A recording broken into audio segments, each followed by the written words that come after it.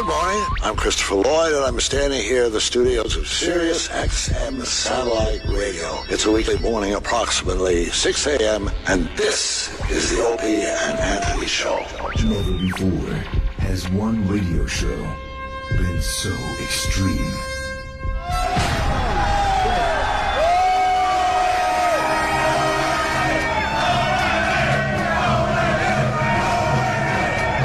So vulgar. I'll fucking shove my face up a chick's ass in a second. Someone said we curse a lot, do we? I have no idea if we do. So flatulent. Who just farted? I did, but I didn't know it stunk. Like rotten eggs and sewage. Oh, wow, thank you. I can't believe that us sitting around like this is actually a radio show. This is not going to get any better than this. Are we on the air? Oh, we are? Oh, okay. Quite simply, the greatest show in the history of broadcasting. O&A every day, that's what I say. You guys having a good time or what?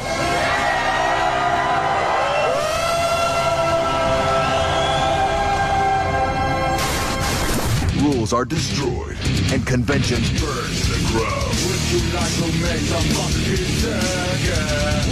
with Opie, the Destroyer. I wouldn't eat Betty White's ass. She's 90, right? It doesn't smell too bad. Anthony, the Rage. Holy fuck, how much more fair you wanted? Tired of these people. Up my ass all the time trying to get me to help. Fuck you. And Jim Norton, lover of the transgender. Every time a transsexual walks in the room, party horn should go off. Like, surprise! It's the Opie and Anthony Show. Strap in, dicks. This one's gonna hurt. Oh, you want to hear the greatest of all? Double guns, bitch. But enough of this palaver. Let's get the show on the road. Good morning. Yeah. Hi, Jim. Oh, boy. Uh-oh, what's wrong Everyone's with in What's a wrong great with Jimmy? fucking mood. What? What happened? You looked a little agitated. You just walked Jimmy. in just as we started talking. You all right? Yeah, it's just the I walked in 3 minutes ago. additional travel time, even from where we are, with going down 9th Avenue. Fucking. I've been leaving actually a little earlier than I have been when the disaster isn't striking. And still, the mayor made a little rule that We said you would hate it. We said you would hate it. Jimmy's got a new mic stand. We said you would hate it. I don't mind it, except it's hitting Anthony's mic. It does bump into my computer. monitor. Well, I'm sure they checked that out ahead of time before you used it. Oh, I don't so know. That's fine. Thanks, buddy. There we go. You're going to hate it. Yeah, the mayor's got a three-person car rule. Yeah. 3-person per vehicle. Starting this morning at 6 a.m. So if you're not in the city at 6 a.m., you're fucked. So 6 a.m., you got to have 3 people or more in your vehicle or you're turned away at all the crossings. Which, by the way, is pretty smart because yesterday it was complete gridlock in Manhattan. Complete I gridlock. cannot even tell you anger. I live a mile away, a mile and a half, just to give you an idea. 45 minutes. 45 minutes. And I'm not bitching, trust me. I'm just giving you an idea. Well, how about from the studios here? To your house, just about, yeah. To the Queensboro Bridge. That's no more than, what, 2 miles? I've done that in 3 to 4 minutes. Right. When there's no one on the road. Yesterday? Like very That's early in the morning. amazing. Yeah, yesterday. Amazing, right? You got a That's the flying end of the car, story. obviously. How long, Danny, was that about? I would say hour 45. From there, that's before I started my trip home, like on the actual highway. You know, that's just getting off of Manhattan. An hour and 45 fucking minutes. Were you annoyed? Oh, was I ever? Hence the camera that I had stuck on my windshield for the drive-in because people were saying I should have. I was pulling moves and still getting fucking. It took an hour and 45 minutes. And believe me, I was making some headway. I had to piss at one point, and the traffic was so bad that I just got out. He got out of the car. I was on First Avenue. I went to a McDonald's. There was a line. I sat in the line. I would have just peed my pants. I pissed. Walked out of McDonald's.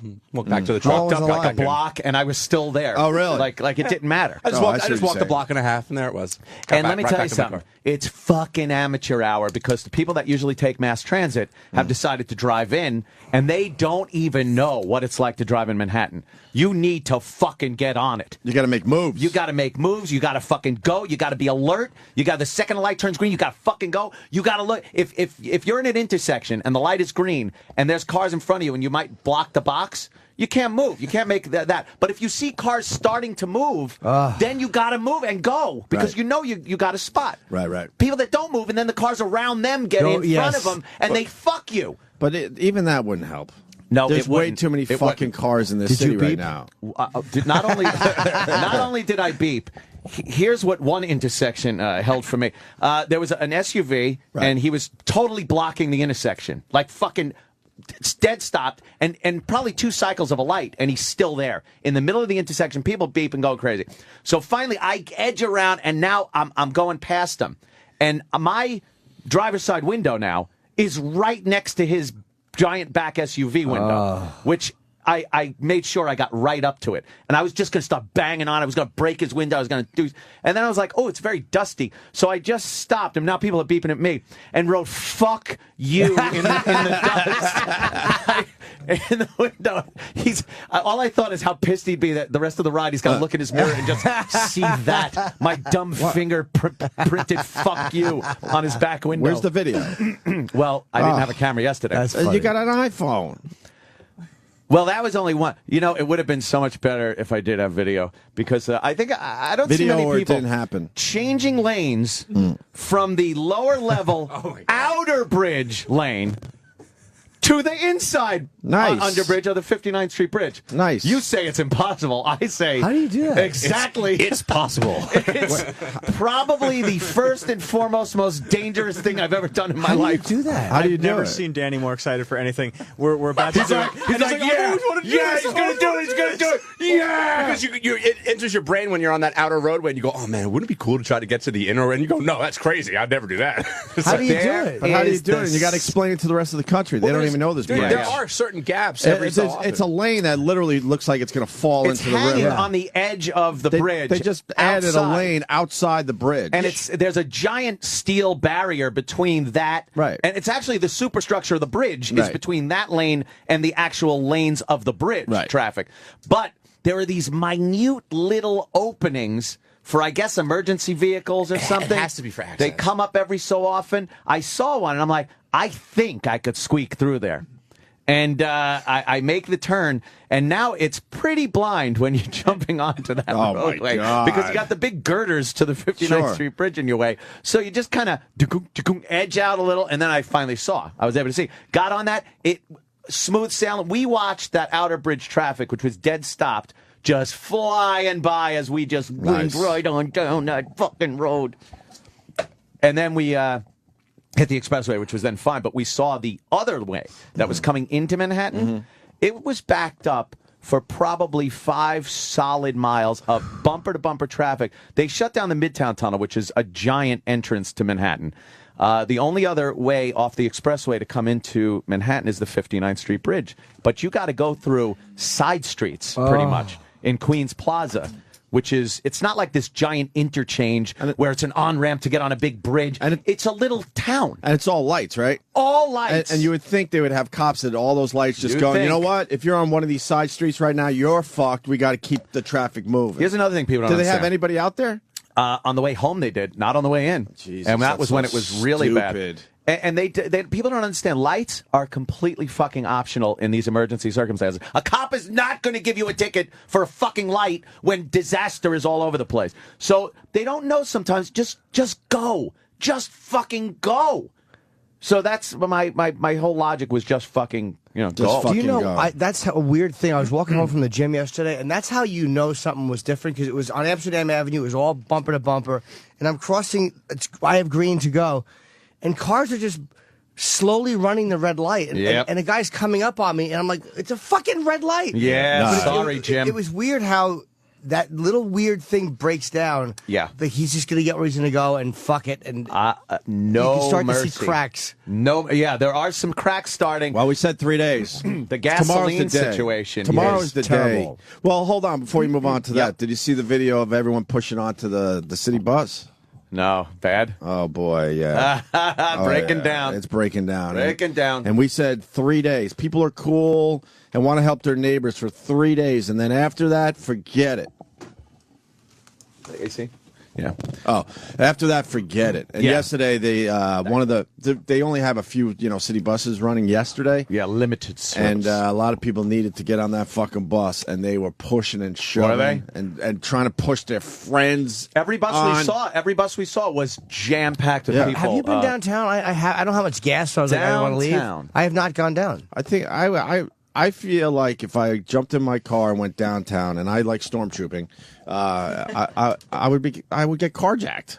No, just so they could charge their phone. Yeah, absolutely. Think? Yeah, got to have a piece on you. Yeah, you got to get a piece. I want to do that. I want to drive down. People want to charge their phones, so they would do whatever it takes. Meaning they would take your car so they could fucking pop their phone. A lot of these people with generators putting these big power strips out there and letting people come up and plug their phones in and shit. Yeah, which but is pretty goddamn cool. That's for like 12 people. Yeah, but if a bunch of people do it, it's better I saw than nothing. one of those pictures in the paper that looked all nice, but there's so many more people trying to figure out how to fucking charge their phone. I'm just waiting for a couple of days when guys just come swooping by with their arm out, grabbing all the cords and just running off with everybody's phone. Good luck with that. Yeah, I think an old lady would chase you down with a hammer. Yeah. It's getting to that point. It's getting a little ragged around the edges. It's getting a little blurry. What's up with the gas situation? I retweeted your gas thing yesterday. Yes. The gas, especially out on Long Island in Nassau County, some places in Westchester, Manhattan is pretty bad. In Jersey, especially, they're just not getting these fuel deliveries. A lot of the stations where they pump the fuel into these big trucks had no power. The debris kept a lot of the big trucks from getting out onto Long Island and these other places. So there were 2 gas stations open in the entire driving radius of where I live. And they were mobbed, just lines and lines of fucking people. Right. And they're starting to yell at each other. You're hearing a lot of this. Hey, bro! Hey, bro! Bro! Hey, whoa, hold up. What are you doing? No, I'm pulling in there. Like a lot of these, like yelling is going on. And I come up with my big gas cans. I got like big gas cans for my generator. And what I do is I walk up to the gas pump. I put my gas cans down. And some people start looking like, hey, I'm fucking... And then the owner comes over, and I slip him a fucking deuce. I slip him a 20. And my credit card, so he could slip that thing in there, and start pumping. And he pumps it. Yes, my friend. Boom. Instant fucking first in line. Wow. We've reached the point where bribery is now taking hold, which is phase 2. Bribery. And being able to get what you need based on how much money you're willing to cough up and grease the people. I swear to you, if you can't get things up and running in a week, it's all over. It's completely over. It's fucking over. Total within a breakdown week of society. Tomorrow it's going to get ugly. Trains are back today, though. There's limited service. Limited. They're letting very limited. They're letting enough progression news out to let people know. Oh, it's coming back. But that's just enough to get the pushing and shoving going. To try to keep because not everyone's going to get on those fucking trains. Yes. I heard cell phones are no good below like 39th Street. The cabbie today gave me a good schooling on the way in. Did he? He said people are taking cabs to 42nd Street because to make phone calls. Yeah, because the towers down there in a lot of the cases are messed up. Yeah, they're walking over the 39th, to the 40th Street, and then they're good. Half the city's dark. It's the weirdest fucking. I want to go down tonight and see. Yeah, you see some of the pictures of the skyline where it's all lit up and then completely dark on the right side. It's amazing. I wound up having to take the fucking Triborough in today.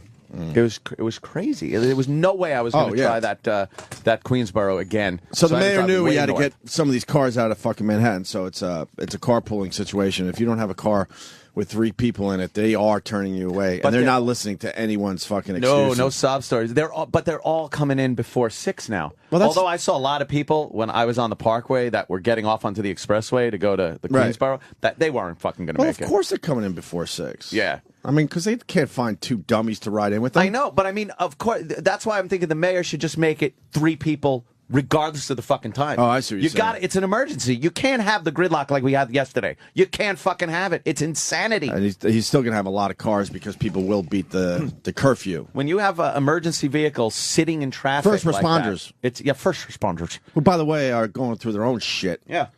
I can't imagine being a first responder where your house is completely destroyed, but you got to help everyone else out first. I think it's therapeutic. I think it kind of keeps your mind off of things. So weird, though. There's only so much you could do. You got to wait for insurance companies. Because you're trained to take care of people and property, and you can't take care of your own people and property first. I've spoken to a few. So strange. A few people that are in that God situation. bless those guys is what I want to say. Yeah, I've and spoken gals, to a few people in that situation. Who are making the they've muffins. They've all said that they it takes their mind off of it. You know, it takes their mind off of their own bullshit when they got to dig in there and help other people out. We got a marathon. They're going to run it anyway. Sunday, right? Why would you run the marathon? I used to love running. Bloomberg too. said it's good for the economy. There's all these small businesses that make money. All right. Well, That's true. I guess you can't delay it because the top runners go elsewhere after the marathon. Yeah. So I guess Con Ed is turning power on to the people in Manhattan and Lower Manhattan. They're kind of getting it on there. You mean that really? monopoly called Con Ed? Don't con me, Ed. Yes, Con It's a bit Ed. of a monopoly there. And people question if their equipment is up to standards. It is hard to up have to current standards. a choice in power companies where you live because I mean it's with an infrastructure in place and it's kind of hard to have a competing power company. You know, any. But why place. why would you upgrade all your shit if you're a monopoly? Well, exactly. Yeah. Why would you? I guess to keep people from fucking hating you. But Yeah, but you would that's do about my point is you would do the bare minimum. do the bare minimum. Why would you do a complete upgrade? Yeah. Why? I don't know. You have no competition. And That is that odd. costs a lot of money. That takes away from the profits. I never understood that, monopolies like that. I was watching Bill O'Reilly, and he was talking about Long Island because he lives on Long Island and the power structure in Nassau County, Right. Which is where I live also, and how Nassau County pays the highest taxes in the country as a town, as a county. It's the highest fucking taxes in the country. They're huge taxes. Yet they don't have the money to upgrade the infrastructure. The power is constantly going out in Nassau County. Constantly. And it shouldn't be that way. But there's just no money. And when you're paying that much in taxes and there's no money left to do something, there's a problem. Of course. Yeah, where's your money Someone's going? fucking with the money. Where's your money going? Yes. We don't know where our money goes. Yeah, that's and that Most people seems to have be- no idea where and our that seems money to be goes. a giant fucking problem. Dude, my years of living on Long Island, even just a little windstorm, fucking lights went out. Always all knocks over the out the place. power. Always. It's terrible. So I'm still on generator power. I wake up in the middle of the night, pour some gas in, go back to sleep, wake up in the morning, pour some gas in, leave. That's just like someone going, hey, you know what? I'm going to spend today trying to find where my house floated. Exactly. It's just like it. We all have our crosses to bear. We all have our stories. Yeah. Well, I don't have a story. I feel kind of guilty. I have lucky. I have survivor guilt. Ah. I have survivor guilt. Yeah, so it's still really fucking The pictures and the crazy video out there. coming in, Yeah. my God, they still haven't shown everything. Yeah. It's amazing. The images are just unbelievable. Yeah. I guess think- LaGuardia's opening later. Like Yeah. Jersey Shore, it's basically been completely destroyed. Just gone. All the little attractions and whatnot. It's unbelievable. Yeah. Yeah. I passed by LaGuardia before when I was coming in on the Parkway, and Still a lake. oh my God, you look out, and I guess they're going to open it for limited service at 7. Yeah. They said. Yeah. But there are certain areas that are just fucking completely underwater. It's amazing. It looks like part of the bay is just up to the highway. And is that where the bay's going to be now? You think? I don't know. They got to pump Because that the old shit days, this shit would happen. Like, oh, I guess we got a new lake. out. Yeah, let's redraw the maps. But now we try to put it all back to how it was. Yeah, we like things the way they were. We like things the way we're used to. I don't think that's how it was at the turn of the century. It's No. like, oh, looks like I now got oceanfront property. Cool. Yeah.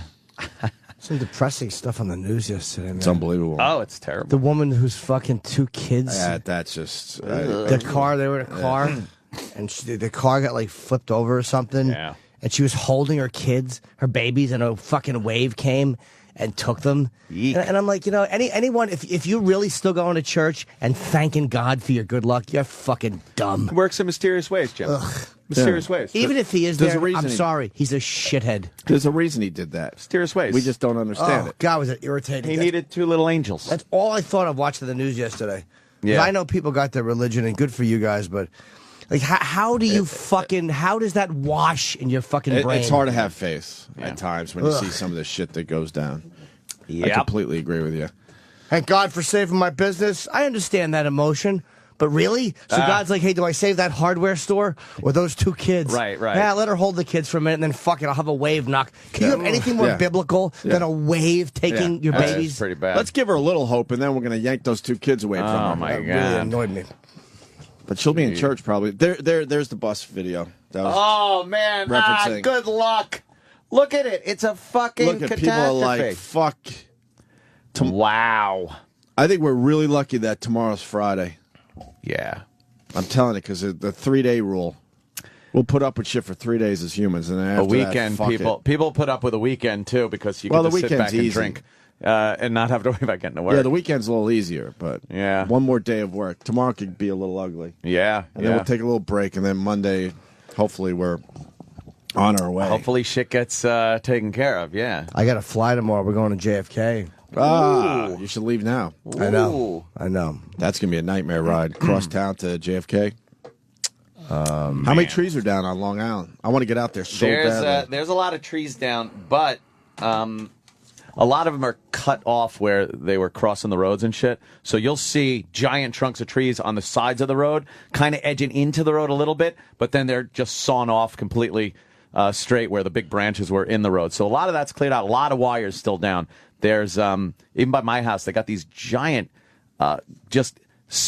it looks like a big tangled mess of wires, like spider webs, hanging in the street with police tape crisscrossing all over it so people don't crash into them. Man. But a lot of fucking wires still down, yeah. Are you tired of the power being out in your area with the taxes you guys pay? Yeah, it's fucking enraging. It really is enraging. It's LIPA said, because people have been bitching, so they sent out emails to everybody because they haven't seen any LIPA crews or trucks anywhere fixing this shit. So they say that their first, what we need to do is get the infrastructure going in the substation.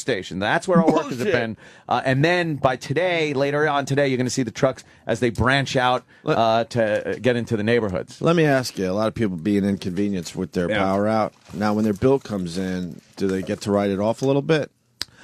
How does that work? I gather the power they weren't using, but all those little taxes and things and charges and equipment fees, those are, you got to pay that shit. And this is what the shit that drives me nuts on a daily basis. But if you fuck up, and if your bill is late or something, they'll kill you, right? Say, hey, the storm.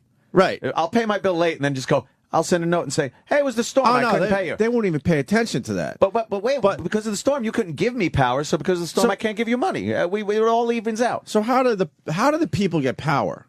Meaning power, like where we go, you know what? Fuck you. You inconvenience me and my family for 2 weeks. I'm not paying you the full fucking nut. You don't. Of course not. There's no way to get any fucking juice with these people. It drives me insane, literally, that it only works one way. Yeah. The legal system is the only way, or you drag them out in the street and beat them to death. Yeah. But the legal system is the only way. A bloody revolution. I don't know how it got to the point coup. where we have no control over this shit as a populace. You know, I don't understand that. You know, fucking them lighting up the toll booths yesterday when all of Jersey was dark. Yeah. The people should have fucking ripped the toll booths down. We're just driven through them without paying. Well, then they get you. You know, with the license plates, you know, they got the cameras and they got the, you know, the Easy Pass shit. They're going to get you. And today with mass transit all fucked up still because of the storm, I heard. But they go, alternate side is suspended, but feed those meters. So they're going to have their fucking parking cunts out on the road. Of course they will. Writing tickets for parking meters, even though people have to drive in because there's no mass transit. They're still going to ticket everybody. Yeah, we can't even do the right thing when a disaster hits. No. How great would it be LIPA is inconveniencing a lot of fucking people. But make sure you get your bill paid on time, man. Pay the bill, pay the meters. They'll pay your fuck you. tolls. I hope a parking meter person, something really bad happens to them. I hope that crane on 57th Street goes right through their head. Oh, would that be great? Or imagine if it fell on a busload of parking meter people. But no, I mean, just mean if somebody in the public is just like, look, and then just fucking decides to beat one of them to death. How great would that be? I got to point out that you were almost right about the crane thing. Almost right. What do you mean? And there was a solution that none of us thought of. They are going to build another crane to get the dangling crane down. Off another building. Off the top of that building. Ah. So they're using You said the they were building. going to build a crane right next to it. Well, I mean, on the building, but I mean, they'll have to go up on the other side of the building. No, supposedly they're going to build it on top of the actual How are they going to building. get the stuff up there? I don't know. To be honest with you, I have no With idea. a crane. But that's what but that's what they said yesterday. So they're going to build a crane on top of the building to get rid of the dangling crane. Interesting. But I wonder if they're going to do it. Do they have to build Like a lot of those cranes, they can do by them. They build themselves up. It's a genius system. I don't understand how it works. Yeah. But there's got to be a way to get all that equipment because you can't get crane equipment onto the top of that building without a crane. No, I don't know. Is there any crane experts? I don't know the ins and outs of it, but they did say in the news Miyagi. that they're going to build the crane on top of the building. I wonder when that will be done because I'm thinking Christmas rush and like Midtown. Like, they got it, yeah. Dude, it can't be snarled like that. It was pretty cool. We were driving home yesterday and looked at the crane behind us, and Danny said, he looked out the back window and goes, I feel like I'm looking at a celebrity. It is really. It's like, because you see it, it's like, I saw that on the news. Yeah, man, and wherever you look in Manhattan, you can see it. Mm-hmm. The angles on that thing are wild. Yeah. Wild. That dangling. It's famous. Limp.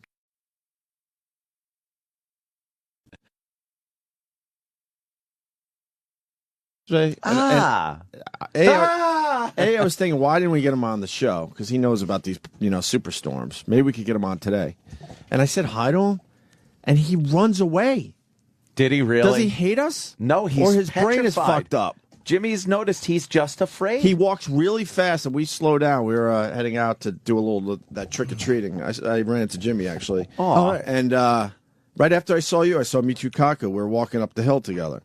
And all of a sudden, I just said, "Hey, meet you, Opie from Opie and Anthony." Hi, like Jimmy does. Hi. And I go, "This is my kid. I'm trying to have a personal moment with him because he's been on our show a shitload." No. And he looks down at the kid like, and then he just takes off. I don't even know what he said. He is Mr. He is a Scaredy weirdo. Cat. Yeah, he really is. But his whole thing is he's thinking of string theory. Like All the that's what he time. does. Before all he the caught up time. with us, I saw that he was practicing something as he's walking really fast because he was. was using his hands. Oh boy, it's just always his mind is working. He doesn't have that capability of looking out for danger or something, so he must constantly think he's in danger because his mind is working on other things. Always busy. That part of his brain is just dead. Yeah, he's one of those people. Yeah. So he just gets afraid.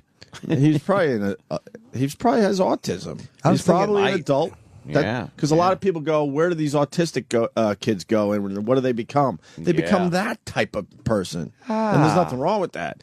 But he has no sense of fucking socializing or nothing, or having just a normal conversation. Right? He was probably practicing dumbing something down.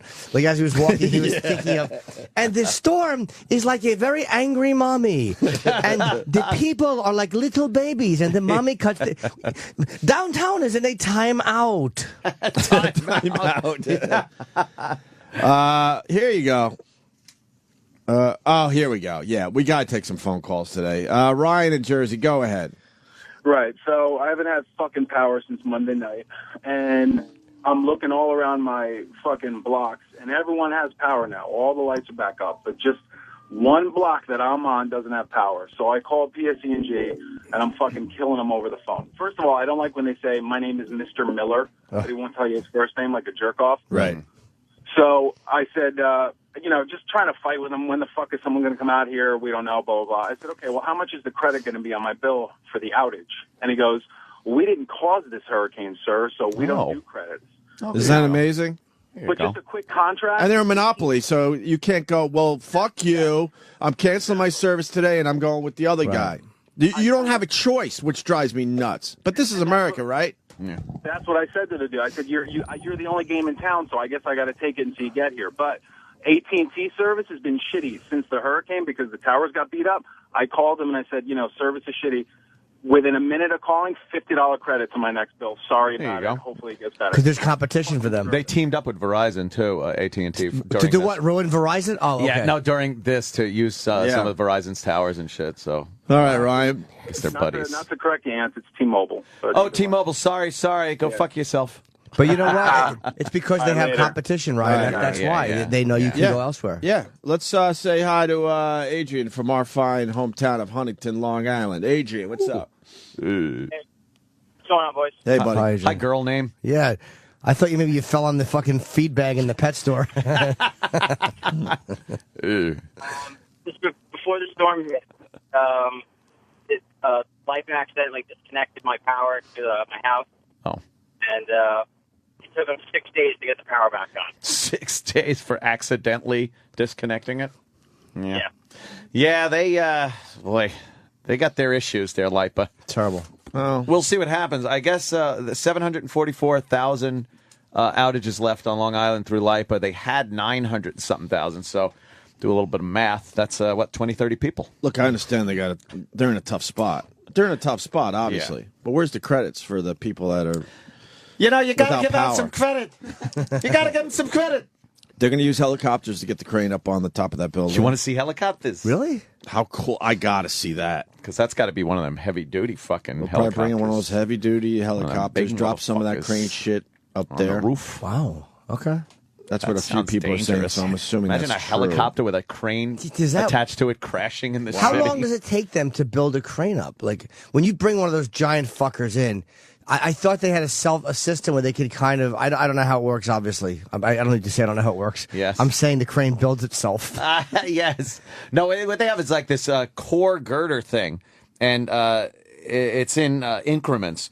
And then the crane actually can lift itself up to the top of that segment. They pop another segment on, and the crane lifts itself up on that one. So it's constantly getting higher and higher as the building gets bigger. So I'm guessing they'll probably put some kind of... They'll take a lot of time to put the base up and do all that construction, and then they'll helicopter the main heavy part in. How the fuck do they build buildings like a mere 30, 40 years ago? I know, right? Because this new crane shit is very new. It's just people with fucking I-beams and pulleys. Where the crane's on top of the massive skyscraper, but it's only 1 story high. Yeah. And then the crane just grows with the building. It grows with the building, yeah. That's not how it used to be done, man. No. They used to build these giant And that's why fucking it took so cranes. much Yeah. longer to build buildings in general. Tom in Manhattan, what's up, buddy?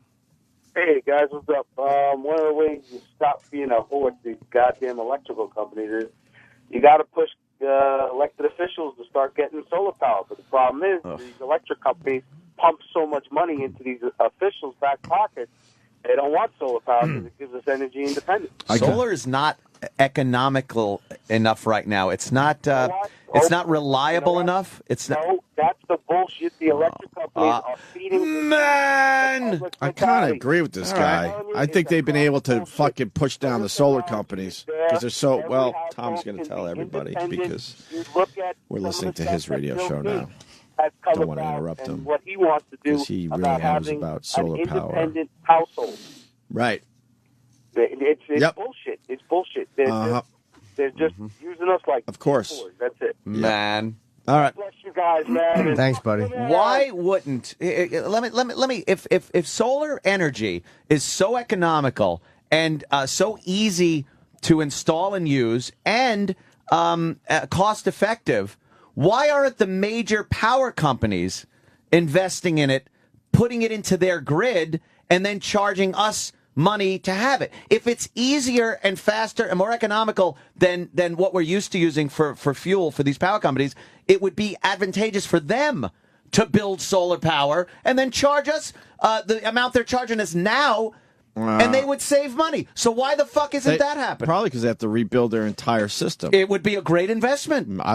Maybe they don't Great think investment. so. Why would it? This guy... All you have to do is break this shit way the fuck down. In the year 2012, really does it make sense to fucking where we are? Power everything like we do? When the sun is right there, we couldn't figure this shit out a long time ago. We're pretty much using the same shit we did fucking 40, 50 years ago.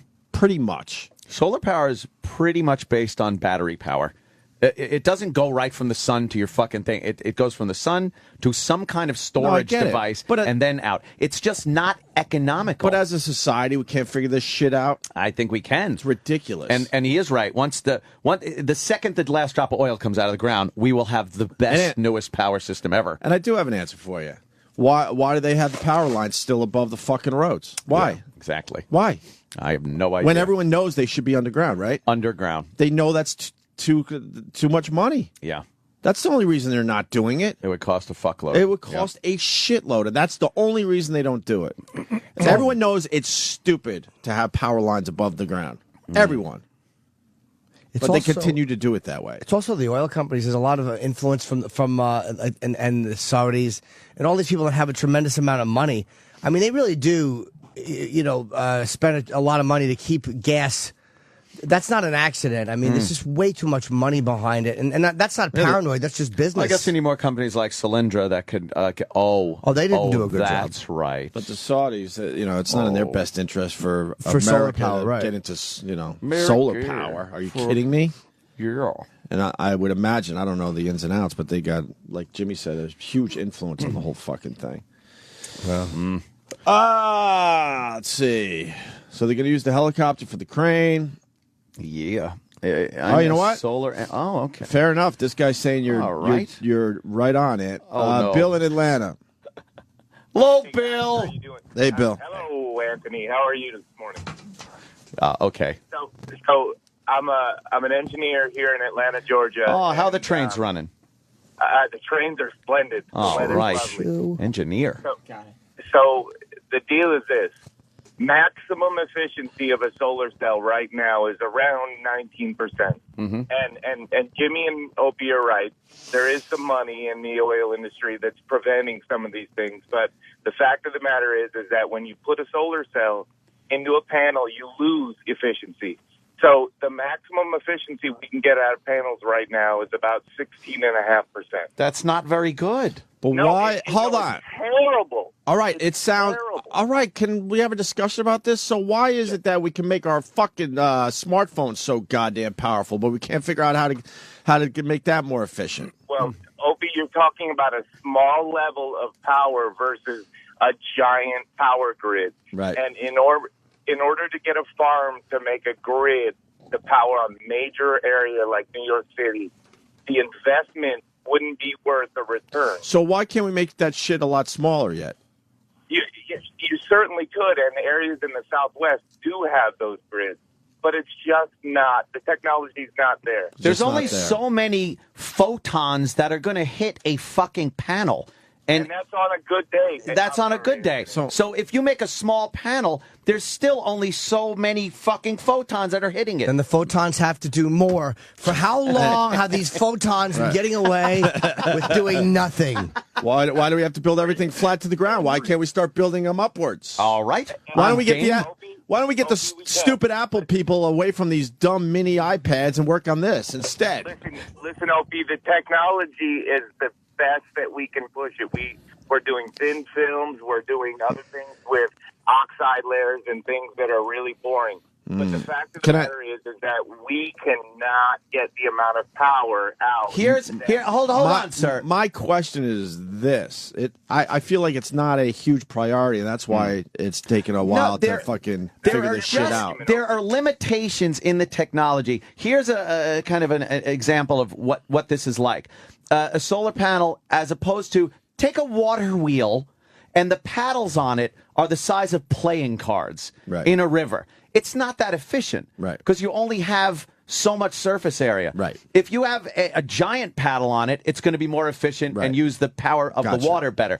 Solar panels, the same thing. You need giant panels to soak up the energy that the sun is giving off. There's a lot of wasted energy with the sun. Right. It's at the point where right now it's very difficult to efficiently harness the power of the sun, even though it's all over the fucking place. We got some bright people out there. I hear you. But it ain't there yet. And it's not the oil companies and it's not the power companies. It's a limitation on the technology right now. All right. And I'll be real quick and I'll get off. There's not a concerted effort to stifle solar. We're trying here. The technology is not there. And the fact of the matter is that for a decade or so, it's going to have to be fossil fuels. And I agree we could have more efficient ways of delivering fossil fuels and other technologies and clean coal that Obama has decided to cut out of the equation like an idiot. But that's a different conversation. The solar efficiency just isn't there, man. Well, we've talked about it, and if you're one of those guys that thinks photons are doing all they can, you don't understand what's really happening. Photons are lazy. He hates the photons. They hang out 3 or 4 on a panel doing nothing. Nothing. They're lazy bastards. And they fucking assault other energy producers. Do they? I don't know. I hate those fucking photons. Anthony, because it's just not there yet, guys. All right. But you sound like a photon lover. Thanks, Bill. Don't bring one home. You updated my info on solar power today. Thanks, Bill. Sure. Thanks. All right. Have a good day, guys. Now this guy, and I think we kind of said it, he works for the utility company, so he's going to defend them, of course. He says when the meter isn't spinning, they aren't making money, they can't give you a credit. I get that. Well, but you're depending on them for power, and you're not getting your power. And we're still, so they owe you something, is what I'm saying. And we're still paying fucking service charges for the equipment that isn't working. Your bill isn't just the money for the power you're using. Let's go, Steve. What do you got, buddy? Well, you hit the nail right on the head. But I'm not defending them. I'm just, they sell a product to you. They meter it with a meter that's on your house or however you guys do it down there. And they can't make any money if it's not spinning. So it's to their benefit that they get the power hooked back up. Yeah, so they can start profiting. So are they going to credit me for the equipment usage charges and the line charges and all those other little charges that are on my bill aside from the power? I don't think that they can charge you for all that stuff if it's not in use. Oh, they can. They can, they and they can will. and they will, right? It'll be on that fucking bill. Bring in your That's for bill. sure. We'll prove it. Bill. Don't forget, bring in your bill when the power gets back on, or your next bill, and I guarantee all those charges are still on. They'll still be there. It's an act of God. That's what they'll say. It's an act of God. It's not a failure on their part. Well, sometimes, not getting your bill in on time is an act of God and not my fucking fault. But that's what they'll say. They'll I say know, but it never works the other way, does it? Correcto Nope, mundo. Never. They're providing a service, and you don't have the service, so, you should be able to do something about that. Thank you for your service. Maybe you guys do things a little differently down there than we do up here, because I don't think it's that way. But then again, my lights only flickered. New York is a motherfucker when it comes to everything. They just nickel and dime you to death. Yes, they do. A bunch of taxes, fees. No one walks around with change in this city, man. No one, because it's taken away from you as soon as you leave the fucking house. Yeah. This place stinks. They nickel and dime the shit out of you. Syntax, this tax, this blah blah, this service charge. It's blah, insanity. Really is. How's E-Rock? Is he in? Oh yeah. Right. E-Rock, what happened? How did you get into a lot work of today? people wondering how he got in. If the county came and cleared those giant fucking log flume size pieces of lumber. We'll make this fast, E-Rock. We'll make this fast. He's like, we don't have 2.5 hours to kill on this today. Just an update. E-Rock, update. The county came and moved it. Moved the branch? Yeah. Yep. And later in the afternoon, they came and put my power on. Oh. So you're able to get out and help your family? Yeah. Did you go and help the family? Yes, I did. Where'd you go? Breezy Point and Bell Harbor. How'd it look? Horrible. Oh, man. Where are the pictures? Throw up Apple TV. I'll show you. Oh. Well, yeah, I would love to see the pictures from E-Rock's view. Apple TV. Apple. Oh, there's some. Wow. Okay. Wow. That's fucking sad. Can I see like, Sam instead of just enjoying it like at your house? In between people's houses, a lot of water. Did you tweet this shit, E-Rock? No. This one. You tweeted this one. Wow. Oh, just the one on that one, yeah. Boy, those people ain't got no backyards, huh? In Breezy, no. All the streets are just sidewalks. I mean, even before, yeah. So wait, what is that? That's for your neighborhood? That's where that's my sister's neighborhood. Oh, so she did all right. She got a lot of considering is what I'm saying. Considering her house is standing, we don't know how the foundation will last, and yeah, that water was probably 2 blocks away. 5 110 houses were all leveled and incinerated. So each other's backyards, what's only they're just sidewalk? You said they're just sidewalks in this community. Yeah. Yeah, which is kind of cool. So they're just looking at each other all day on the backyard porch? Jimmy's like, I don't think I'd like that. No. Your neighbor's just like, hi, neighbor. I'm going to go out in the yard. Hi. Jesus, you again. Right next to my face. Yeah, but then they got the nice beach over there and stuff. Or used to. Now the beach is somewhere else. Yes, it is. Yeah. How are they going to, clear all that sand? It's just amazing. Travis went back to his place yesterday, and the amount of sand. There's 3 feet of sand on the road. Wow. The road is now 3 feet. 3 feet of sand. Let me show you. So how are they going to clear that? And the water level was up to what? Where you almost your top of your head. Yeah, hang on. I'll put a picture. You could see the mud mark on the side of the tide mark on the side of the buildings, and it was up about as tall as Travis. What tunnel that they're looking at? It's still got water in it. Brooklyn Battery? That's probably Battery and Hudson and Midtown still have water. Midtown Tunnel is fucked. Midtown got water too, huh? I don't understand how. I don't either on that one. It's underwater. I know, it's always underwater, right? Yeah. See, they just open the top and push it back in. Yeah, come on. Get it out of there. Just blow. That's how high. Oh, yeah. That's how high it was. See the mark? Wow. It's like up to his eyes. Oh, what a ghoul you look like. I know, right? I'm walking around, Oh. Is it making you depressed? Yeah, Travis? you really don't see how bad it is until you actually go there. There's the boardwalk. Are you going to stay there? It's gone. Not right now. We can't. No, I know that. I mean, are you going to try to find another place to live, or are you going to try to we'll go stick back. it out? There's no reason to not go back. I mean, Travis and family are staying at the now freezing Chateau Cumia. Is it cold? Oh, fuck, it's getting cold. Getting there. Yes. Brr. This was outside the apartment. Somebody bought like a generator, and everybody is just charging their Oh, phones. wow, that's so cool. Yeah, a lot of wires. I was going to say that's so cool. Well, Yeah, what you I know- mean is, No, I know exactly. when what I you see mean. stuff I've never seen before, I guess. Yeah. Wow. I was saying when I saw that picture last night, if you looked at that picture years ago, you'd be like, what is that? Right. Why? What is that? Like a big thing of wires and little fucking rectangular things that people need? What? Yeah, this is how much sand. Phones are so fucking when you're in a situation like this, like blackout and shit like that. It's so weird because it was almost like having attachment on your utility belt. You need a flashlight. You got it on your phone. You're walking around with the flashlight, and then you need to communicate. You need to get news. Like it's all right there.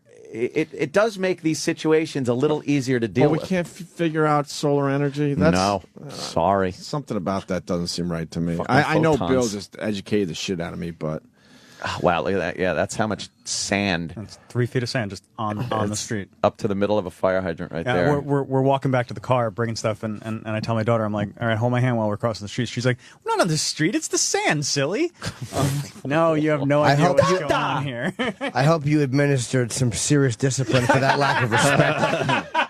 She's going to grow up to be a problem kid if you don't show some. Don't let her talk to you that way, Travis. I think in this situation you can't just put it back to how it used to be. No, I don't know. How are you going to get all that sand out off the road? What is that right there we're looking at? That's Collapsed a building top? lifeguard station. Whoa. Yeah. That thing is collapsed. Yeah, but they don't build those, yeah, they're just kind of there. those type of things were That's always your neighborhood? flimsy. Mm-hmm. Is that your building behind it? No, my building's. I'll show you my building. Kind of looks like that, though, right? Yeah. Yeah. Were you close to the water? Yeah, I'm a half block from the water. That's like fucking. Laszlo apparently stuck it out on Long Beach, and just What a he lunatic! said- I know. Did he catch a few waves? He probably that- surfed. That No, that lunatic. nut. But he actually had to come up to a certain point in north on Long Island to update his webpage because he has no power, internet, nothing down there, no cell phone service. So he drove up a little north on Long Island, posted something on his website, and went back down. But he's how's his he house? said it was just Long Beach is completely devastated. Of course. Yeah. That's where we went for. Yeah, for Amy's we bumped party. into him that day. Yeah. They were all down there on the beach having fun. Wonder how bad her mom's place is. I'm going to see Amy tomorrow. I'll ask her. That was right on the beach. Right on the beach? Right on the beach. We Man. walked from the pool to the fucking beach, and it took us a minute. It was nothing. Oh, forget yeah. it. Yeah. Oh, little Riley. She's having fun. She doesn't know. She She's has no just idea. smiling. Well, I hope you tell her to quit having fun and you explain the fiscal damage. Yes, that's what a child wants to hear. Yeah. Oh wow! It's sad that this is the economy being ruined. Wow. She just yells at me all day, and I have no idea what she's What? saying. Get out or get away? Probably. What did she say yesterday? She goes, "You're a butt licker." Yeah. She called It's you like, a bum sucker. A bum She's sucker. just putting two words together. Yeah, She she has no goes, idea. "You're a bum sucker." Oh, Jesus! Wait a minute. Should leave my door closed. Yeah. Anthony's wondering, what is queepy? Why does she call me queepy? Queepy. That's the back of our building right now, which is about 5 feet of water. I'd say. Wow. Jeez. Man. And there's people that live down there in those windows. Yeah, the super lives down there. Oh, well. Which really. Do you like him? Yeah, he's great. It's His apartment's ruined. gone. Yeah, Man. gone. Yeah, you're on the 5th floor, so you're I'm on the all right, 5th right? floor. Yeah, we went back yesterday, and everything in our apartment's okay. Would you have spoiled food or not even? Yeah, I mean we cleaned out the. Sparrow. That was our traffic yesterday. Oh, man. Go back to that. to it. That was yesterday coming on to First Avenue, trying to get to the 59th Street Bridge. It was infuriating. At that point, I popped over the curb and the median as quickly as I could so I didn't have to merge. Once that railing to my left disappeared and it was a cement median, I jumped right over it and became part of the problem. of merging. So wait, let me ask you, that median, right? That's First Avenue and what? Oh, that's coming out by the, don't tell me, by the fucking, by 40th? UN around there Yeah. somewhere. Around there, yeah, so I came down there, and when we made that turn and I looked down first, I almost started crying. Dead stop, just fucking knowing that it was going to be hours before we even saw the bridge. 10 to 12 minutes a block, at least. At least, yeah. Just insanity And traffic. that's not rush hour, by the way. That's No, 10:30 in the morning. That was the morning. 10:30 in the morning. That was the morning. A lot later than 10:30 because it took a long time just to get there. Just to get to that point. I tried to going down 57th at one point, and then that wasn't moving. 56th, and I just kept going down to 40th. I was going the opposite way I needed to go because nothing was moving. You guys should just stay in the city. You got a place here. Why are you dealing with that? I had to be home. There were things that needed to be done. And you got to protect your shit from looters. Protect my shit. Keep that generator running. Keep my fucking house alive, active. Shit like that. Make sure the taps are good. Make You sure running out of everything- beer? Make sure that I went out on a beer run last night when I'm on bottled beer. I went down to the gas station. I got some gas. The owner on bottled beer. The owner said he had You're roughing it. 1 to 1.5 hours of praying of I don't gas have to go left to in his Cans. tanks. And he's not getting his delivery for 3 days. And those were the only 2 gas stations that were open. The one that I was getting gas at had signs up finally said no gas. There was another one just packed with yelling people. I got intel this morning from the cabbie, and according to the cabbie, he said that the Hess line is 3 hours. It's not that. He said it's from 30 to 45th. It's like 6 blocks, but it's 3 cars deep, all waiting for gas. Whoa, man. Wow. And he said that what happened was the stations where the gas comes in from, the trucks can't get it. They can't get to because it. that was damaged, and that's why. Hopefully that'll be fixed soon. Yeah, they said that part of the quandary also is there's gas stations that have gas in their tanks but no power, and then gas stations that have the power and no gas in their tanks. Yeah. So figure that one out. I've been saying to everybody it's a real comedy of errors, and they've been going, it's a great way to put it, sir. And then they punch you in the face. Yeah, what the fuck does that mean? Comedy of errors. Yeah, easy, madam. Oh. What is this guy talking about? Hoboken got destroyed. Are dry, huh? so the evacuations, they have essentially ceased. That's the good news. But the bad news is the power is still out, and people obviously getting a little bit cold. Temperatures right now down into the 40s. Now, yesterday morning, this was also... Yeah, Hoboken got clobbered, man. Jersey got fucked. It's amazing. Hoboken. Jersey got fucked. It's right on the other side of the river. I don't have enough fucking gas. I'll make sure. I mean, my sister's doing okay. I think my family is too, but I can't even go into Jersey because I've literally. I remember the night before the storm. I'm like, I should probably get some gas. I have no gas. Where are they living? What happened to their homes? Everything They're still, good? Yeah, they're okay. That's Mom the and Dad's one home is thing. okay? Yeah, I haven't talked. My sister said Yeah. yes. I Gas. texted them. They just don't have power like everyone else? Yeah. It's all about the fucking gasoline right now, man, out on Long Island especially. And I like the people. Enough of your fucking suggestions. Let me tell you, Anthony, here in Westchester, I got a station. There's no lines. I was like, yeah, I'm not in fucking Westchester, you dunce. I know there's places in Medina, Ohio that are great Yeah, too. there no lines and Yeah. plenty of cheap gas. Sorry, I'm in Nassau County, dickwad. With the bumper-to-bumper traffic, by the time you get to Westchester and back home, you'll be on empty. Yeah.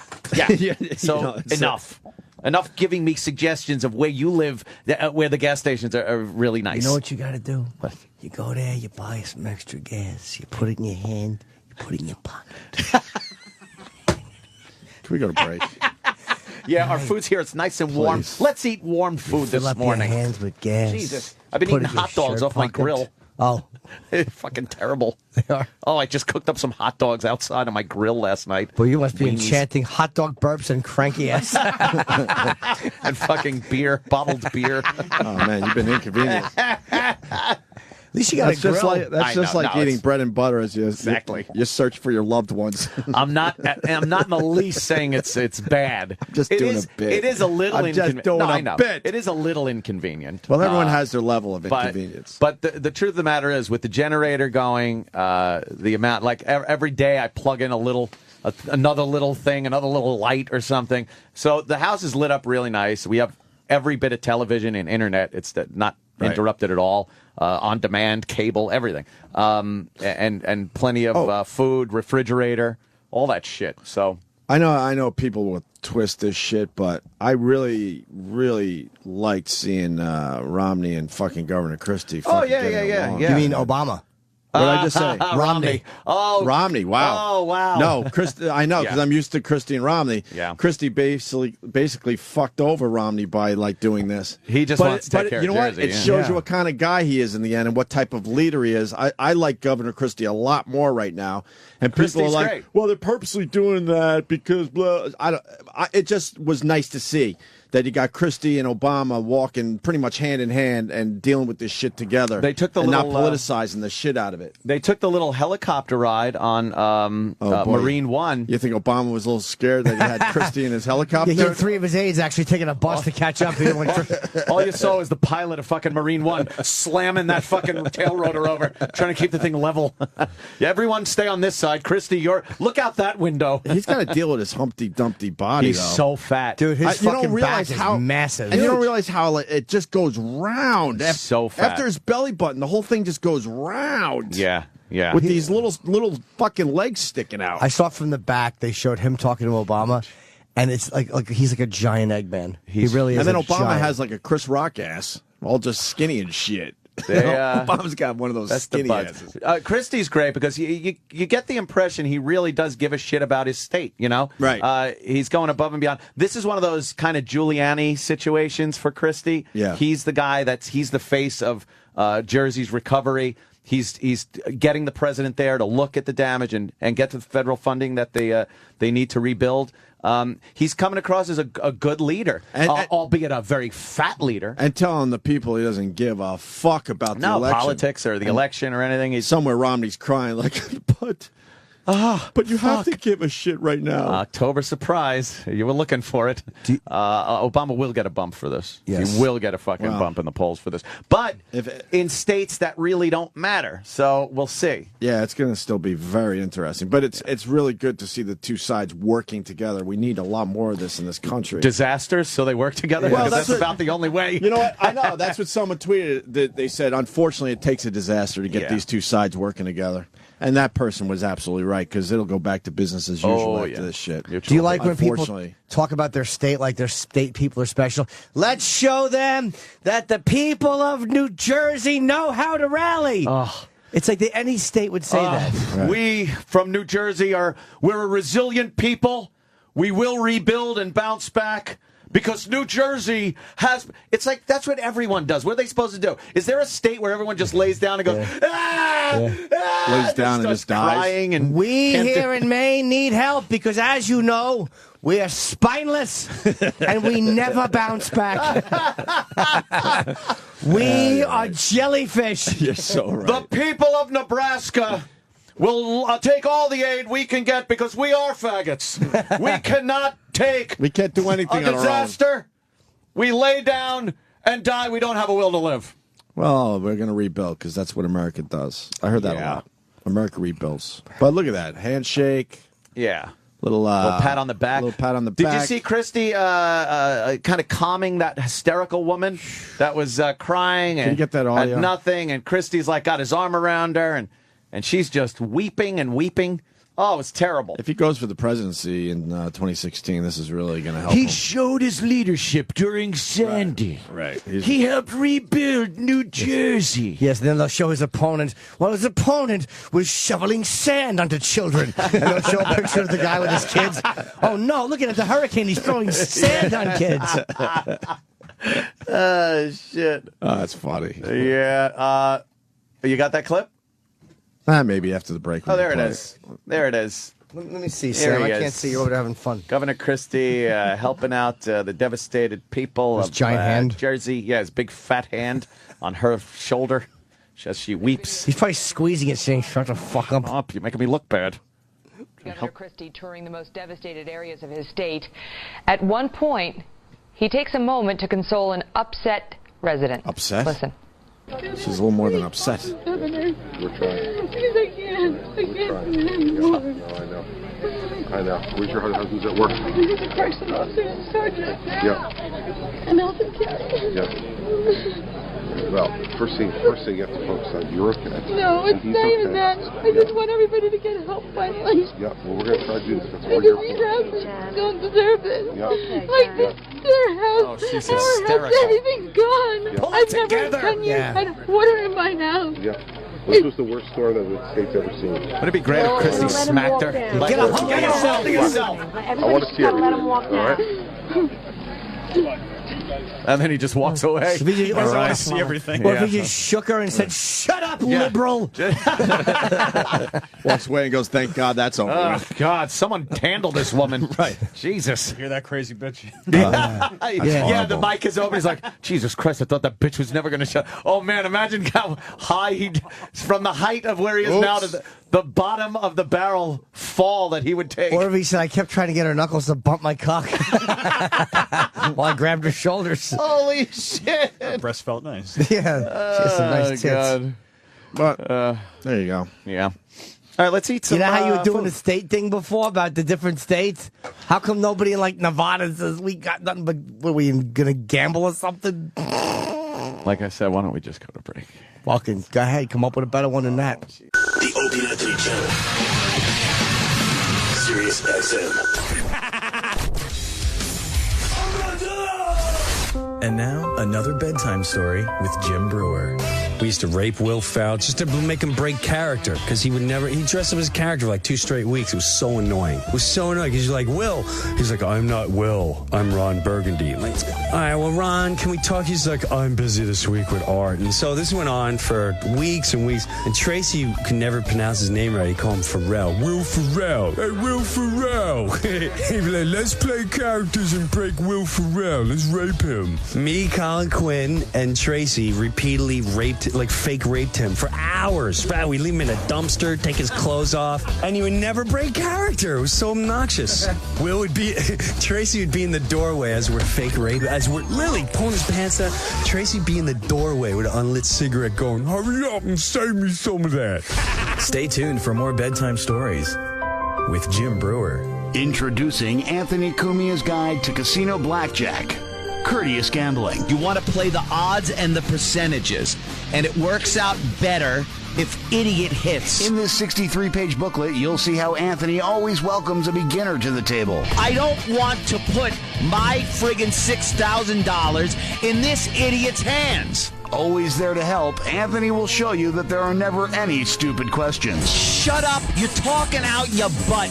You don't know what you're talking about. After all, it's just a relaxing afternoon with no pressure. Shut up, you moron! You're an idiot! You're an idiot! Die!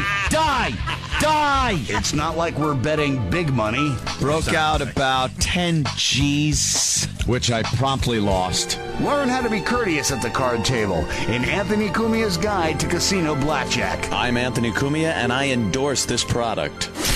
Sirius XM. Sirius XM. The Opie and Anthony Show.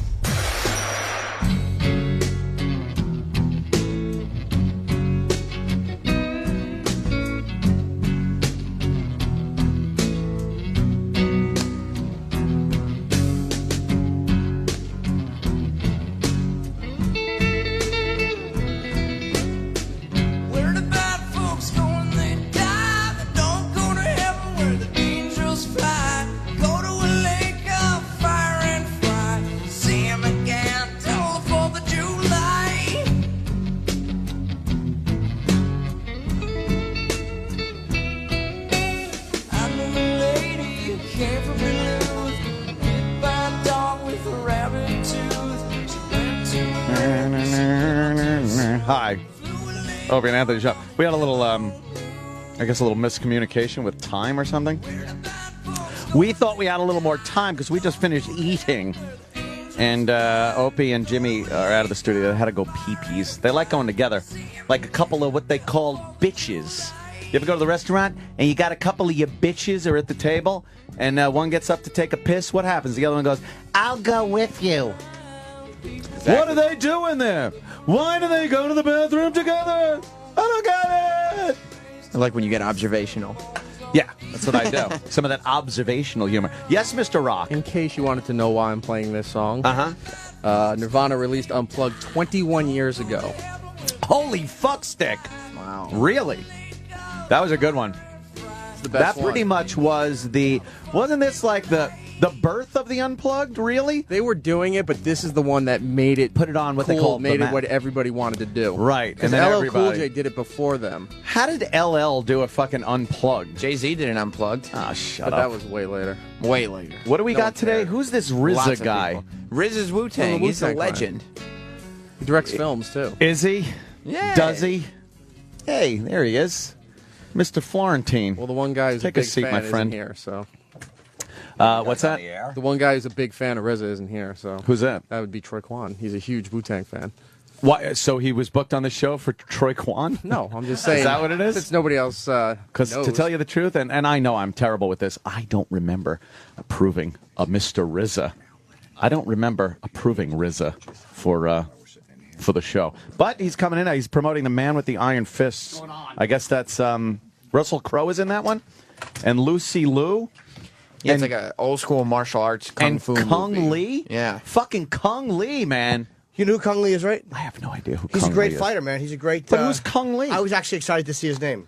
No, you weren't. I was. He's a UFC fighter. He's Oh, fucking... is he? Oh, yeah. Oh, I didn't know that. Yeah, but he spells his, for some reason he spells his name with a C. I thought it was a K. And Like King Kong. Bob Kelly loves him too. Of course he does. Bob loves Kung Amy. Lee. Kung Lee, who's in this Lee. RZA's movie, the Man with the Iron Fist. Russell Crowe's in it. Lucy Liu. It's one of these. It's a real fucking kind of, flick. Wow, it's one of look these at that. It's a real movie, Jack. I love when he says that. It's a real film, Jack. And he's the director and RZA's the director and development of champion of the Hip Hop Chess Federation. What the fuck is that? I had no idea that existed. Oh man! Does the bishop come up and blindside punch the king? He lays on the ground, and then all the pawns jump in and stomp his head, and they steal his cell phone. They're probably, not to be fucking completely racist, but a lot of those guys are probably really good because they play in jail. A lot of guys from jail play fucking great chess. Jesus Christ! They do. Is that it, really? Yeah, a lot of guys in jail do. Make a shank out of the fucking knife. No, they have nothing else to do. Yeah? No idea. We're going to learn some shit today. I guess we are. He's involved with that? He started it. So I gather he plays chess. You going to talk chess with him, Jimmy? He probably won't want to talk chess with me. Like, why? What am I going to say? He's got a fucking foundation thing All like right, that. quick. What do you think? The horse or the bishop? Go. I'm going to ask you these boring chess questions. I go with the bishop. Who would you rather jerk off with, Fisher or Kasparov? Maybe he'll play chess with friends with me. Yeah. He hasn't canceled? No. Wow. No. He must be local then, huh? Yeah, he's probably a New York guy. Yeah. Jim Florentine. How are you, joins us Jim? In studio. I just came here to use your power. I see that. You just I'm plugged in charging everything. Look, everything's Yeah, I got my computer. Florentine's charging everything. He's not here to do radio. He's like, I just need outlets. Now, Jim, you had a car. You drove in today, so you had to get in before the 6 o'clock, right? Yeah. So, which way were you coming? Which Jersey crossing? Lincoln Tunnel. Lincoln Tunnel. Okay, so they're doing this 3 people per vehicle or more in order to come in after 6, and you did exactly what everyone else was doing: come in early, so the traffic is still fucking crazy. Were you surprised the traffic was so bad? Well, at 5:20, yeah, it was like a 15-minute wait at the Lincoln Tunnel. Yeah. 5:20 a.m. to get in. Wow. So, yeah, I was in about like 5:20. Yeah. I was saying No traffic lights. It was beautiful. I got to the city in like 28 minutes. Usually takes me 50. Like, this is fucking great. It should always be like It should this. be like this always. It's You're survival right. of the fittest when there's no lights. You get these fucking people that sit there and won't go, and they're very timid. And then there's, you give a look and you fucking go. Keep going. You don't think the cops will pull you over for that shit? You know, the cops ain't doing shit as far as like writing you up for blowing a light or a non-light or anything like that. That's why. Or driving over sidewalks. Like, I don't think I'd get a ticket for that. Your wife and kid are there, though. Are you bringing them with you to do gig this weekend or no? Like, are you worried about leaving them there? No. Fuck them. They're on their own. No power, though? Fuck. No, yeah, we got... my wife's actually coming with me. My son's going to go with the in-laws. Oh, okay. Yeah, we got no power. Yeah, for like 7 to 10 days we're out. Yeah. Are you finding things to do? No. I got to read something from my brother really fast. See, my brother's very different than me. He goes, we asked him how he's doing because he's got a tree on his house for real. I got a tree on my house. There's no rain, so he doesn't know if it's going to leak or not, but it's a massive tree on his roof. So they're sleeping downstairs in the living room. And we ask him, how you doing? He goes, we're doing fine. No power for at least a week, but we're having fun with it. Playing cards and board games and watching movies They're called board games for a reason. and watching movies by candlelight. What? Kind of enjoying it for now. He's got 3 kids. He's got an 8. What has he got? An 8, a 6, and like a 3. Wow. And he's enjoying it without power. That's a guy, but that's the way to do it, man. If you could have that mentality, it's either that or you're gonna fucking murder somebody on the street. Right. But he's actually enjoying it. It's like, yeah, it's kind of fun. What's he eating? I'd be out of my mind. I don't know. I didn't ask him. No, you can get, we got a grill, gas grill, so we've been grilling stuff. Oh, yeah, always left in the refrigerator and freezer. Been grilling. But it's weird not being able to look at your phone. Yeah, I have to go down to the Home Depot like 3 miles away to sit in that parking lot. For some reason, they get service there. Oh, you have bad cell service. So then you check out your shit and then go back to the house? Go back to the house, charge, sit in the car, charge. But isn't that weird? Because we're so attached to our phones. Absolutely, yeah. You can't. There's nothing. And my son's, wants to watch a movie, and we got it on the iPad. We charge that up, and he can watch like 1 a day. Yeah, but he's out of his mind too. Oh, that's terrible. He's yelling for a movie. I'm like, too bad. Wow. But once it gets dark, then they all want to, because the in-laws are there too, and they want to play board games. Come on, you want to play Cranium? I'm like, no. I'm a fucking grown man. How about Monopoly? I played that when I was 11 the last time. It just starts fights. I don't need to fight with no fucking lights on. We all got to sleep in the basement, so there's nowhere to go. Why sleep in the basement? Just because, especially the first 2 days with trees falling on the house. I had a big tree fall in my yard. Oh, man. Like an hour into the hurricane. So It's scary, right? Yeah, I got huge trees all around. My whole block was devastated. And just pulled wires down. No wires at all. The one that fell by my house that took my power out, it snapped one of the telephone poles, and the transformer was at the top of the pole, which is now the snap part in the guy behind me's yard with just a giant tree laying across and wires everywhere. Is it still laying there? Oh, yeah.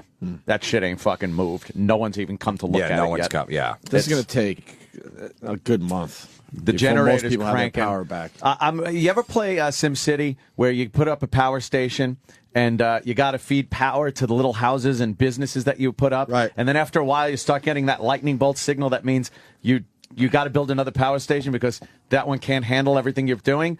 That's the point I'm getting to. Because every day I'm finding more power strips and extension cords, so I'm just plugging more shit into my generator. Right. And I'm realizing it's going, It's screaming at you? Now it's like screaming because I just keep plugging more shit in. The refrigerator, fucking a 500-watt light that's in my living room and kitchen. And I got one light. See, there's a choice. You could put a bunch of little lights all over the house or one giant light that lights the whole fucking downstairs up. I opted for the one big light. And then the refrigerator, I got all of my routers, cable boxes, TV, and shit so I could watch TV and actually get cable and internet service, station for charging everything in the house. So I'm using a lot of power. Your whole life is like an adventure thing when you're a teenager. Yes. Like it's like an adventure game when you're a kid. Yes. Ant's just always going to find a way. That's the fucking. It is. I want to tell Florentine what's going on with us. Oh, didn't lose the lights. Oh no, business. I know. As I heard usual. above you and Jim, you didn't lose either, Nothing. right? Nah, but it's like weird shit. We haven't been inconvenienced at all. That's not true. I'm trying to find things that I've been inconvenienced with, and I can't. I have nothing. At the gym, the fucking locker has not been as well kept because there's less people. Yeah, no, we've been very lucky. We had nothing. No Do we have problem. fresh oranges in our gym? We did, yeah. All right, thanks. Fresh oranges. So we're still not inconvenienced. Fresh fruit. The fresh oranges are And the still coming in. Starbucks is open around the corner from you guys. Starbucks is open. Everything's good. Our whole neighborhood is lit up. I went out My to- building shook. That was about it. I got seasick. That's the only story I got. fucking building moving back and forth. I like got that. nauseous. It's Me and crazy. my wife and my kids were like, "What the fuck's going on?" I thought the gas was on because I thought we were going to pass out and die because we were lightheaded and dizzy and all that shit. And then Wow. we figured out that holy fuck, the whole building is moving. That's all I got though. That's my story. That's it. People are trying to find where their houses floated to, and that's know. all I got. Tuesday morning, Tuesday afternoon, I went to like this Wegmans supermarket, waited 2 hours for a cup of coffee, a hot cup of coffee. No, People were miserable. Oh, yeah. The you weights. waited 2 hours for coffee. Yeah, I wanted to get out of the house. I'm like, what am I going to do? So, yeah, I just went in there. We shot, got a little, some shit, but I just waited on the line for You're 2 a coffee hours. guy like me, right? You need that coffee. You never did before. I'm surprised. Are you into coffee now? No, I've been into it for a while. Oh, yeah, okay. Yeah. You don't have instant coffee just in case? No, we didn't. What are you gonna do? I got a fucking Keurig machine. I just throw the thing in. I don't know. Now I'm chopping wood. I'm raking leaves. Chopping wood yesterday. Raking leaves. You're Pa Ingalls now. I know. Shit you've never done in your life, maybe when you were a kid. My father-in-law was like, "You got to chop it like this." I'm fucking chopping wood. Like, why? I don't need this skill. No, but I got two fireplaces that are just going constantly. To keep yeah, it's getting a little chilly at my house. I was trying to figure out a way to hook the generator up to the fucking oil burner, but that's a lot of power. I can't do that. I met the neighbors for the first time. I've been there a year and a half. Yeah, mine came over and knocked on the door and was like, "Could I charge my laptop here?" Because I guess he saw all the lights on in my house. He's like, I was like, "Yeah." Is he still? And then I didn't even invite him over to like hang out in the power for a little while. What's wrong with He took his laptop through the letter slot. Here, give me that. You would have a beer with anyone, but not your neighbor. Invite him in. He just didn't seem like he wanted to hang out. I thought he would have wanted to be with his family. Are you still charging his shit? He hasn't come back. Yeah, because he knew that he wasn't invited. He came back to get his laptop though, and he looked at the helicopter on the table. He goes, "What's that?" It's like, "Oh, it's a drone helicopter." Did you look through his laptop? Maybe no, but pictures of his wife or something. I know. You should have looked through it. I did not. You got to look through his laptop. If it's sitting there, you got it, right? Of course. Yeah, you have to. I would never leave my laptop unguarded. Oh, man. That's going to take 3 hours to charge. That's all right. I'll just sit here and watch it. I'm fine. Yeah, that's great. Oh yeah, I'll charge it up for you there, Mr. Glitter. What else, Jim? I was trying to get in touch. I have a Mexican that does my lawn, but I can't get. They don't text Mexicans for some reason. No. So I'm trying. I can't make a phone call. So I'm trying to text them to get over to do some leaves, cut some wood, and then I went down to the 7-Eleven. You can usually pick them up at the 7-Eleven, get them for like $50 a day. Oh, really? Oh yeah. They just wait outside. There's like 40 of them. Yeah, I know. So but they're not out. I don't know where the hell they went. Wow. I got to. You know what? You lead me into something else. We got a cleaning lady, and she texts my wife, but she doesn't know how to speak English that well. So I guess she throws it through a translator. So my wife's like, "Hey, how you doing?" And she wrote back, "I hope that you are also good," that's perfect. But then it gets bad. "I thank God am very well, not step here, nothing wrong, I think, because up to now, not out a." Yeah. It's an Looks like actual you're text doing from the my cleaning cleaning this lady. week. Yeah. That's an actual great. text from my cleaning lady. And she thinks this is completely acceptable. Sure. Because I guess she does the Spanish and just throws it into some kind of fucking filter online, and that's what comes out. Do you know, I didn't, until you said that, I have the same cleaning person as Ope, and I didn't realize that, I just read a percentage of her things, but she wrote to me on the 29th, "Hi, Jim. Tomorrow, do not think that you can go to clean your apartment, but if on Wednesday the time is already better,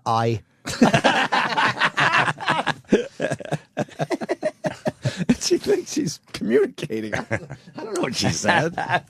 I guess that they enter it backwards. She better get her ass over to our apartments today, or she's fucking fired. I'll tell you that. Absolutely. Jimmy. Man. We don't take our shit. My place is getting a little fucking dirty. Little gamey? Little gamey. Yeah.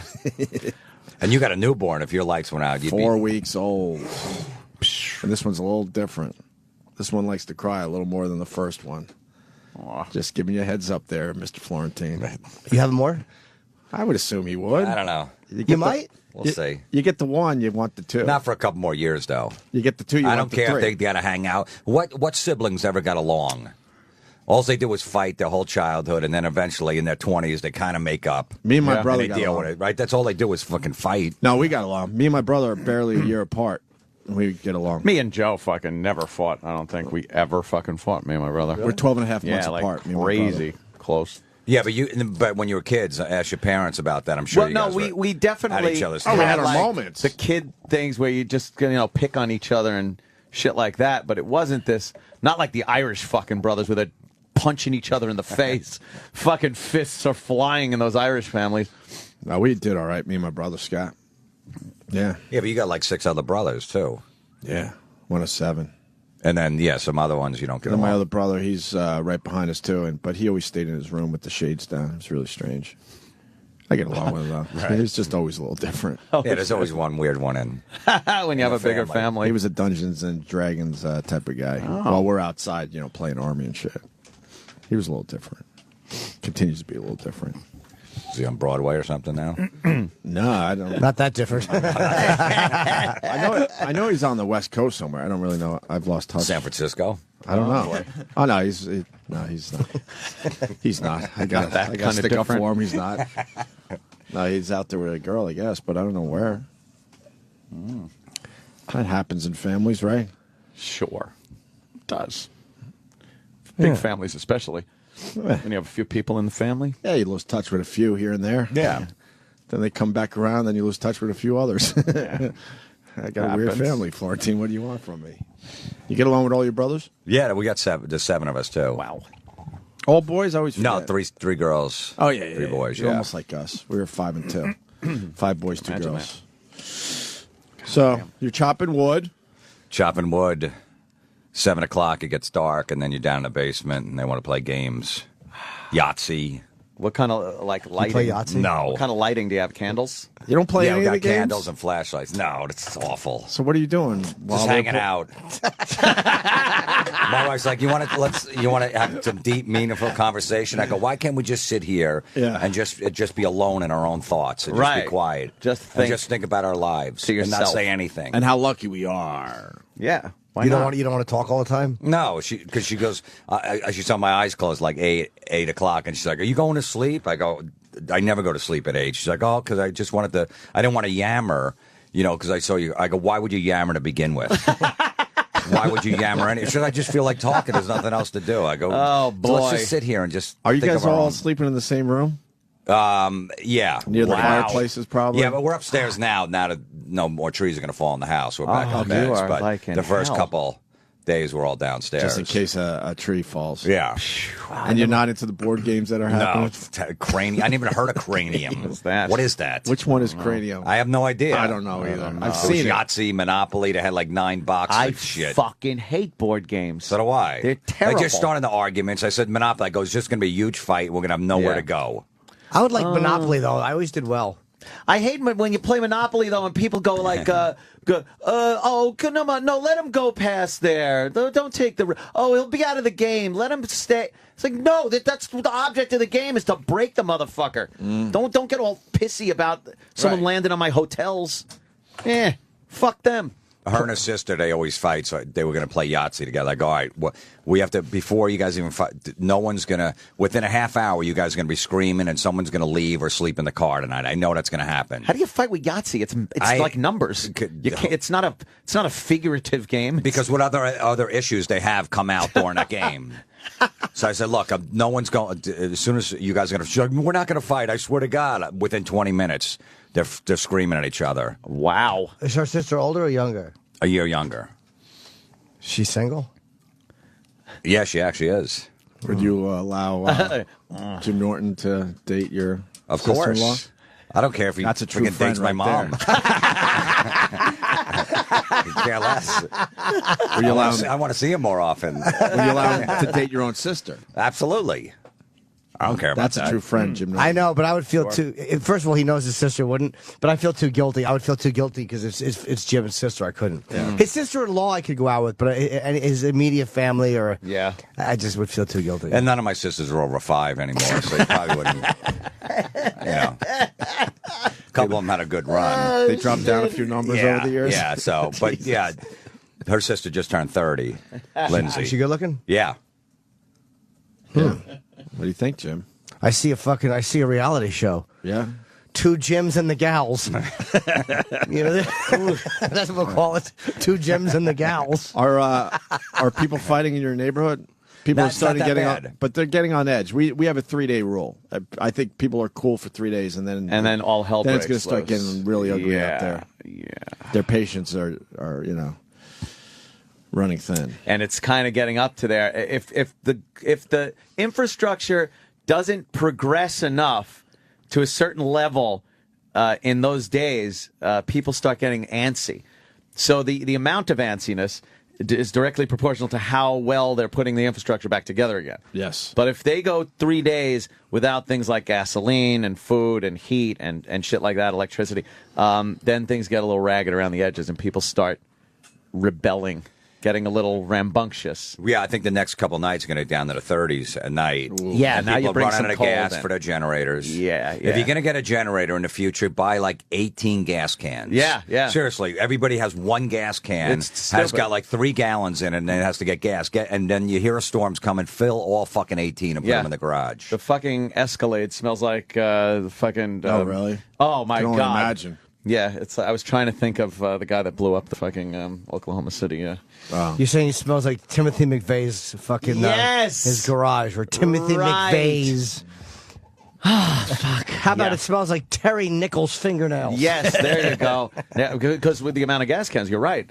You got to get a shitload. I get a fuckload of gas cans. I pull up to the gas station. I don't try to get my truck online because there's a lot of people in the streets. I park at like the place next door to the gas station, grab up all the gas cans, walk over to the gas pump, plop them down, hand the fucking guy that's running the gas station a 20, and then go, could you fill these up?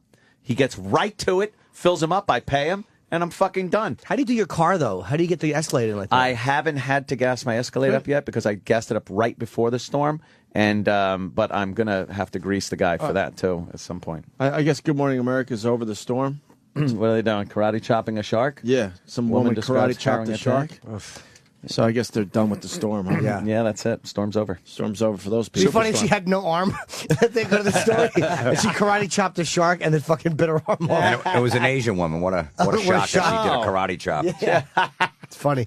She said that she had delivered his food and he didn't want to tip her. All right. Training martial arts. Both Scott and Mariko, thanks to some quick fists, lived to tell their shark. Where do you karate chop a shark, you think? On the nose? No. Yeah, probably. Can't get him in the neck. Does it have a nose? Looks like Yeah. it has a nose. Oh, I'd yeah. say it has a Snout. nose. That's the only Snout? place you can hit it. They always say punch him in the Only nose. about a dozen. Whole nose. Wow, they don't really give a fuck about this storm that hit the Northeast, huh? No. There's still plenty of stories to be told. GMA saying, fuck that, let's move on. No martial artists had been sent. So I'm thinking me and fucking Jim might be brother-in-law someday. Yeah, All right. I see I an like excitement in your face. I do. That's pretty cool. I don't see Jim enough either. It bugs me. So it'd be cool. We do family functions. Yeah. I get weird calls. Family dysfunctions. Yeah, you're bringing the stuff for the grill. I'll be like, come on, man, I don't know. She's a cool chick too. Her favorite band is Rush. Oh. And I'm like, there's no chick that's over a 6 on a scale of 1 to 10 that likes Rush. No. Let alone be your favorite band. Wow. That's her favorite. We went to the Rush show a couple weeks ago in Newark. How that was was her it? 30th birthday. We took a limo there. It was great. They were amazing. When Getty's prettier than the girls that are there, there's a problem. Saying a lot. Yeah, I would bang Getty out Yeah, of all yeah. of them. Is Yeah, she but that's over her a favorite 6? band. Oh, yeah, she's like 8.5. Oh, nice. Does she like the new Rush? Yes. She's Loves the still new in. Rush. The new one. A lot of people loving the new Rush.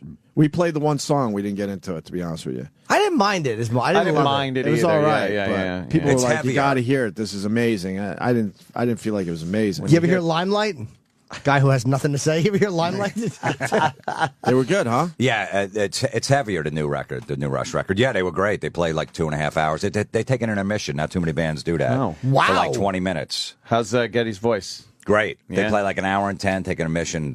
What's up with his voice, you think? And Neil Peart on drums. Holy Amazing. shit. Yeah. What does Geddy Lee do to keep that voice going like that? Because that's such a Can't unique hit voice. those fucking notes, huh? It's a high fucking. I'm sure he's still hitting those notes. Yeah, he said no, absolutely. I don't know. There's something they're doing with the voices these days to help, like enhance their voice. Yeah. Not, You think? Not a tape, but there's some kind of With a the mix. mics or something in a in mix. Like Ozzy sounded a lot better these days too. It's not there's not a tape playing. He's not lip syncing at all, but there's some kind of They can enhancement. fuck around with the mics a little bit more than they used that to. they're doing. Yeah. Favorite band is transposition? Rush. Favorite band is Rush. I like that. I know. You like Rush, right, Jimmy? I love Rush. Oh, there you go. They're not my You're favorite in. band, but I do love them. You're in. I don't know. They've put out a lot of albums, huh? Yeah, every I'm like trying to- 18 months they put one out. I think I tapped out after Roll the Bones as far as new Rush goes. They got a built-in audience. They sell out everywhere they know. go. They tour like every 2-3 years. huge And- fan base. They love Yeah, it. and they put out an album like every 18 months. I wonder if they do that intermission thing. Like that's obviously a big liquor maker, money maker for the venue. To rest, maybe they're at the age now where they kind of need to rest a little bit. But I also wonder if they're getting money for that because the 20-minute intermission is a gigantic fucking liquor sale for the But venue. I think it has a lot to do with the fact they have a lot of songs that are long too. So I don't think they have a choice. They got to play longer shows. Yeah, they play like an hour and 10, take a break. Yeah, they try to do two different sets. They did a lot of the new stuff the first hour and 10 minutes of the show, and then old stuff the second half. But they just we had Getty on our show, and he was saying that I go, what do you do during the 20 minutes? He's a big like fantasy baseball fan, so he's like, I'm checking my stats on my laptop. You hate fantasy sports. Did you attack him for it? No, I didn't. I was like, it's getting late. I'm gonna. What did you say? Yeah, I know you sell out. You probably went, that's cool. That's cool. Well, not too many people play fantasy baseball. It's more to football. Yeah, that's true. Yeah. Yeah, the baseball games are just on, and they're just, they're there. I don't mind it that much. The football. That is funny. Can I ask you one football question? You can, yeah. By the way, I want to. Everybody gave me shit when I made a Jet prediction at the beginning of the year that they would go like 7-9, something or somewhere around there. 6-10, 7-9, maybe 8-8. Now they're 3-5. The team's a disaster. They're going into Seattle in 2 weeks. There's no way they're going to win that game. So fuck you, everybody that gave me shit. Fuck you. They're going to go 10-6, 11-5. Okay. Why isn't? And let me finish the question because it's a little long. Why won't Rex Ryan? Because why won't Rex Ryan put? Because he's a queer. Tebow in. And a lot of people have said to me, "Well, you think he's the answer?" I don't think he's the answer, but it would make it a little more interesting for the fucking fans. Rex Ryan refuses to put him in. I was at the game with the Dolphins this past Sunday. The game was completely out of hand, and he's staying with Sanchez. What's that about? You think? Dolphins sit He's there. trying to get him tough or something. He knows that once he puts Tebow in, the season's completely over. Oh, really? He's got no shot of winning, of going to the playoffs because you can't go back to Sanchez once you put Tebow in. He's going to play at least 4 games until he gets hurt, or he's just completely sucks for them to put Sanchez back in. That's why Philly hasn't taken Vic out either. Right. Is he having a bad year? Yeah, he's having a bad year. Horrible Andy Reid year. wants to Lot yank of Vic too, turnovers. but he knows they're still like 3-4 or something like that. So they're still kind of in it. They could still make a run. Even the Jets at 3-5 could still go 9-7 and maybe make the playoffs at 9-7. Possibly, it depends. So Rex not giving up yet. When they're 3-7, if they lose the next 2, I think they'll go to Tebow because they'll know the season's over. Sanchez stinks. He's better than Tebow. No, though. I can't argue that point. The You're thing right. what I do with the coaches see these guys play in practice, so they know who's better. So that's why we have no shot with Tebow. Sanchez has skills, but he doesn't have that fucking heart. He panics all the fucking time when it matters. But I don't think Tebow's going to do it. They know that he's going to stink. Do you think Romo's having a good year? Christ. The Cowboys are the worst team to watch. They just fucking break your heart at the end every week. What are they right now? I wouldn't know. What Cowboys are what? Yeah, I think they're 2. Are they 3-5? No, they might be 4-3 or 3-4. Something. No, they're like under that. 500. I'm pretty Are sure. they? Oh yeah, they might be. Jesus, I think they're 3-4. Wow. So all right. So I think when the Jets get to 7 or 8 losses, 3-8, 4-8, 4-7, they'll put Tebow in. The Jets should just trade Tebow. They could get something for him. They're not going to get anything for before him. His stock is completely No, useless. you won't get anything. But then how do you go back to Sanchez next year? He's still under the contract for 2 more years with a big salary. Sanchez stinks. So how do you go back to him next year after you put Tebow in? Yeah. All right. You answered the question. But they should use him more. They should have him in that, in the Wildcat and let him throw a little more instead of just running into line for 3 yards. 3 yards every time. And then he jumps up like he won the Super Bowl. But I love that excitement the guy brings. That Tony Sparano, the offensive coordinator, he's the one in Miami that had the Wildcat. But it wasn't his Wildcat. It was the quarterback coach, this guy David Lee, who's in Buffalo now. He's the one who came up with the Wildcat. He had that in college. Sparano doesn't know how to run that. That's why your offense is a disaster, too. It's horrendous. Yeah, I said the people are going to be asking for Schottenheimer back by the end of the year. Yeah. Well, Cowboys are 3-4. 3-4? Yeah. And they're not going to beat Seattle. It's the Jets. That's a tough place to play in Seattle. Fuck. So 3-6. Fuck! Are you happy to see that? Yeah. Congratulations on the Giants, too. Jim's a big Giants fan. San I thought Francisco Giants, it was beautiful. Right. I kept wanting to text him at the worst time. Sweep. I don't care. I was texting during the game. No, I just wanted to text you, like, hey, do you get a few minutes to talk? Like, fucking eighth inning, fucking tied at 3. Got a few questions for you about showbiz. Someone saying, look what Tebow did with the Broncos. Yeah.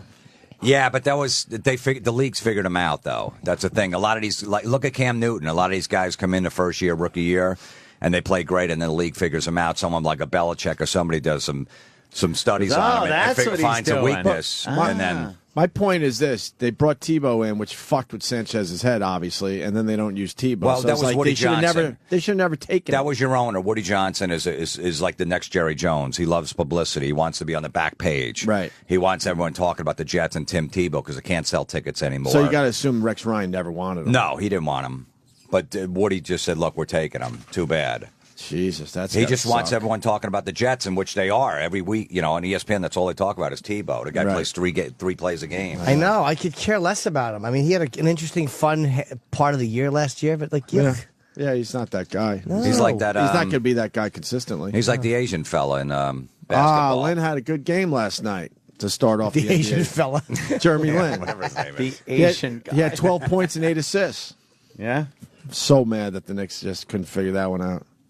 I became a Knicks fan last year after taking about 10 years off, and now I'm not a Knicks fan. Everyone anymore. loved the whole fucking Linsanity. He brought thing me for that back, 10 brought a lot minutes. of people back. Yeah. And then they can't figure out how to fucking, keep them. Roland couldn't buy the shirt quickly enough. Well, the Amazing. contract he wanted was outrageous, but they got a bargain with what he brought to the team for that 2 or 3 months. 2 months, I guess. Whatever. Well, how's he doing with his new team? First game, he had 12 points, 8 assists. They should have kept him just to fill the seats there. Of course. Asian smart. They would have made because that money back. That you sell to the Asian market. It's The like, that's whole where the Asian Yankees- market around the world would Yeah. be Knicks fans. That's how that shit works. Love watch basketball. Very good sport to watch when Jeremy Lin play. He play a game. Yeah. I mean, Big round ball. That's why they always get like Arabu, or they always say smart businessman. Yes. Ichiro, yeah. One Japanese guy or one Chinese guys, you get that entire population in the world watching your team. Dude, they're showing the games in like China. Yeah. It's like it's just a Yeah. huge interest. And that's got to be worth a few bucks. Who gives a fuck they piss off the rest of the players on the team? They should just pay them. Jim, did you enjoy watching the complete deconstruction of the Yankees during the playoffs? That was unbelievable. Holy See, shit. that's why I knew that the Tigers were going to be no threat to the Giants, Right. because the Yankees were like pretty much like a T-ball team at Done. that point. Done. Nobody was hitting on that team, so the No Tigers looked one. amazing. Like, holy shit, they were favored in the World Series. I'm like, Right. the Giants are going to roll right over them, and they did. Yeah, yep. That Wasn't was even close, fucking. It obviously. was so depressing to watch. You know, it was kind of it kind of softened it though, because there were no expectations after a point got reached with the Yankees. There was no expectations that they were going to win this.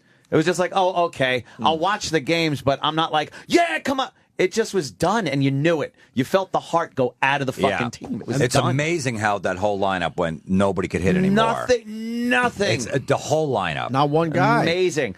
Everyone fell into a slump at once. But then you get guys on the Giants, like this guy Marco Scudero's been around for like years. He's 38 years old, and Angel Pagano played for the Mets last year. And these guys turn into superstars in the playoffs. These little role players, these little scrubs. It's just amazing what going to a different, better team will do to some of these guys. You know, only 12 million people watch the World Series. That number seems really low. Every year it's the same thing. But It's the no, lowest last World year was Series. 16, and that was a 7-game series. Right. It just seems like more people used to watch the World Series. Because there's no a lot interest in more. Detroit, really. Like San Francisco's a bigger city, but it's like you need. That's why they always want like L.A. and New York to play, just because they get interest from all over the country. People aren't interested in Detroit, especially. 12 million's not a lot of people, though. It was Saturday night. Was game 3. It was, yeah. And I was off. And I was calling all my friends that aren't even comics to come over and watch the game, and nobody wanted to come over and watch a World Series game. Really? Yeah, they're like, nah. Wow. And we used to watch every single World Series. It didn't matter what teams were in it. It was just really exciting, right? As a sports fan. Not so much these days. Yeah, it's kind of boring in 3.5 hours. Then you got to listen to Tim McCarver, that fucking idiot. You don't like him? You don't like McCarver? He's a terrible. legend. He's fucking stink. He's got to go. He's senile. He doesn't know what the fuck he's talking about. Is he really? Yeah. Every time someone hits a ground ball short. In 1967, off Bob Gibson, a guy hit a ground ball short, and the first baseman dropped it. You remember that show? He's like, no, I don't, Tim. Buck just tries to talk over him. He just keeps talking because he's like, because McCarver just says something completely stupid. I thought of you because they showed the girl in the 9th inning. You're right. Fox always does that shot of the worried chick. And now every time I see that, I fucking think praying. They didn't do too much of it because the Giants were just dominating the whole time, even though the games were kind of close. It wasn't too many shots of praying. I did see one. It was so annoying. Yeah. No, the playoff game. What was it? The St. Louis playoff game. I think that was the one where they showed people that were just devastated. Oh, that was when they beat the Nationals when they were down 6-0. Yeah. Those are good shots. I got no problem with that. But fuck. you don't need to show a game 2. Your team's up 1-0. You don't. No one needs to see anyone praying in a second inning when it's 0-0. Yeah. I love your take on sports. It's so hilarious. fucking stupid. They're just showing people watch the game. I'm fucking home. I know. I understand there's people in the stands. I don't need to see some guy fucking sitting there on his cell phone. Just sitting there. Why do you go to that shot? I want to be in that fucking director's. I want to be in there in that room and go, what the fuck did you go to that shot for? You got 14 monitors in front of you. You pick the shots. Stop showing Joe Girardi just stand there doing nothing. If he's got a reaction on his face, then go to him. Go to Joe. Look, he's pissed. He's just fucking standing there. Stop showing him. I know what he looks like. He's not doing anything. Do you like seeing all those empty seats at Yankee Stadium? It's the fucking greatest. Unbelievable, right? Because the Yes Network hides them. They have camera angles where they hide them during the season, but when they show them on Fox, when it's on Fox or TBS, forget you see them they all. don't give a fuck. Yeah. And all the Yankee fans like they're in getting food. I'm like, Fuck really? Yeah, they just paid $2,500 for these seats. No one's going up to get a hot dog. They're getting it served to them. That's sickening, isn't it? All that much to charge that much for those fucking seats is disgusting. They deserve it to be empty. $1,200. Yeah. $12.50 at seat. Oh, they're nice seats. Yeah. Crazy. And then like $800 behind first and third base. That's why all those seats are wide open there. When you're not paying for it, though, those are nice seats, man. Oh, man, when it's and you got the your own old private favorite. area with the food, all free. It's great. Oh, it's great. But it's like who wants to look at that? Like who wants their team to have fucking in the playoffs It's empty embarrassing. seats behind fucking home plate? It's Yankee Stadium. It's a dumb design for the stadium. Every other stadium is packed. You watch the playoffs. Right. Every other stadium. There's not They one. probably could have moved those seats somewhere else, a little bit higher, so it's not always empty. Field level. Oh, They're probably paid for already, though, aren't they? Yeah. Aren't those seats paid for by like Sony or whoever owns them? No, a lot of them. No. Oh no. They're not. Oh, you don't think so? They were assuming more people would just pay that price, huh? Yeah, they were thinking that everyone was going to pay them. They Wow. started out $2,500 a seat when they first built that stadium. Within like 3 months into the season, they lowered them to $1,250 a seat. They For cut them in one half. fucking game, blow me. So imagine you want to bring your chick to a game, sit behind home plate, $5,000 $5,000 for a fucking game in May against the Royals. Who's doing that? Yeah. Maybe for 500. Yeah, maybe 500. Just so you can say you sat behind home plate. So the Yankees just give those tickets to StubHub, and then they try to sell them for whatever, and they get a kickback from StubHub. Right. How much do they usually sell them for? I don't know. They're way lower than that. You can probably get them for like $300. So everyone thinks they're getting a deal. Right. The Yankees just want to unload them. Yeah. We can make something for it, right? Fuck. That was embarrassing. Why don't we break? What are you promoting today there, Mr. Florentine? I'm going to be in Fort Worth, Texas this Friday, Saturday. Hyenas. Texas. And Hyenas. then, yeah. Wow. Hyenas? Yeah. Hyenas, Never heard laughing hyena. I know. I just love the name of these It's got to clubs. be the comedy club's got to I have guess some I've been there laugh for a long angle. time. It's my first time at the club. I never heard of it. I thought you were in Levity Live, Roland said.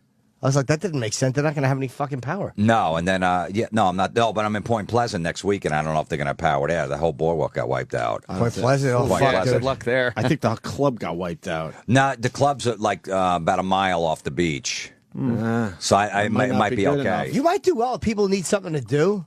Yeah. Yeah, well, that's next week in Uncle Benny's. And then St. Louis, November 15th to 17th at Fibone. Well, we got people down there. Is Uncle Vinny still standing? Because Point Pleasant and Shit, yeah, man. Point Pleasant and Seaside. Seaside got fucking And supposedly Long Beach Island, but we haven't heard yet. LBI in Jersey? Yeah. Got it bad too, huh? Yeah. Because the Long Beach on Long Island also got fucking destroyed. What was that gig in Long Beach Island you used to do? Wasn't there one down there that fucking Yeah, it was right over the bridge. Yeah, was it a Monday night? It was Yeah. a big who fucking booked that? Do you remember? Artie Fletcher. Oh, it was Artie Fletcher. Okay, cool. Yeah, it was awful. That was a time where I was in there like the early 90s, and this girl thought I was Bon Jovi because I had long hair. And well, my brothers were fucking with it because they were at the bar. She said, is that Bon Jovi over there? I was just talking to somebody, and my brother was like, yeah, that's him. And they were egging on, really? What is he doing here? He's like, he's got a house here. She comes over. My brother's like, she thinks she's Bon Jovi. She comes over, are you John? I'm like, yeah. Next thing I know, I'm making out with her in a parking lot. She's like, I saw you at the Meadowlands. I'm like, yeah, great. I guess not too well. Then she invited me to a barbecue the next day because she wanted me to meet her son. And I had a call, and I didn't want Bon Jovi to be an asshole. So I had to call her and say, look, I can't make it. I go back in the recording studio. Oh, I thought you were going to say you weren't Bon Jovi. But No, I didn't tell her Wait, that. to this day, she thinks she made out with Bon Jovi? Yeah. So I said, put your son on the phone. So I talked to the kid. He was like 8, and he was like, I love the Slippery When Wet. I'm like, yeah, thanks. That was my favorite album, too. Sheesh. But I couldn't go to the barbecue because then I was going to get busted. Of course. Yeah. So I'd be like, that's not fucking Bon The Jovi. second you walked in. I know, exactly. That's not Bon Jovi. Bon Jovi? That's awesome. That's really. Quarterdeck. It was called the Quarterdeck. The Quarterdeck Right, yeah. pub, man. Yeah. Fuck yeah. I don't know that the was it. Quarterdeck. She thinks she's been telling people since '92 that she made out with Bon Jovi. Meanwhile, he was married at the time. That's wonderful. Great. But at least I had the decency to call the next day and said I couldn't come, and then I said, put your son Then on just the phone. not let me showing talk. up. Yeah. Or showing up and ruining the whole thing. Imagine that. Like, do you know how humiliated she would have been? Mama, that's not him. She called all of her friends. Bon Jovi's come to our barbecue. Oh, man, they're so all way out, waiting. they're all way. Oh, he canceled. Oh, she had to go out and go, oh, guys, everyone gather around. Bon Jovi's not going to make it. Yeah, he had to go back to New York to record. But he said hi, and he got on the phone, and he talked to my son, and it was... And the kid didn't even notice. Mama, why does Bon Jovi sound like a monster? What happened to his voice? He sounds different. He kept saying beautiful. Complaining about the Giants. Bon Jovi hates fantasy football. When we get back, we're gonna change gears and discuss this. What's going on, brother man? Hey, well, the moral decay of our country continues. Madonna's got a rugrat. Oh, wow. All right, now it's all coming back to me. You remember? Yeah, because I didn't know what that was when I read it. Hey, I ain't saying she's stressed out down there, but rumor has it the kid drove out in a Buick. I guess that's Curse Man. This is a bit that we used to do back at AAF when we first started together. Why does in Florentine radio. have to be here today? It's embarrassing. What do you It's think? embarrassing. Did you just hear that? Did you hear how Opie picked up the phone? I certainly I didn't did. even know who the hell it was. I thought it was like some black. Then you hear the proud mother pass out cigars after the birth. Really? Yeah, she even smokes one. I bet I know where. That was Ant doing that voice. Yeah, I'm doing What's that. going on, brother man? I'm doing a voice. What's going on, brother man? And it was a character called Curse Man. See, and What's going on, brother man? and what Curse Man would do is, I would call and I guess I would What's say going on, things that brother were I would say things that were kind of, naughty. You know, naughty. be really douchey. What? If during the Curse Man call at one point you hear Anthony talking as if he's not Curse Man. That's clever. Oh, we were trying to That's fake clever. it, right? What's going on, brother man? Brother man. So you were a regular character that called into the show. Well, I was on the show. It wasn't even like I was you were just in a the studio. calling But, guy. so you pretended that you were a caller. Yeah. I went into the. Now, did you go the back to room. your voice halfway through the call? Like, man, he's crazy. Yeah, maybe. Yeah, maybe that's I how did. it played out. Yeah. I don't remember what I would say. I don't really. You're going to find out soon. And you guys tricked the fans. They really thought this guy was on the phone. I wonder. Some listener. I Crazy. wonder. I don't know. I wonder. I wonder what they Did thought we? back then. Maybe they were just too embarrassed for you to think that it could be. That must be a caller. Oh, I don't really remember this one. I don't know why. I don't really. sort of have I remember it, but I have a no little memory detailed now recollection of it, of the jokes. I don't know. The lack thereof. You don't know why you don't remember it? I can take a guess as to why you would block that one Not out. very memorable. Yeah. Probably. Well, I guess we're gonna go down memory lane next. Am I talking about Madonna having a baby? Is that what that was all about? I really don't know. I think I have no like, idea. caught wind that Madonna had a baby. Wow, that's how long ago that is. Do you remember if you wrote a script? Or were you reading from a script? Or you just probably. ad-libbing? I probably wrote. Yeah. Yeah. Back then, I Right. used to actually put some effort We used to write. We used to write I shit used to back then. Put some fucking effort into that show. How weird is it? We used to write shit. Ah, That's strange. like I'm sliding in at 6. Fucking leave at 10. Blow me. I got here before you did. yeah, exactly. All right, we'll do this because we were doing Jocktober before the storm hit, and that. Oh, I love that stuff. I know that messed Yeah. up that whole Yeah. world. So, but we always finished Jocktober with our own version of Jocktober, which is us doing horrible Jim was radio. Mr. Jocktober before you guys. He used to make, we just do these gigs in like Connecticut. We drive, and he put friggin' WPLJ on the Rocky Allen Showgram. Showgram. And he would turn it up when he would go, when he do like a 10-minute bit of talk, and he's like, "Come on, this is funny, isn't it?"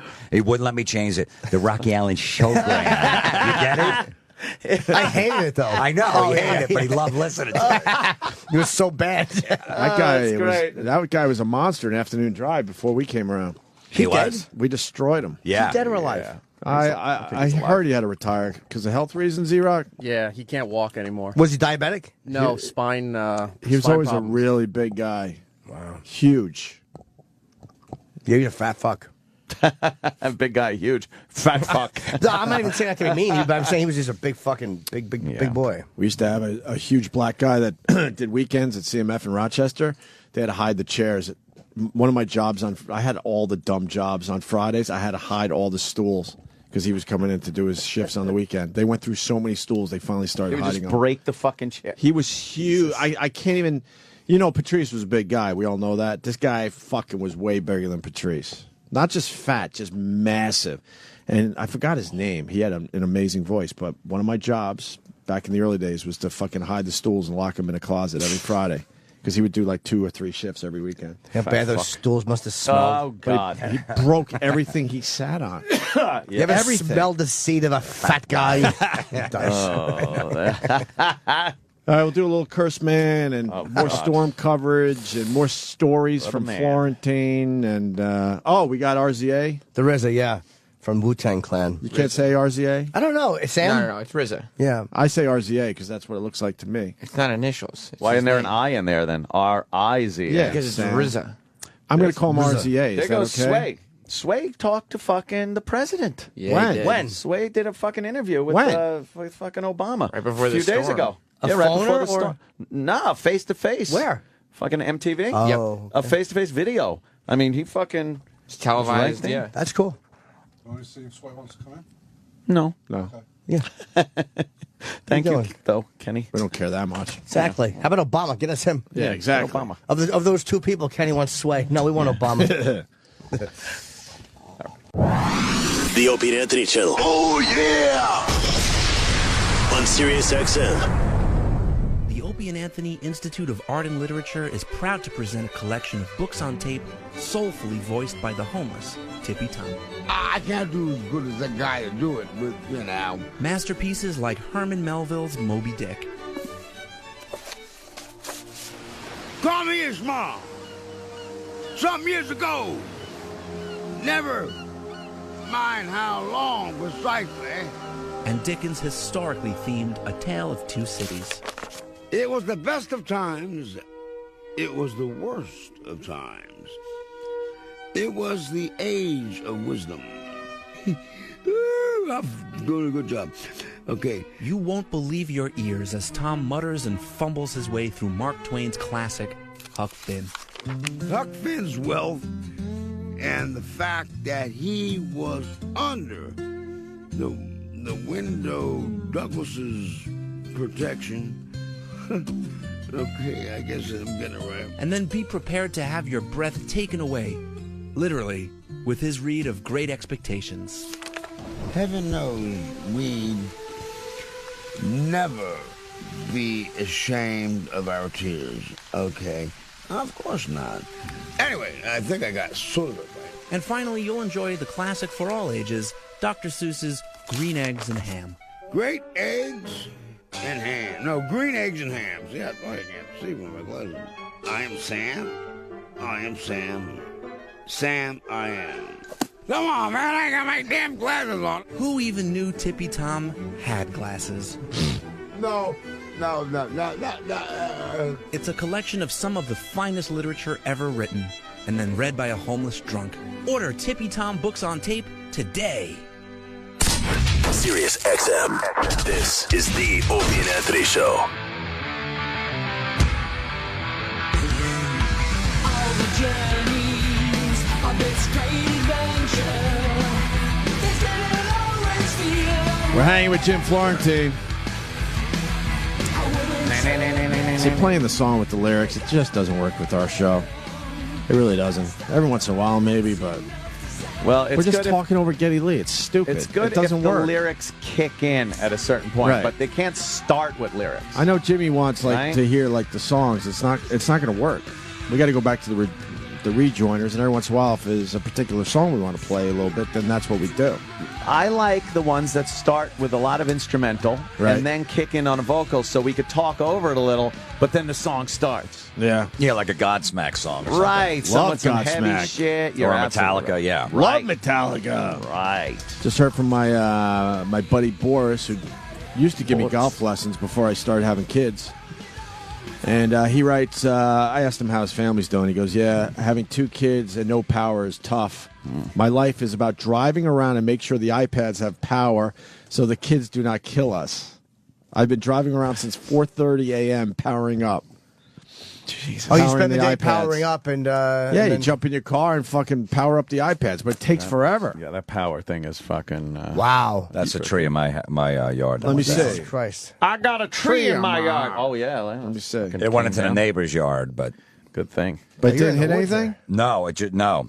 Look, this is my road right here with all the trees down Yeah, it's fucking wires hanging everywhere. Jesus. everywhere. Yeah, You live in the woods? yeah, Kinda? pretty, yeah. Jealous. I don't want to be around people. God I want damn, to just Jim. walk I just want to walk in the woods. Just in the woods. Just Nice. walk There's around a lot in of the bugs woods. though. You got Yeah, exactly. spiders, Bugs rats, stink. mice, Nice. I don't like Rats in the Lyme woods. disease. Yeah, fuck the woods. You don't like the woods? Fuck the woods now. I don't mind it, but yeah, there's a lot of fucking bugs. Woods stink. Fuck it. Really? Yeah, the woods do stink. I don't want the They're woods fun for the day, but to live in Are them, the rats worse than the people in Manhattan? No, they're more mice, little mice. But Ah, you know, that's easy. Your Mice kid like goes that. out and plays in the lawn. He's fucking bit by what? constantly. Yeah, just bugs everywhere. Just shit. Bees. Not bees, but like I don't know, spider. I don't know what the fuck's out there. Remember we used to do Lancaster, and in Lancaster, the fucking gig, you'd stay in the back. The comedians, there was a little room in the back behind the parking lot. Where the host and middle would stay. The MC actually got to stay, the headliner got to stay in the actual motel itself, the Roadway Motel. But it was there was always infested with but they were field mice. It didn't feel as dirty because you were on a cornfield. So it was like you knew that they were field mice. Field not like- mice are easy, They're too. not. Well, they're not as bad. They don't feel as diseased. They're a lot faster, though. They're hard to catch. Impossible. Yeah, that was Impossible behind. to catch. That was a little like shack behind the hotel. Yeah. I remember this couple when I was staying there. This couple pulled in like noon, and he had to pull behind there and was fucking in the car. That's hot. Right, Nice. yeah. You So I check was it watching out? from the window. I whacked my Good bag. for you. Watching Good them. for you, Jim And Florence. the chick was a fatty, but I'm like, come on, this is live. That's cool. Live is cool. It don't matter if They it's. used to have great food there. When are you going to write a book? You got a lot of these good stories. You're going to write a sex I got it book. written. It's just nobody wants to publish it. A sex book? No, not a sex book. Just But not a sex book, but these type of stories. Yeah, well, they'll be included. No, just do a whole book on that. That's think? why no one's picking up your book. Yeah. Is that what Like it is? Yes. in Canada, how the girl Go. thought you were somebody else. Nobody wants to know where I grew up. No, and what school I went to. Go look. I'll write the book about me growing up in comedy, but first I'm putting out the I hate sex that. book. Whenever I read, I don't want to know where I don't care Thank where you. he went to school. Any of that shit. Take out the first 3 chapters. Move right to the fucking. I'll give meat. him. I'll give him 20 pages. 20, right. If you can't do all that shit in 20 pages, what your grandfather did and how he came to America Yeah. before. Who cares? Yeah, I don't give a fuck. I'll give you 20. But the Peter Criss book, which is a very good read, 50, what did I say, 52 or 62 pages before finally I took a phone call from Gene Simmons. But he was I'm like, in- 62 pages? I didn't mind that because he was in gangs. Like there was at least violence he was talking about. The family stuff I never Not a lot care of about. violence. Yeah, but there was enough violence do that in in his 20, life. 25 pages. Yeah. I'm good. I'm with you for 20, 25 pages. Yeah. That's mighty white of you. Well, fuck. And then it's like the chapter ends with, and the phone rang, and it was Gene Simmons. I'm like, holy fuck, this should have been 20 pages ago. And the chick in Canada who thought you were a guy that she used to Chicken. date. Yeah. That makes me very happy. Wait, which one is this now? It's just some girl who saw Jim and he fucking pretended he was somebody else. Creep. But she thought she used to date you? Yeah. Well, she had a one-night stand with me. Suppose it sounded just like me. A total scumbag. Me and Levy were in the strip club in Canada, and this stripper came up to me. She's like, Curtis? And I'm like, yeah. And she's like, Curtis from Winnipeg? I'm like, yeah. She's like, you remember me, Melanie? I'm like, yeah. She's like, you don't remember? I go, you did so. I always, just the usual line. Your hair's different. Yeah, because, every chick's hair every 3 days, their fucking hair's different. Good. That's so good, always go to that one. Yeah, you did something different with your hair. Yeah, I know. Different. It used to be whatever. And I'm like, oh, yeah. She's like, you remember? I'm like, yeah. Oh, my God, I haven't seen you in a while. And she goes, and right away, she goes, you know what this asshole did to me? And Levy's, egging around. What did he tell me? And supposedly I was in a band, and she went to see me at this club, and we hooked up afterwards at Blizzard in Winnipeg. And I went back to my place, and she said, I told her she could stay there because it was a blizzard, no problem. As soon as I fucked her, I told her she had to leave. So she had to walk home in a blizzard. Did you like Curtis? Yeah, my Curtis sounds like me. Curtis sounds like threw around the blizzard, and she's still mad. He's the Canadian Jim Florentine. I know. I love it. Where's so I Curtis? just told her, I said, look, I'm sorry. I go, I had a roommate, she was a girl, and she was, I knew she liked me, and she'd be really jealous. You and, came up with an excuse for Curtis? Please. I'm professional. You helped out Curtis? Yeah, fucking because it was great. the same excuse I would use. Right. So I just said, look, she was paying most of the rent, and she would have definitely thrown me out, and I knew she had a crush on me. Wow. But I didn't like her, so I couldn't take girls back, and I feel really bad. I still think of it to this day that I did that to you. I'm sorry. Wow. Did you go home with her? No, well, she had I invited her to a wedding because we were going to a wedding in a few hours. I'm like, I need a date for the wedding. Curtis at the wedding. Yeah, but nobody knew me because we were in Toronto. Right. So we weren't in Winnipeg. So This is great. But she couldn't get off work in time and stuff. We exchanged numbers, but I never hooked up with her. Did you mug it out with her though? Yeah, I think, Mug it before out. we walked out. Yeah, before I left. The best part of that story is when she goes, Curtis. You just know the game. You know the game so well, you didn't even hesitate. Yeah, I'm like, yeah, it looks different. That's great. Consummate professional. Of course. Always in it. Fucking beautiful. The line I remember from that, and you told me this years ago, was that you were making out with her, and she said it's still the same. Oh yeah. And also she started trashing Americans. She goes, I hate when Americans come in here. They're arrogant. And she goes, and their stupid accents. I'm like, me and Levy's got a worse accent than me. I'm like, really? She goes, I could hear American a mile away. Meanwhile, we're just talking like fucking two Jersey idiots.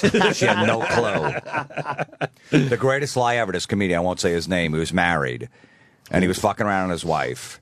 And he had a condom, I guess, in his sports jacket he wore from the gig the night before. So his wife wakes him up at 7 in the morning out of a dead sleep with the condom right in his face. She goes, what is this? What is this? And he wakes up and he's like, what are you yelling at? She goes, you're cheating on me. I found this in your jacket. He's like, honey, I've been doing this bit on stage where I pull a condom out. I use it as a prop. She's like, when did you start? He goes, I just started that a few nights ago. I didn't even you haven't seen it yet. I just started doing this. It's a prop that I put in my jacket. Out of a fucking dead sleep, he came up with that one. It's beautiful. What if she asked him to do the bit? He would have made it up. No, I'll give you his name. This is hilarious. I thought it was somebody else. Jim will know him. I don't know if you guys will. I'm trying to. Yeah, I know him. Oh yeah, right. He's a pro. Yeah. Oh my God, what a professional. Who is it? I'll tell you off. the name. Oh, that's fucking funny. Yeah, I'll tell you off. No, you probably won't. I don't know if maybe he'll know him. Yeah, he'll know him. Really? Hope he'll know his name. I can't really. Yeah. Of course. Okay, yeah. Of course. Professional. I mean, of course I know the name. Professional. I love the guy. So he had to come up with some condom material. She was hot too. In 2 seconds. But I mean, for his That's act, pretty because good. she eventually had to see the condom. Yeah, or maybe he just said he dropped it. It wasn't working. Yeah. But That's just a out of a fucking- dead sleep, if that's you can come up something- with something like that. That's Leota with the gun in his face, Yep. waking up, Karen. fucking Karen on his chest. Oh boy. Yeah, that's fucked up. Well, we're going to wrap up Jocktober, Sam? man. Should we? Oh man, I'm this is kind of gonna- bummed. Oh. Jocktober wasn't as great as it was in past years. Cause How do you figure? we got fucking sidetracked by a storm and all. Yeah, the storm. So, I mean, let's reflect on the month as a whole, not just the last You know week, what? you know? Let's look back at one thing that was worth the price of admission to Jocktober right there. I got a tree on my house. And I got a tree on my house. There it is. Thank God E-Rock's back. And E-Rock, I'm telling you, thank God you're back. Yeah. Sal was a complete waste of Sal, that. what a waste. How many times did we say, I got a tree on my house? I got a tree on my house. Sal didn't play it. E-Rock, we're all good after yesterday's beating? Scott Shannon's a huge fucking radio star. Hopefully that's a good clip. Fuck, come on, man. What did I say after that? So what's up, brother man? SGP. I guess we're not good. Darn. I guess we're not good. Darn. He's fucking hanging you out to dry. Can you play that one again? Darn. Darn. Darn. Oh yeah, we did a whole Darn. fucking month on that. Yeah. So we're not good, E-Rock? He's noise in here. Come on, guys. Yeah. So we're not good? Is that what you're telling me? E-Rock? E-Rock? All good. All good. It's all good. He just hung you out. I like soundboard Opie from the past. It is cool. Yeah. E-Rock wrote me yesterday. What did he write? Well, he wanted to talk. What are you doing? Can Yeah. you talk? Well, he wanted to talk. Guess what? What were we going to talk about yesterday? Wait. I had a great excuse. I had to go trick-or-treating with my kid. Did you respond? Yeah. Oh. I don't... Oh, he writes, I don't suppose talking on the phone is possible, is it? Why wouldn't it be possible, E-Rock? You don't answer the phone for your family, so why are you going to answer the phone for that? Good point. Jeez. And then I wrote, getting my kids ready for Halloween, can talk later. And then I wrote, don't sweat today. It was fantastic radio. What? Like he was worried about him underperforming? I've heard rumors that he was a little worried with the bosses and shit. But that ain't happening ever, Springsteen? by the way. He was worried E-Rock. about the bosses? Yeah, because he thought the bosses were going to give him shit. No. They didn't give you shit, right, E-Rock? I may have to talk to somebody today. You're totally fine. Trust me on E-Rock's that. a made man. Nothing's happening to him. Look, That's true. Now we're in protect E-Rock mode. Trust me, you're fine. He gave us 2.5 hours of gold yesterday. Don't worry about it. Unless your salary would be divvied up among us, then we're not going to protect Then you. fuck him. No, right. And then I want the world to know I will protect E-Rock. You'll be fine. Watch, he's fired. Yeah. Watch, he's not here tomorrow, and we go, hey, Sal, you got that bit? Just forget about Who him. wants to talk to you? No, it's Wizard? yeah. I talked to him on the phone a little bit yesterday. Oh, We're my. just gonna How talk about you about ask my him? situation, How about you that's ask him where he was the last day or two? I don't know. I thought he was here. No, No. he wasn't in here on Tuesday. I'm very angry with you. He has nothing to s- Very angry. He has nothing to say. He should have been here Tuesday. Yeah. If he's running the channel, he should have got a hotel room. So laugh at him. Openly laugh in his face. Go, where the fuck were you? But I didn't, He can't talk to you. He wasn't here. I'm sure he doesn't actually want to talk to you. I mean, Rob couldn't even get in here the last few days. Yeah. Why couldn't they get in here? They knew the storm was coming. They should have got the hotel Well, rooms. Didn't they offer everyone else hotel rooms? Yeah, I don't think they're giving anybody a hard time about this stuff. They're Like, not. Roland and Eric are both very nervous that they're, like, Why is Roland nervous? he's always nervous about something. Yeah, poor guy. Hold on, Roland's coming in. Oh, where? He's coming from this way. Hold on. All right. Oh, boy. I wouldn't call that a big radio teaser. No, I just didn't want you to move on. Shut up. Shut up. Darn. Darn. Are you nervous, Roland? No, What's the matter, Roland? For the hotel, I can't get nothing approved till the next day. Anything. So everything sells out. Yeah, they got to let But you why have are you nervous? You didn't miss one day. I know. So but- what could you be nervous about? No, I just was nervous about finding a hotel and everything. Oh, not the bosses. He's nervous about just even getting a hotel. We could have to get confirmation that I could get one in the car service. Yeah. But the guy that wants to talk to E-Rock didn't make it into work. So what could he possibly say to you if you have days coming? Sure, there was some vagary. We all we explored that for a couple hours. Know about the vagary. But besides the vagary, what could he possibly say to you if you have days coming and you weren't in here? Well, I just called to make sure things were okay, and he wants to talk face to face about maybe the reasons why I wasn't here. But he Oh, wasn't man, here. Come on. Oh, leave V-Rock alone with that. But he wasn't here. He could have got a hotel room like he suggested everyone else get a hotel room. I don't know what he was doing. I know I wasn't here, and I know who I told and why I wasn't here. I'm trying not to bitch, and I'm up to a month. But Mel Karmazin was walking through and taking notice on who made it in. So if Mel can make it in, why can't the guy that kind of babysits the channel, why can't he make it in? I don't know. I think he. And then was this out in guy's Jersey going to or now something. talk to you? Yeah, right. I don't think they're even going to have a I would like- openly laugh at him if he even attempts to talk to you about I it. Do you think don't- E-Rock is worried about nothing? Yeah, I don't even think he really had to call him yesterday. You got to keep it real. I know that this guy wants to talk to E-Rock, by the way.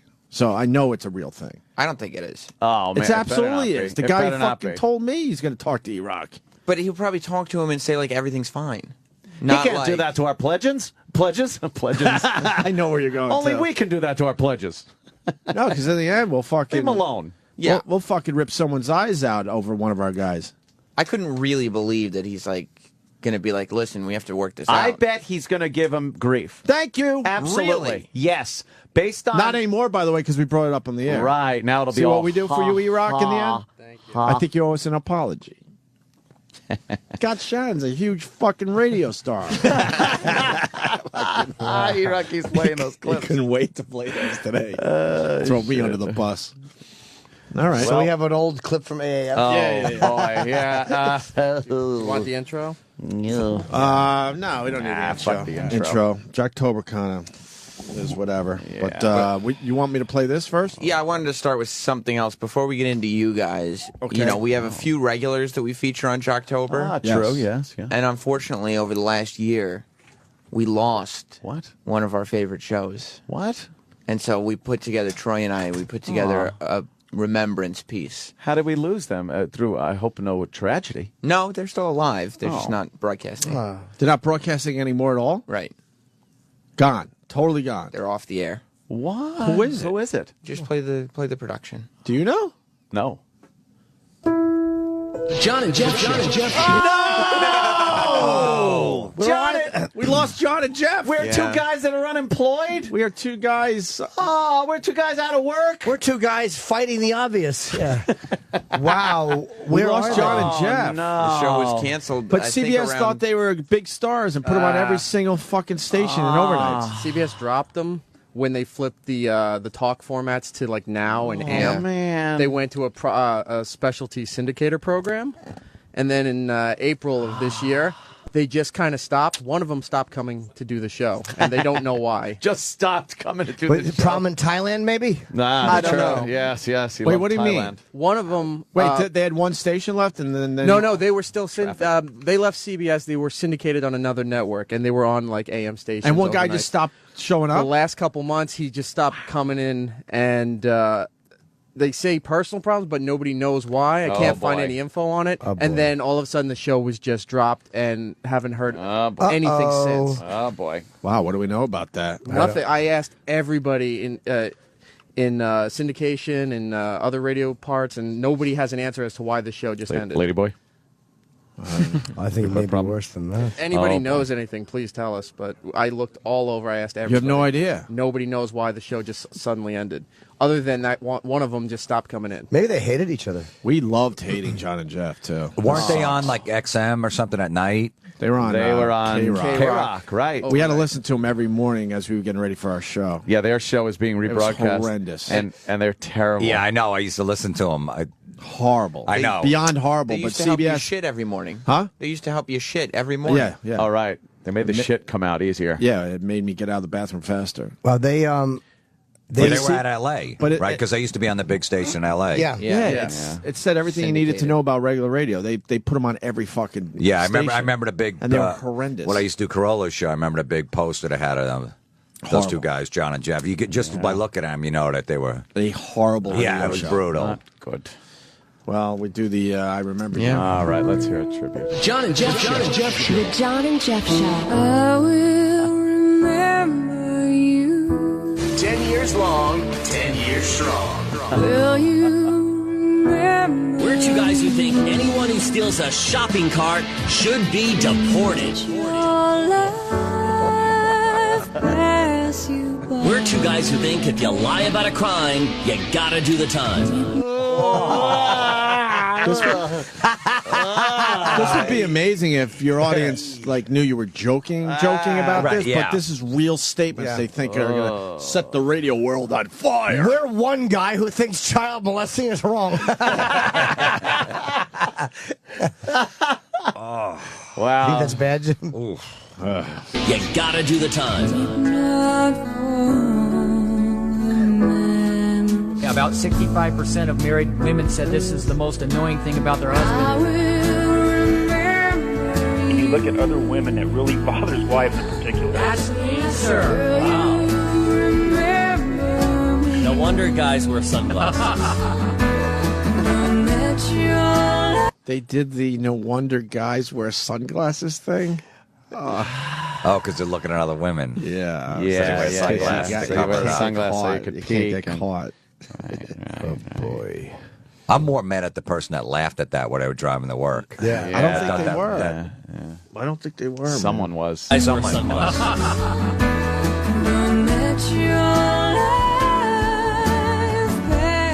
I am happily married, but we're going to look and we're going to say, nice. Oh. I'm happily married. He had to say that. I'm happily married. But what do you say when you see a chick? Nice. Nice. He probably means their shoes. You think? You think if he wasn't married, he could put up numbers, Sam? You think he would put up numbers? Yeah, putting up numbers. Nice. And you know how he picks up girls in the bar? He looks over their way and he goes like this. Nice. Yeah. He's got sunglasses on. They don't know that they're They being don't know, checked out. right, You know what I right. mean? Would you like to try to pick up girls with that guy? He's your wingman. What do you think if he was your wingman, Florentine? Would he get some shit done or what? Like even if he was single, just the audience that listens to him would never put out. Right. Like what some fat soccer mom finds that, oh, that's funny that's guys wear sunglasses, guys will be guys. Like they're not going to suck your dick in the back of the radio station when you get off the air. No. What's wrong? I'm looking at how they're doing this to see if 3 people are in a car. That's the West to come Side into the Highway, city. right? They block all the lane, the traffic that they are causing. These assholes. By blocking every lane, it's going to one lane so that the cop can look in the car and see if... In that vehicle, shuttled across, enter into Manhattan, through the Bronx, or up to Connecticut if you so choose. So if in fact you were traveling there, that was the assumption you were under. We noticed about an hour ago that there Why did was it take a so long checkpoint to check that inadvertently one placed on car? the West Side Highway as you exited the George Washington Bridge, where you thought he you don't would get be to able go. to go southbound. Wow, they you were play like unable Dr. to. Mengele. We then contacted the NYPD. We were told that they were going to remove their crew. We checked our cameras, and they had since been removed. Now we are taking a look from Chopper 2 HD waste. over the scene. This is at 125th Street, where a new checkpoint has now been put into place. So it's some false hope there and some misleading information. So we're working to get some clarification. Because Oh, shut up. Wow. I guess there's a problem? What? Wow, so they're causing even more They traffic are- by trying to check the vehicles. They're fucking You can't traffic up so You bad. can't take 3 lanes and make it into one ever. And Holy assume that's shit, going to be efficient. Never. You know how panicky there's Oh how my many God! single Look how people far are there? this goes back, and the cars aren't even moving. No, dead stop, and it just keeps going. That's just ridiculous. But they don't care. They're just trying to keep it out of Midtown. Yeah, they don't care about traffic outside of They don't give a Midtown. fuck about a highway. Look at how far Yeah, that but most of those fucking cars goes. are probably following the rules, and they have to be stuck in this mess. Jesus. Oh my God, it goes on just forever. Keeps going and going, and there's no fucking hope. Holy shit! And they're doing one car at a time. And what if you got 3 people and you're paying attention to the rules and you got to sit in that fucking Dude, mess? those Down are to one lane. Those are out. That's hours. They can't even look and to go further because now it's behind trees and a turn. But that's hours. That's a minimum of 2 or 3 hours to get past that checkpoint. You are taking hours to What? get into Holy the city, fuck. even if you're paying attention to the There's got to be a rules. better way to do it. Gotta no? be. At the tolls. Yeah, but then how do you turn them around? Just have a lane and go there, over there. No, they want their money, so they're getting through the tolls before they yeah, get right. to the And then you checkpoint. turn around, get the fuck out. Wow. All right, back to the Crazy. John and Jeff. Oh yes. Sad. If you look for longer than a second or you do the head to toe thing and you make a comment, you're being disrespectful. That's straight up rude. You don't do that. You just don't do that to your wife. The John and Jeff Show. John and Jeff Show. 10 years long, 10 years strong. Guess not. Wow. I hope it's over because one of them is dead. Oh God. They made 10 years. Terrible. Though. That's amazing. How did they make 10 years of that crap? They ended in 2012. I was looking on Wikipedia. 99 to 2012. So 13 years. Wow. John terrible So Jeff, don't do the John. head to toe thing because that's disrespectful to your wife. Disrespectful. They're right. Yeah, it is. You know, you got to give them that. Those guys have some opinions. No kidding. Every opinion they had was just fucking banal and awful. We think child molesters should go to jail. Right. It's a case where they flew under the radar. You know, that shit no one's going to fucking be bothered by, so. When you're in Ho Chi Minh City, don't diddle a child in public. Take him around back. See, because that's what he likes. Well, we don't know. I don't know. Oh, my God. I assume. They decided that they wanted to be the kings of 3 a.m. radio. Yeah. And there's no other there's no competition, so couldn't even handle that. Yeah, but they're probably making a good paycheck to do that. Yeah. I guarantee they were making way more money than you are, Sam. Oh my God! Well, who isn't? And you're better at this shit than they are. I appreciate that. But that don't mean shit around here, obviously. This show was so awful on K-Rock. We'd come in the morning and hear, it stunk. Yeah, that was bad. And they were on that huge station, like I said, out in L.A. That, what was it, Lycus was on, and Stern was on in the morning, and they had that midday show. So that was a huge station. That was like the biggest station in the country. Right. Is Lycus still on? No. He does like an online show and podcasting. Wow. Making money? I don't know. I haven't checked. We got to help our pal Jay Moore. I saw him tweeting going on yesterday. there? Jay Moore What's happening 37. with that? So, the podcast world, which Florentine's part of, you get these sponsors, and then you read their shit for a while, and then they don't pay you. Because maybe they don't see the return they wanted or thought, so they feel they don't. So now Jay Moore's got to chase this guy down for fucking money, and Jay tweeted about it yesterday. He's pissed, and I don't blame him. Yeah, but I think I might be done because 1 minute he was pissed, and then the next minute he was talking about how great they were. What? Oh, I'm glad I didn't say. No, I think there was 2 different companies he was talking about. Oh, where's did he delete the? Was it 2 different companies? I think so. Something Flex, something, and then another Flex. You sure? I'm pretty sure. If you Is check the out his original Twitter. tweet still there? That's why. Yeah. Okay. Flex Watches is a great company.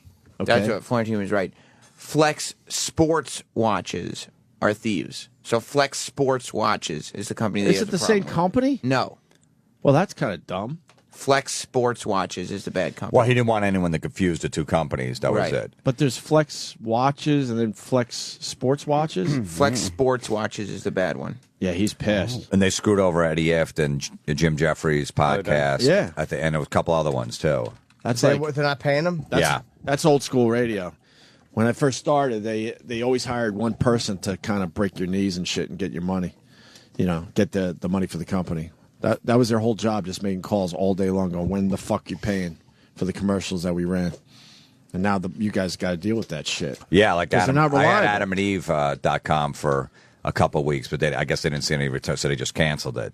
I got to check for like 2 weeks. Yeah, but I mean, But they paid you. Yeah, they paid me, but it was that's- supposed to be for like 6 weeks, but Right. they 2 weeks. But who's buying a fucking dildo and getting it sent to their house? Nobody. Nobody's buying fucking porn DVDs. Yeah, that's true. So it's tough. But they Tough know whole because they world. put your link on your podcast at the end, so they know where the They know, revenue's coming yeah. from. Yeah. So you can't even hide that anymore. Yeah. Oh, plenty of people are. No, they're not. Well, so does Jay need our help? What does he want from us? I don't know if he's still on a mission or not right now. And is he playing the Brigada tomorrow? He was supposed to do our show tomorrow. Is it tomorrow or Saturday? Is it tomorrow? But I think he wanted to come in tomorrow. Oh. But it's hard to get tickets. I don't know. But can you even get to the open? Brigada? I don't even know if it's open. There's probably no power there, Jay. Highway's That's up high, though. crazy. You might be able to get right to the Brigada. But if you no think about power. it. Oh, yeah, the casinos might have The power. casinos will No, have power, but just the fucking getting there, the fucking the roads, The people getting there, getting showered, getting to a crazy. hotel to gamble. Yeah, no one's actually. The locals are one's completely in the going. dark, but the casinos are nice and bright. Yeah, I know. Is the Borgata open? I mean, he's still on the schedule for Saturday. Oh, I'll write him. We'll find out. I remember this fucking fat lady when I used to do my newspaper route. Every time I came to collect, she would always go, "Could you come back Saturday? Could you come back Saturday?" Did you? Yes. Hated her. Why Saturday? She had no money. Was it a regular paper? Or was it like a once a week, like local paper? It was regular. I had 2 streets, Newton Street, and I forget what the other one was. Cranberry Crossroad. I don't remember. Every day?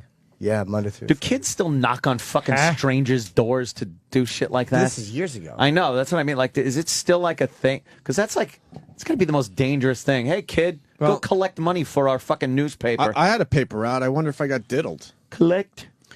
I had one, but I was on like once a week. It was like a local paper. Yeah, but maybe I Local. blocked it out. I had to go to these fucking houses and knock on the door and then collect. And there's kids just riding around on their bikes with like money in their pockets. That was from me. collecting. Maybe I got dragged in. I don't know, and drugged. Yeah, and kissed. And kissed. You probably didn't even get molested. You Dare probably to just dream. made out with a guy Yeah. under an Afghan. You would remember that. You sure? Yeah. All right, good. Yeah. We used to just dump them down the sewer. I'm like, I'm not fucking. Well, and then try to collect, and they're like, we didn't get the paper. I'm like, it was on the driveway. Not my problem. No, the wind. We did that with the pennies. The wind. Then we got a penny saver out because it was more money, and that's when we started throwing them in the garbage and the dumpsters and all that shit. Because you had to put all the flyers in. Yeah, because the papers, too. they weren't paying for the penny saver. That was free shit. So I knew, like, all right, who's going to check up on the free shit? Right. So we dumped a lot of that. So we get away with it. But the paper route, that's a tough Wait, now call. the cops are Dumping leaving that papers. checkpoint? Right, because the news fucking called them out. So then what, all those people get to go into Manhattan now, even if they don't have? I don't know. Yeah, they don't have a good system in place. But They didn't think this over at all. But they've done this system before. They've done this. Yeah? Where they've restricted cars coming into Manhattan. Yes, of course. For every crossing? Well, I don't know. I don't know either. Man, people are going to start fucking killing each other. Now Tomorrow's they the opened day. it up, There'll be But deaths over this you shit. if you're coming from Jersey, you can go over to GW and come down Yeah. the West Side Highway and Well, still that's get in what- a single car. But now they're letting people pass But they were here. not letting them. They were making you go back north or whatever. Yeah, that's the GWB. That's the West Side Highway after the GWB. Yeah. Holy mother of God, this is weird. I've been trying to stall, but it's not working. So we got to play. let's this. get back to this. We got to play this Curse Man thing. What year is this from? Anyone know? It's from AAF. So that was like I'd say it's even early. 95 in to AAF. 98, it's not going to save you. somewhere around there. No, it's not going to No, save. Yeah. it's definitely AAF because somebody during one statement has a Boston accent. Okay. Come on, guys. Let's let the laughs flow. This is probably a good bit.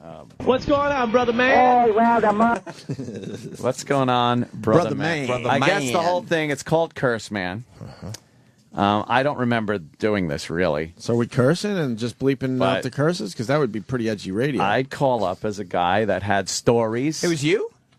Yeah, it's me. Sorry. Now, did you put an Spoil effect it. on it? Like, so it was almost that it was actually a caller, so it didn't sound like it was well, coming from the studio? How did you guys play You're that? doing sort of a called- Pesci. Yeah. Little Pesci. Yeah, something. Doing it his wasn't own really voice, a but Pesci. sort of based on a Pesci. I just wanted movie. to sound like an obnoxious guy, you know? And then I'd call on the phone, but in the background, we'd have like traffic noises, like it was somewhere else. Oh, so you'd put the noises. Oh, in. yeah, would we put the noises? And who Gotta came put the up? noises in. Noises. Who came up with the name Curse Man? I have no idea. You didn't think that maybe you could put a little more thought into it? Curse Man. Dude, it was 95, 96. That's what, all you like need to AJ do. Poopy Shits, you fucking hack? Well, at least there's some mystery. Like, oh, what's he all It's no about? mystery. It stinks. What's going on, brother man? Hey, well, the moral decay of our country continues. Madonna's got a rugrat. I read the kid already has a lawyer and wants to put herself. Who are we talking about? You said Madonna Madonna's has got a Madonna rugrat. rat. Oh, Madonna. Madonna's got a rugrat. You should know. You were laughing. Madonna's got a rugrat.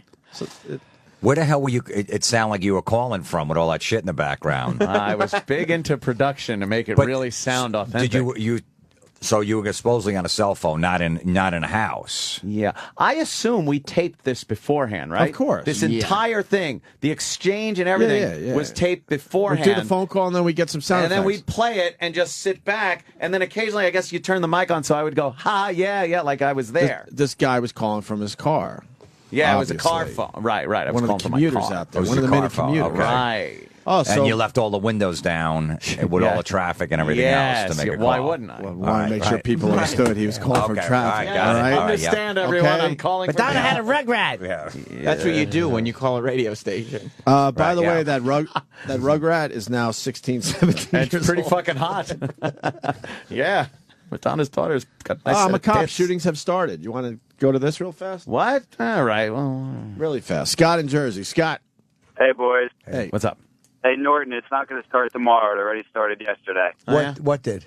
Well, no. In general, we said the average person could be patient for 3 days, okay. and then all hell would break loose. So we're basically saying Friday you're going to see a lot of shit going down. Well, what happened? Yeah, well, already down here in New Jersey, we've already had burglaries gone bad, people looting in houses and, people basically shooting at each other. Well, those are bad people. The good people start losing it after a little while. After so 3 days. We understand, though. Yeah, but there's definitely more shootings within the past day than there have been over the past couple of months. And there'll be more tomorrow. Where's the looting going on? All the areas that, have been hit the hardest down here and on the Jersey Shore. I like the Monmouth and Ocean counties. I like the vagueness of the whole thing. Most of it's not in the newspaper because they're not able to access those areas. What area is these shootings going on in Jersey? Where? Monmouth and Ocean counties. Okay. What part of those counties? What's that? What part of those counties? All along the shore. The areas that were the hardest hit. This guy stinks. He's awful. You're a terrible caller, sir. Very, very bad. Yeah. Are you trying to say the blacks are misbehaving? What's that? Are you trying to say the blacks are misbehaving? No, actually, it's not them. Actually. All right. Cool. This is the best call. I'd say this is a better call than you got at AAF. All right, Scott. Thank you. All right. If you're gonna call up with that shit, you gotta you kind of have to have details. Yeah, we can't pull everything out of you. No, he's. I know. I don't want to do He was that. worthless. Every answer had to have a follow-up question. Right. He just wanted you to talk to him. All right, we'll go to this then. What's going on, brother man? Oh, well, the moral decay of our country continues. Mechanic's got a rugrat. I read the kid already has a lawyer and wants to put herself up for adoption. But I don't like this. All right, the kid. You can the hear from kid the laughs already, that this shit is good. So the kid already has a lawyer and wants to put herself up for adoption. I've never That was heard. the joke. That was the big joke. I've heard the tonality of Opie's laughs when he thinks something is funny before. I've never heard that tonality in one of Opie's laughs. What? If something's funny, I'm gonna laugh, Sam. Oh, obviously the material is fucking spot on. I'm laughing. Okay. Oh, this is terrible. I'm not sure it's legit. Is the only thing. It's legit. Okay. Okay. Self up for adoption. But I don't like to see what was going on in that delivery room, eh? What do you mean? You were there? No, I would have liked to see it. Whoa, how do you... Wow, what? Did you hear your voice? Who, what? Just now, when you said that, did you That hear was that? me. When you said you were there? That was good. I said, were you, that's it. that was Why you. were you there? I was talking to the guy on the phone. Why were you there? I know. I had to fit it in. Well, where's the curses? You don't think it sounds natural? Why is No. it curse, man? I don't hear curse. Yeah, I what think is that's cursing? what everyone should be asking you too. Why were you there? Just wait for it. It's coming. He should have thrown one earlier. Are you trying to I say know. it doesn't sound natural when Ant's trying to talk to himself? You Holy son of a shit. bitch. Not at all. Really is. Curse, Why you there? Curse Man. The thing about Curse Man is the longer you keep him on, the more outrageous he gets. Oh, Yeah, okay. it's one of those deals. And is there a problem with that? No, that's what you want from a caller. See, he really should have cursed right off the bat. And you go, hey, easy. We're on the radio. Okay, sorry. Throwing out right, within the first 15 seconds of the call. Exactly. Establish why they call you the Curse Man. Exactly. Why wouldn't I? Oh, you mean we It's had... effing crazy out there. Whoa, easy, Hey, easy. Oh, we should have established what he's all about? Right. Like you could say, Oh. I know you're the Curse Man and everything, but we've got a job to do as well. Something like that. Hey, I'm sorry there. I'm sorry. Right. You do a good Curse Man. I know. It's one of my impressions. I feel like I'm sitting next to a celebrity. It's crazy, right? For adoption. But I don't like to see what was going on in that delivery room, eh? What do you mean? You were there? No, I would have liked to seen it. Her private parts see more action in the beaches of Normandy on D-Day. Coming out of there must have been like riding the wacky water slide at Agawam Park. Oh, a local. Wow, you went local. I went too. keeping it local then? Nice. I mean, Curse Man, does Curse Man know to keep it local? Yeah, you kept it local. You Why? got to keep It's it good. local. Local's important. You're cracking the host up. But you know what? I mean, you did make a big vagina joke, so Yeah, I did. And you probably I'll kept give you a having- little credit for that. Absolutely. It was a big, This is terrible. We could go back to abusing us, but what is this line for? Bus. What? No way. That's a bus Buses that'll line. get you to 57th in Lexington. Look at the line. And What so is that she said for? She could do that The and then bus? walk That- the no, 20 it's blocks not. or so to her office. She said yesterday it took her 4 hours to get to work. I said, how long does it usually take to get to work? She said, an hour and a half. I said, what is your hope today of how long it's going to take you to get there? She said, I'm hoping for about 2 hours.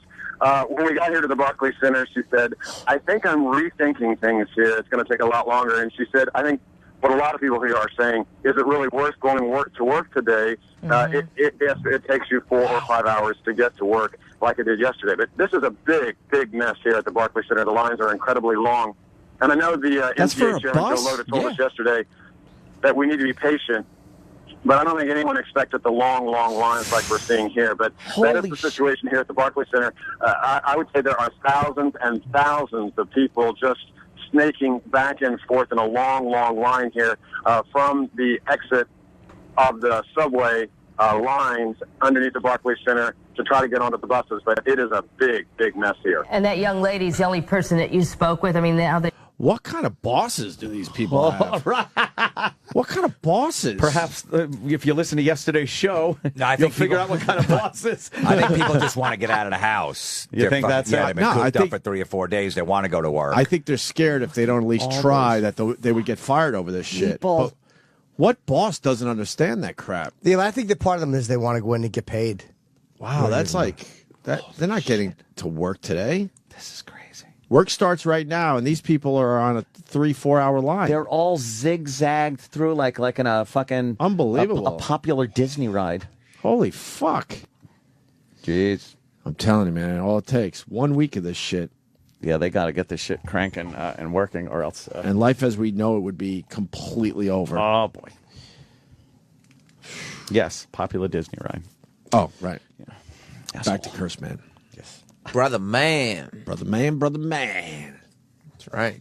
Let's get some more laughs going. You won't be laughing when I get a brother man t-shirt out there. Still no curse. No cursing yet from the curse man. Well, from the audience, perhaps. Yeah, or on the audience. Well, look, guys. From 1990, I'm going to call 6. Yeah, this is early on. Curse Man keeps going.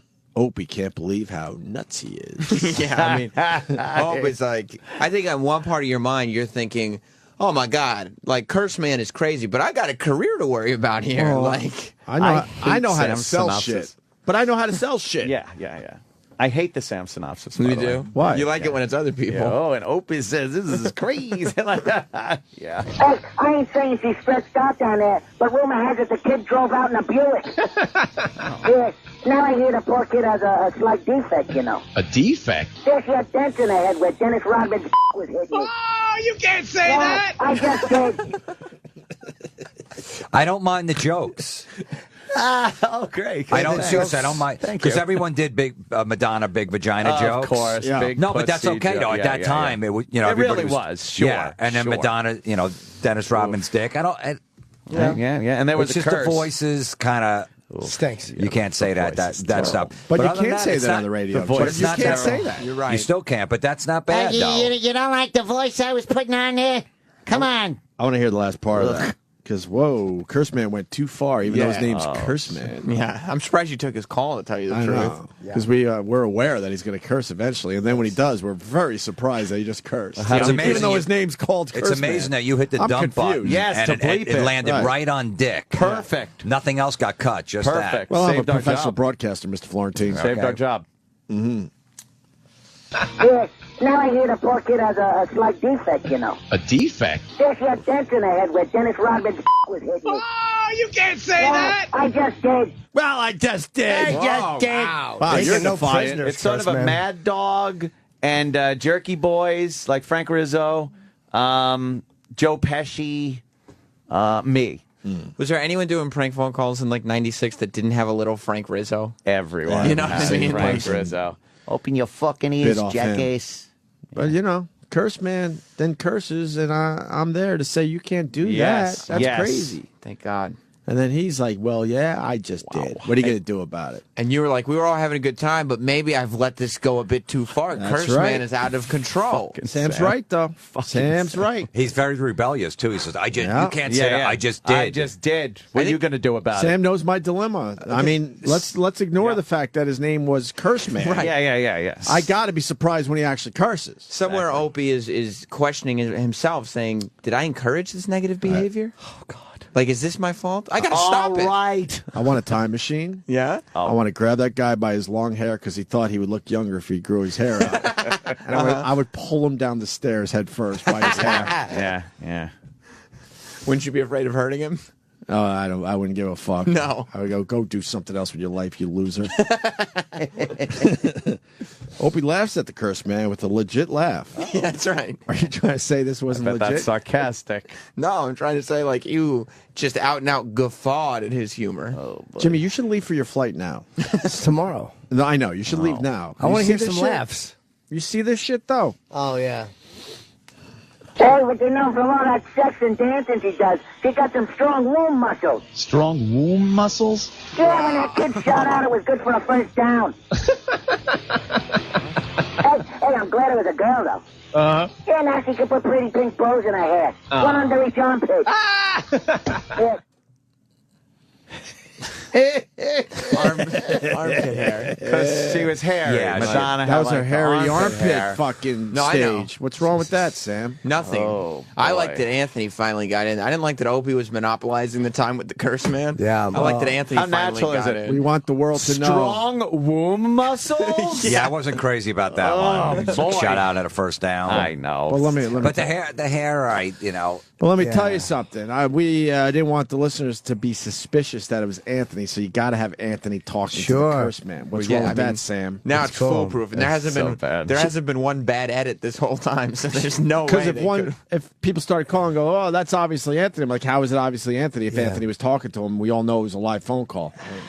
She said I wanted to go on vacation someplace I'd never been, so I took her to the kitchen. This is my best stuff, folks. Fox We wound up being number one, huh? Yep. We turned it around. But you sound like number 2. Look at this line. Look at this fucking line. Oh, my God. That's before they get into the single line. No, what that is for is they're actually they're buying tickets for my Buffalo New Year's Eve shows. Oh, Jimmy. Wow. You should do very well there. See how everyone's walking forward nicely. They have to walk all the way down there to turn around and walk all the way back from where they came from. Well, it's you one know of those why, type of you know why lines. they're walking nicely? Look at the crowd of people. They're going to work. They're of a certain, let's say they fit well in society. In social circumstances. A lot of people online being patient. I don't see any punching, wilding, rioting, much like you do when maybe they have this Black Friday thing when the stores open up and these people crowd in and punch and kill each other. I'm seeing it because they're going to some place called work. But why, instead of waiting on a line that snakes forever for hours, why wouldn't you just walk? Walk over the Brooklyn Bridge. Why wouldn't you at that point? Yeah. It's a long walk, of How course. far is the Barclays Center from the bridge? It's obviously pretty close, They right? just showed it from the helicopter, and it didn't look like... There are people It looked walking. doable. There are people going over the bridge right there. I'm sure people wouldn't be happy to do it, but it looks doable more than waiting on a bus line. That's maybe crazy, 5 that bus blocks. line. It's only 5 blocks from the That's crazy. bridge? From the Barclays Center on Atlantic Avenue up to the bridge is about 5 blocks. Are you sure? Yeah, it's pretty close. But they may have to go to Midtown. A lot of people just want to get on the bus and go to Midtown. All right, there it is. Yeah, but they're waiting hours. When That is a long walk, man. Come on. That's a long fucking walk. Yeah, but you see the line they're on? It's crazy. The line's got to be well over a mile long to begin with. Crazy. So why don't you just say, fuck it, I'll just walk this out? Jesus. I heard Pepper Hicks walked in from Astoria yesterday. Is that true? Yeah, that's what he said. He walked in from Queens. That's insane. The show Ron does... What do you mean the show Ron does? I just stopped myself. What were you going to say? I forgot. I wasn't going to take a cheap shot. I tell you, these guys, they walk so far, they got to be so effing tired. Whoa! Whoa! Sam, Curse Jimmy. Just to finish my statement, I was going to say that Ron's co-host walked in from Astoria. Oh no, it's not the Ron and Pepper I know, show. but I stopped myself, and then you said, "What do I? Oh, what do you so mean?" that was just to fill curiosity, not your statement. No. Oh, okay, Oh, that's God. cool. But how many miles did he walk to do the show with Ron yesterday? That's pretty bad. I don't know, a lot. Wow, is that bad? A lot. Oh, God. Whoa, fuck! Do you get scared when people are on lines? Oh, boy. What's that? That was Florentine. That's you. Yeah. No. Please. That's a Florentine fart. Oh. I could pick that out of a fucking room full of 1,000 farts. Like a fine wine. Yeah, like Is a it bouquet. yours? There was a little, but you got up and moved around. So I'm I thinking might that I might have knocked it around. You might have added to Did the you mix. add to it? No, I would love to. Is it a combo? No, it's just Jim. Believe me, you'll know when I cut. I could have guessed it before, but All right. Well, I guess we get to the end of the Curse Man bit, Sam. Oh. Then you hear the proud mother pass out cigars after the birth. Really? Yeah, she even smokes one. Sure, any excuse to put something long and brown in her mouth. Yeah. Hey, and if you want to look at the kid in the hospital nursery behind that glass, Right. it'll cost you $10 and a 2-drink minimum. I'm out of here, asshole. All right, Curse Man! He only said dick. That was it. There was no other curses. Yeah, he just had the one. Curse Man! done. Benchmark bit complete. Oh, no. Could we? All right, the voices were horrendous, but the jokes weren't so bad at that time. Those Madonna jokes, Big black cock joke in her mouth. yeah, that was fine. That was fun. The two, I don't know, get the $10 2-drink minimum. But behind the glass, like Madonna was doing at that time. She had that video a little. Oh, right, well, not at that time, but she did have that video where she was behind the glass. And you had to put the money in, and it slid I've been up. in a lot of Pete boots. There's no 2-drink minimum. I know. Not at all. Maybe 2 loads. 2-load minimum. Yeah, there was no 2-drink. Yeah. I miss hear Pete ya. booths, I man. know. I miss them. I should have worded that differently. No more yeah. Peep booths? They're around, but with the internet, you don't need them. Oh. And yeah. But I want to hear the end of it, though, because I think I coughed over. I didn't hear the very end. I think it was terrific, man. Can I just hear, like, the last few seconds? This was our benchmark bit, and we fucking were very successful with it. And it's strong. It was nice. the bridge is way further away than 5 blocks from the bus line. Yeah, I figured E-Rock was wrong about that. Yeah, I mean, I don't know where you got 5 blocks from. I mean, but it looks like it's within range to walk. It's pretty far. All right. All right. Nursery behind that glass. Right. It'll cost you $10 and a 2-drink minimum. I'm out of here, asshole. All right, Kurtzman! Afternoon drive, excitement. What did you say? I'm out of here. What? I don't know. I'm out of here. Ope. Did I say ope? He said asshole. Oh, did I? Wow, we let asshole go through. No. No, I thought play he said that ope. again. I think you were allowed to say asshole back then. Yeah, but you might have been outraged if he had said that over. Back then, you're allowed to say asshole. I'm almost positive. I think so too. Then you hear the proud mother. How do I do this? Hold on a sec. All right. Nursery behind that glass. Right. It'll cost you $10 and a 2-drink minimum. I'm out of here, asshole. All right, Kurtzman! No, he said ope or something. Yeah, I'm not- he I said don't I'm know. outie asshole. Yeah, I don't hear open. Really? Oh. I'm outie. I think you used to say outie. Outie. That was one of your things. You should have been I was outie Brother the Man and you studio. were outie. Fucking in an air conditioning truck. What, man? It was our benchmark bit. I'm telling you right now. That was Curse Man. We probably teased that all day, saying, I think today's the day. Curse Man's calling again. think it's happening today. You should have sprinkled in a few more curses. Yeah. The And jokes got were rid of fine. the voice. Yeah, and just did it. Just as a Boston guy, you should have just done. How come Curse Man didn't make the CD? What happened? They were afraid it would dominate the entire CD, and that's all you'd want to listen to. Did the rest of the guys at the station get jealous that the Curse Man would only call in your show? Hey, look, man.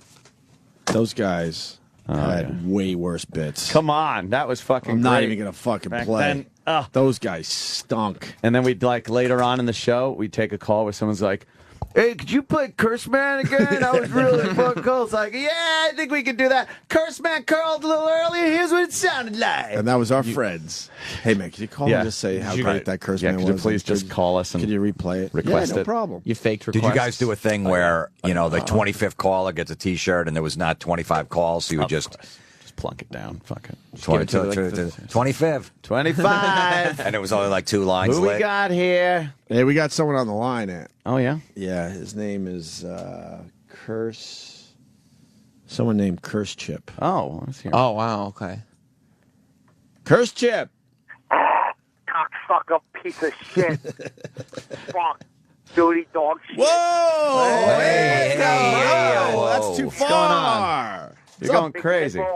Motherfucker, cocksucker. Hey. Brother Man, take it Yo, easy. brother man, take it down a notch. You motherfucker spook tipper. Piece of garbage, dog shit. Fucking fat pit. Curse Chip! Hey!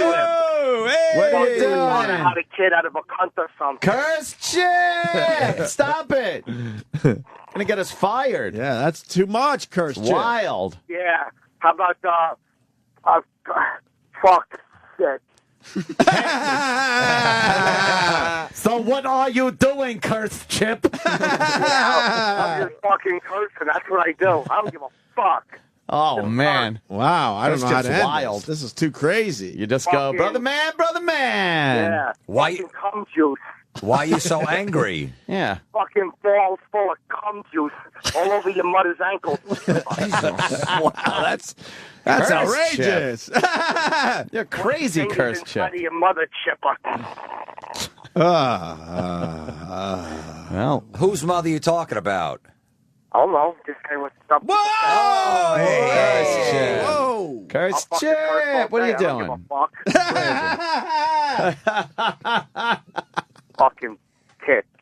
Yeah. All right. Pussy. All right, Curse Chip! Yeah. Fucking pizza's a shit or something. Just hang up, Curse Chip. What's that? Hang up. I'm fucking cursing, cocksucker. Can you hang up, Curse Chip? Curse Chip beats the shit out of Curse Man. We got to play Hey Masturbator, so we got to go. Oh, Wait. Jesus. I gotta close with a good one. Yeah. Okay. Fuck. All right, good there one. he goes, Curse Chip.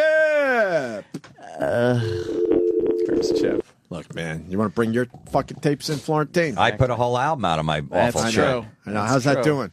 It's doing great. It's infuriating people, though. It is. Yeah, I know. People like, dude, I bought it, but I didn't think it was going to be that bad. I know. And he just goes, I warned you. Yeah, I warned you. I fucking told. I put it right on the cover. It's gonna be awful. Over Sucks. 220 awful jokes in this CD. If you told you up front. O&A Jingle Contest is brought to you by Steven Singer Jewelers. Go to IHateStevenSinger.com today. Can we get some more jingles?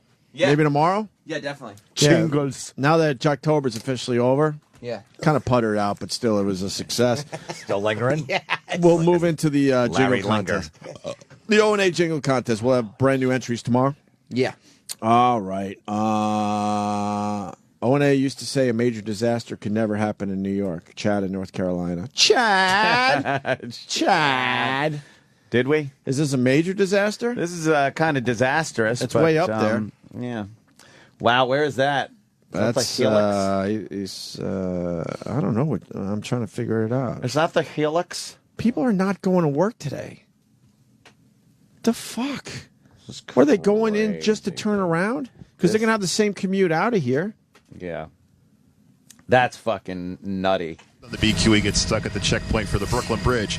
So if you can hit the local streets and go to the Manhattan Bridge, that's where you'll find the least impact. But it's not going to be great. You won't get there quickly, but it will be better than traveling along the BQE. I would just quit my... What happened? What happened? This didn't work out well. What happened? Oh, did you just blast another one? Oh, God. Who's blasting? Oh, it's Florentine. Is it really Florentine? They're so bad. They are so bad. What'd you eat, Florentine? What'd you have last night? That burger's off the grill. Nice. Oh, nice. What were you drinking? Nothing. Something warm. Some cider. Some cider. It really is bad. Wow. Oh, God. Dickens cider. No, so you got a preemptive strike over there. You didn't get any of it. No, I got some. No. I did. It's coming through the shirt. I'm glad I It can't found be out, over there though. that quick. I'm glad I found out. No, he waved it over. Get away from me, Edgar. God, fucking Edgar and his dumb nails. Like Bobby calls them baby nails. I got to tinkle very desperately. All right, we got RZA coming in today, right? Yeah, we're going to talk chess. Going to talk chess with RZA and some other things. And Florentine's playing... Texas, I'm sorry. Fort Worth, Texas. HyenasComedyNightClub.com. But Jim Florentine's going to be there in Fort Worth this weekend. When do you fly out? Tomorrow. Oh, good luck to you as well. I should but be you're all in right at Jersey, Newark. so it's not Yeah, I as should be bad. all right at Newark. All right, good. And then I don't know if Uncle Vinny's is still standing. That's in the heart of this mess, Point Pleasant, New Jersey. That's next weekend. Yeah, I'm not sure what's going on. Have they called you? No, I haven't heard anything. Does anyone know? By next week, it'll be fun. We have people that know this shit. This Point. Well, like Jenkinson's on the beach and the whole boardwalk supposedly got wiped out. Jenkins is gone? The whole boardwalk, the whole Point Pleasant boardwalk is gone, and Jenkinson's was in front of the boardwalk. Oh, boy. Like right on that side there, so. And what about the Jersey Shore house? That made it. The house? The house itself. The house itself is still standing. The T-shirt store got a lot of damage. Seaside got hit bad. Seaside. got fucking nailed. Belmar got it bad, too. Nailed. They showed somebody sent me a picture of a place we did a gig at, DJs. Yeah, that got nailed? Nothing but sand. Holy fuck. DJs, but it looks like yeah. the building was still standing. Yeah, that's right across the... I remember that place. Yeah, that's right on the beach across the road Yeah, there, but it's all sand now, just piled up in front of it. Lots and lots of sand. More sand than I could imagine. I didn't think the sand would be that much. Craziness. They're trying to... Whoa, that guy's flying. Yeah, they're trying to fucking keep these cars in line. Oh, wow. Florentine is a gassy motherfucker. I'm going to take a piss. All right. I don't have to sit through this. Oh, you can't say that!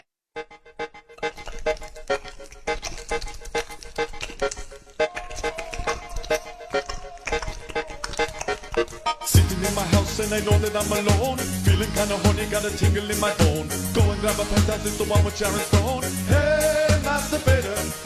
Go a little faster and it's feeling kinda nice. Once ain't enough, so I have to do it twice. You wanna spank the monkey, I can give you good advice. Hey, masturbator.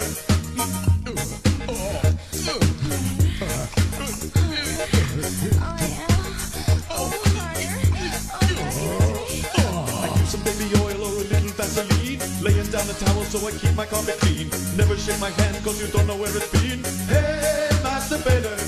I do it in my car while I'm driving down the street. One hand on the wheel and the other on my knee. I can't get out the car cause I'm sticking to the seat. Hey, masturbator.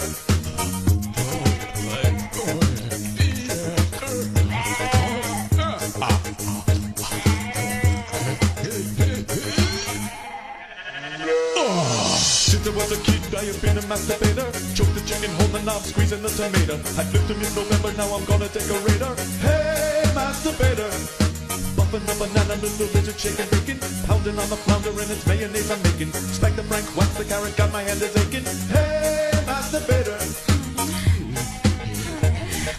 Hey, masturbator.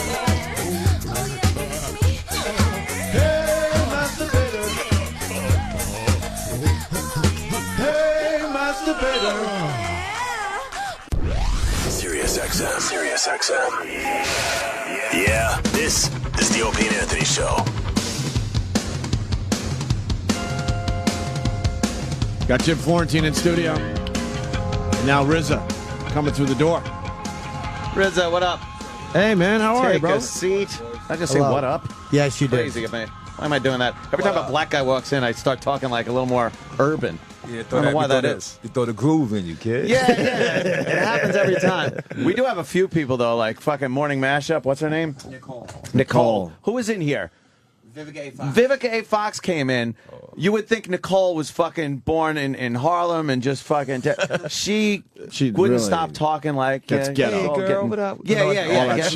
Getting all fucking ghetto on her ass. Do black people do that to white? Because white people do that, and I notice it as a white guy. Like I know how a guy talks, and then I see like another black guy come over and he sounds different. Do black guys do that around white people, and you notice it? Yeah. In the business world, you know what I mean? I know some people that, like, they, they'll be doing business, they'll call you. Hey, what up? I want you to come on by and check out my thing. Then you meet them. It's like this big, tall, black dude. Yeah. So it's good for. So it works both ways. Yeah, There was a pretty funny fucking clip of one of the news guys that was doing a stand-up report from some place out in the suburbs. And big black guy, and he's just kind of going, and we'll be here for the duration to make sure. And then he's like, what motherfucker? And he's like, God damn, get me out of this country-ass motherfucker. Oh, yeah. I see that. Bugs are flying in his face. It's hilarious. Like he was trying to be all, and then he just lost his But I'd fucking rather mind. watch the guy who's annoyed that there's bugs on. I would watch that guy every night. Yes. A guy being himself and just, But they try to shed all reporters try to shed all accents because they never want you to know what part of the country they're from. Because they're always moving from Florida to L.A. to Boston. Just a milk toasty fucking kind of it's a business move. It really is. Absolutely. Where you from, RZA? Me, I'm from Brooklyn, New York. So are you dealing with this storm? Oh, yeah. Well, I've been in L.A. Lately, but I've been up here for the whole week, and the storm has been, it tore down some of my property in Jersey. My sister, her roof got blown off. My brother, I got family on Staten Island who's really suffering. Oh, yeah, they got fucked. Yeah, they got hit hard. I thought Sandy was a good girl, thanks to John Travolta. Yeah. Nah, it ain't happening. I think a lot of people hate the name Sandy now. Yeah, you got to. We convert that. So what are you in a hotel? Yeah, I'm in a great hotel. Okay. Solid as a rock. Room service still going late night. So I was just actually for me, the hurricane gave me a day off. I didn't have a day off in like months. They said, Tuesday is canceled. I was like, hey, I'll take Tuesday. I'll take Tuesday off. Yeah. It's really hard to find a positive spin during the hurricane. But you're talking to regular people. It's like, well, I did get Tuesday off. They're like, I have no heat. It's freezing. But I send my blessings out to everybody out there in the hurricane. Nothing I could do about it, but I could send my blessings out. And when the hurricane is over and you get to come out this weekend, go see my movie, The Man with the Iron Fist. Yeah, I think this is a great way to end it. I did not even know that you were the guy responsible for this directorial debut, huh? Yeah, y'all. And you get a couple of pretty major league stars to direct. Yeah. How the hell did that happen? Yeah, I had to focus in on my talent, zone in, build it up, and people recognized that I had the ability, and they trusted me with their own selves. You know, Russell Crowe, Lucy Liu, Quentin Tarantino, and here I am. It took a lot of studying though. It wasn't like a overnight job. Really? Yeah. You were an American Gangster too. Who were you in American Gangster? Because I love that film. I haven't seen it in a while. I was Detective Moses Jones. You know, Okay. Let me have to put the cuffs on you, kid.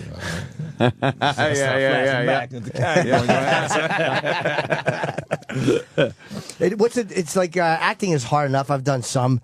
It's hard, and directing seems like it would be easier, but it's not. No, directing is like Captain Kirk flying an Enterprise. You know what I mean? You are in control of all these people, and every decision has to be made. And for me, what made it a little difficult was I also had acting scenes in the movie. So I have to be like, action, and kind of zone into the character. I don't do it for nobody but you. No, cut, man. I got to do that shit again, man. Cut. That is weird, So, like to have, yeah. because you can't just be in character. Yeah, so that was a little schizo. By the way, did I show how out of show business I really am? Acting is hard. Directing is hard, and then I threw it to him. I really added nothing. Fucking what a non-showbiz zero I am. You're working on it. Hey, I want to share something with you guys and shit, because I know your show is crazy. You've been on for many years doing great things. I'm working on my comedy. Yeah. And I want to try one on you guys. Okay. It might not go well. It might not go well. Well, after those Madonna jokes we heard before, probably going to be good. We'll see if it's as good as Curse Man. Well, you hear about the things that's going on, I'm from Brooklyn, New York, Brownsville. So we had, I think, like 90 murders this year. Chicago, 400 murders. And you got some of these kids out there, and they doing violence with each other. I'm against the violence. I wish they'd put down their guns and find a better way to express Hilarious themselves. so far. Yeah, exactly. See, I'm working on it, kid. But the one dude, this 18-year-old kid, he gets locked up and shit, and he's in jail. He's crying. He killed somebody, but now he's in jail. He's crying, and the guy comes over to him and says, "Hey, no crying in jail. Jail's not that bad. You like movies?" He said, "Yeah, I like movies. Hey, we got movies on Mondays in jail. You can watch movies." And kid like, "Yes. You like basketball, kid?" Yeah, I like basketball. I said, "Well, we have Saturdays we play basketball in jail, kid. You like Italian food?" Yeah, I like Italian food. I said, "Hey, Wednesdays, Chef Boyardee, we have spaghetti in jail. Are you homosexual?" No, I'm not homosexual. Well, kid, you're going to hate Thursdays. So the movie opens... Well, kid, you're going to hate Thursday. I'm working on it. I said I'm working on it. I'm working on it, kid. So the movie... It just needs to be cut down a little. Wait, what were the first two? Yes. Edit that. I'll tell you, here's how you fix that. You don't set it up sad. Like. But that's the trick, kid. No, because wasn't it? No, because if you just say there's a kid in jail, he's 18, you get to it faster. And what was the first day? Movie day. Monday was movie day. Monday, Any day. Tuesday, okay. Monday, Tuesday. I think the setup was a little long. Yeah, and then if you say And a little too depressing. you're going to love Monday, you're going to love Tuesday, and the homosexual, no. Well, then you're going to hate Wednesday through Sunday. You might like he's going to get his ass fucked every day. Yeah, only 2 days of the week are good. More prison rape. So I'm working on my reverse psychology. I set it up so you thought it was a true story. That's true. Okay, see, he was trying for the... It's like, you always fun, how does the "do not walk on the grass" sign get on the grass? Who puts it right? Yeah, these are the kind of questions I ask myself. They say nobody's perfect, but we should practice to be perfect. Why should we practice? Practiced. What does God say when an angel sneezes? These are the type of questions I ask myself. I thought Mitch Hedberg died. Anyway, I'm working on it, guys. I'm working on it. I'm losing my audience on the right hand. Maybe with the kid that going to jail, say he's a big Penn State fan, maybe throwing a Penn State reference or Sandusky kind of thing. Yeah, something in there too. Okay. Yes, because that shit's hilarious. I'm working on it. Yeah. It's all good. We talked about before. I mentioned before because I see that you play chess. Yeah. When people are locked up, I've never been locked up except for one night, but they play a lot of chess. And a lot of guys in jail are fucking great chess players. They are great chess players. I had a buddy who couldn't play us to beat him all the time. Goes in, don't see him for 3 years, come out, start whipping on me. Wow, I had really? to go in just to work on my game and come back out. Now I'm great. So, do you play well? Got me now. You play good? Well, yeah, I'm pretty cool with chess. I love it, but I'll never be better. Like I've hit my limit. I've been playing since I was a kid. Is that possible? You just hit a limit and you Dude, can't learn anything more? They say that. I still fall for shit. Like how does that happen? I know where my queen and my rook are, and they're being forked by a knight. Like I still do stuff that's enraging that an elementary 10-year-old will fucking would not fall for. I have a big belt. I won the hip hop chess championship. You probably got how many contestants was in that one, right? But, no, but I won the hip hop chess championship. I got a big belt. I'm proud of chess. Who'd you beat? Hey, don't worry. It was somebody was there. Somebody was there. I wasn't playing by myself. But I've been playing chess for a few years now. And I think it's really a good game that we should get back in school. The Russians, they had chess in school, and it helps kids be more analytical, analyzing before they do. I think that'll stop more violence and teenage pregnancy because you could think before you do it. Most kids are so spontaneous. Hey, smoke a joint? Yeah, sure. Hey, let's go do this. Yeah, there's a move and then there's consequences. Yeah, so they got to think a few moves ahead. Forecasting is great, and that's trying to put it back on myself. But even doing this film and everything and becoming a director, I took a 5-year plan to myself. I walked away from music. I went to California. I sat still. You know what I mean? And my brother was arguing, yo, you ain't making no money out there, man. What you doing? Yo, come on here, get these songs. And look, man, I got another ambition in my heart. I want to live it out. And I just took that patience, but I forecasted. I knew that if I stayed on this same path, we was going to be at the end of the road. And surely, after about 5 years, bang. You know what I mean? Got the green light for the movie, and here it is, The Man with the Iron Fist, in theaters this weekend. That's awesome. That's pretty amazing. And it's a martial arts movie. Yeah. And obviously, a martial arts movie takes a different type of direction than other types of movies. Like, how are you kind of knowledgeable about that? Well, I've been watching martial art films since I was 9 years old. I'm a big Bruce Lee fan, all the Shaw Brothers. And, even when New York had grindhouses on 42nd Street, I cut school every day and was in the grindhouse next to a guy sniffing glue and smoking weed. But I was there. And I just studied those things. But then also studying film in particular. This film is not just a martial art film. If you take out all the kung fu, you still got a great story there. And that was something that me and my buddy Eli Roth was conscious of. We wanted to make a universe that was like how Lucas made Star Wars. We got a place called Jungle Village. We got all these different clans, the rodent clan, the lions against the hyenas and the wolves. And they all fighting over money. You know how money make things get funny. And we was able to make this whole world, create all these different weapons and make something. When you see this thing, you're going to just have a good time. Russell Crowe saw it for the first time he saw it was this Saturday just passed. And, he watched himself and he was like, he came out, Bobby, that was a very entertaining movie, man. Because it was something that it didn't stop. That was actually a good Russell Crowe impression. That was a really good Russell Crowe cadence impression. You like that? Yeah. I'm working on it, kid. That was actually good. Was it intimidating directing him? I mean, Ridley Scott, he's worked with Ridley Scott and stuff. I mean, he's a master actor, so, he's the type of guy that, you just give him the lane and he's going to deliver. Now, China was a little difficult for everybody, you know what I mean? So he said the hardest part about the job was the traffic in Shanghai and the food. Really? Which I don't understand how, in China, you don't get good Chinese food. Right? But they have no beef lo mein. None of that good shit, None of that kung pao chicken. That's all. We hooked that up. That's American remix of whatever they had. You know what I mean? Yeah. But no, he was a great guy to work with, and was just a little tilt here, a little tilt there. Lucy Liu, also a very powerful woman and very focused, came in and did a great job for the film. And well, then you did the music for Kill Bill. Yes, I started. Yeah. Do you pick the songs? You said you watched Tarantino direct for what was it, a month? You went and watched it, how he did it. A couple of months actually. Yeah. I went to the set and I sat there in Beijing, China. This is what I mean by forecasting. I saw how smart Quentin was. You know what I mean? We became buddies watching movies together, just buddies. And he had the Kill Bill thing. And he was like, he's about to start his movie. And I'm like, this guy is a genius. And I know that people call me that from what I do. But I want to learn how to direct films. I want to learn how to orchestrate this big vision. And so I asked him, can I be a student? And he said yes. Now, to get to class, I got to show up to class. So they was filming Kill Bill in Beijing. I told my buddy, I told my office, which I had about 20 people working for me, like, I'm gone, I'm disappearing. And took about 50 grand with myself, flew over to China, set myself up in a great place, went to the set every day with a composition notebook, the same notebook I write lyrics in, and sat there and wrote down all the notes. I watched the DP, the Steadicam.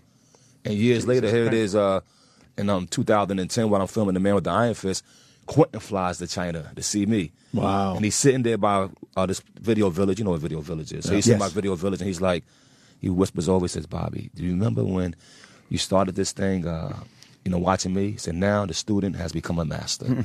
And I was like, whoosh, yeah. Oh, man. Nice. And that's all through forecast, perseverance, and persistence, overcoming resistance. So when you go, you handwrite everything? I'm always interested by guys who handwrite everything because I can't do it anymore. I've gotten too lazy to handwrite anything. But a lot of people creatively... Your hand's probably cramped up. Well, the right one is, yeah. So I can only hold a pen if it's got like a fucking head on it.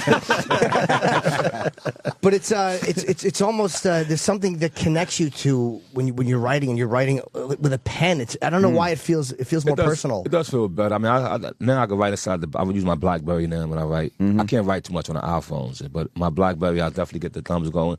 But no, it's nothing like sitting there with a piece of paper and a pen and letting it spill out, you know what I mean? The pen, come on, we can't get rid of the pen, yo. It's been there ever since the Bible, you know what I mean? Yeah. What was your life like before music? I hate to use this word, but I think I was, basically living in hell. You know what I mean? Because, I grew up 11 brothers and sisters, poverty, always moving from one apartment to another. I lived in Brooklyn, but I lived in about 15 locations before I was 15. Wow. You know what I mean? And then we finally moved to Staten Island.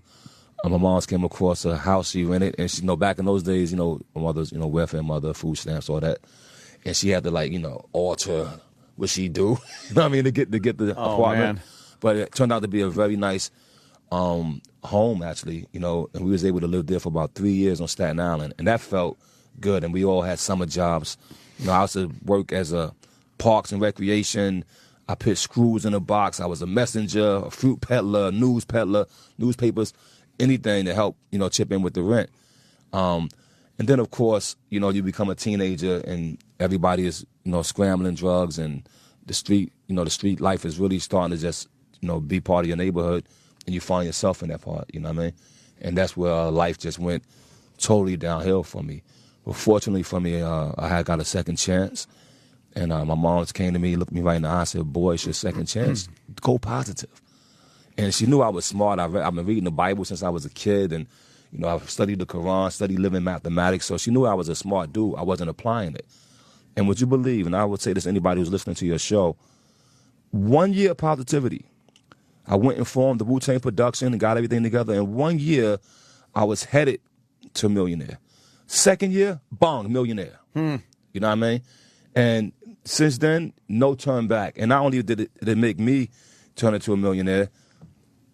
Method Man, Raekwon, Ghostface Killer. Oh, right, Method Man. I forgot he was Wu-Tang guy. Old Dirty Bastard. I mean, about 10 of us. And then I went on to Sons of Man, Kill Army, everybody, my whole neighborhood. You're seeing guys that was high school dropout with felonies buying homes. And that's because we went positive. And Is that why Method Man was so good as Cheese in The Wire? Because of he kind of grew up with that experience, right? He lived it. I forgot that he was a Wu-Tang guy. He was great in The Wire. He was fantastic. Oh my I didn't. God. It's like a lot of rappers get a lot of great acting roles for whatever reason. Can I go back a second? Do you talk about the second chance? Like what happened to you where you're at the crossroad or you don't want to go there? You gotta go. I was facing 8 years in prison, and it was self-defense. Wow. And I got a not guilty. And I just never went back. And that's when your mom said, hello, wake up. Yeah. This could have been easily a guilty. Now, you know what's I find odd about, not odd, but different about the story. You were talking about you're on Staten Island, you're working. It sounded like your whole family was productive, working, nice. It didn't seem like, well, I grew up in that atmosphere, so I kind of automatically hit the streets and the drug trade and everything. It seems like you were in a good place. And then you turn to that kind of life of a crime thing. Well, no, actually, no. That isn't it wasn't my neighborhood. It was all around me. I mean, but also, and I'll be honest, when you're working, when I was at this time, my job paid me about $4 an hour, You know what I mean? And when you come home with that $85 at the end of the week, you know what I mean? The sneakers cost $50. It ain't adding up, you know what I mean? So it's really the lust for more. One thing I think we should recognize about us, you know, in poverty conditions is that we constantly seeing everybody else living good. You know what I mean? So it's a natural resonation. It resonates. You know, you're like, yo, hold on, man, he got this, she got that, they got this. And so you want to be that. Now, if I was living in the jungles or somewhere or in a hut and everybody's walking around with their titties out, titties wouldn't bother me. Yeah. You know what I mean? If I'm living in a place where this guy pulled up with the Benz, this guy, he got a 3-piece suit and a briefcase. And so these type things, I think, is one of the main things that entices us to try to get the fast buck. But I could actually tell the young people out there that the fast buck comes and goes even quicker. You know what I mean? And then the cost of it, back in those days, crack was, for 1 gram of crack, it was, you get a year in jail. And so that means that 1 gram of crack costs about $15 then. That means your life for a year is only worth $15. And kids don't recognize that. You walk around with 3 or 4 grams, which is nothing. You couldn't even, this ain't the size of a soda cap. And they take you to jail for 3 years for something like that. So we had to, realize and snap out of it. I'm glad I snapped out of it. My family snapped out of it. And we found the path through our talent, through music. And also, there was a book written by Donald Passman called All You Need to Know About the Music Business. And I would sit there and study this book, yo. And then I applied it to my life. That's another thing. You gotta apply what you know positively, not negatively. So you consider yourself really lucky.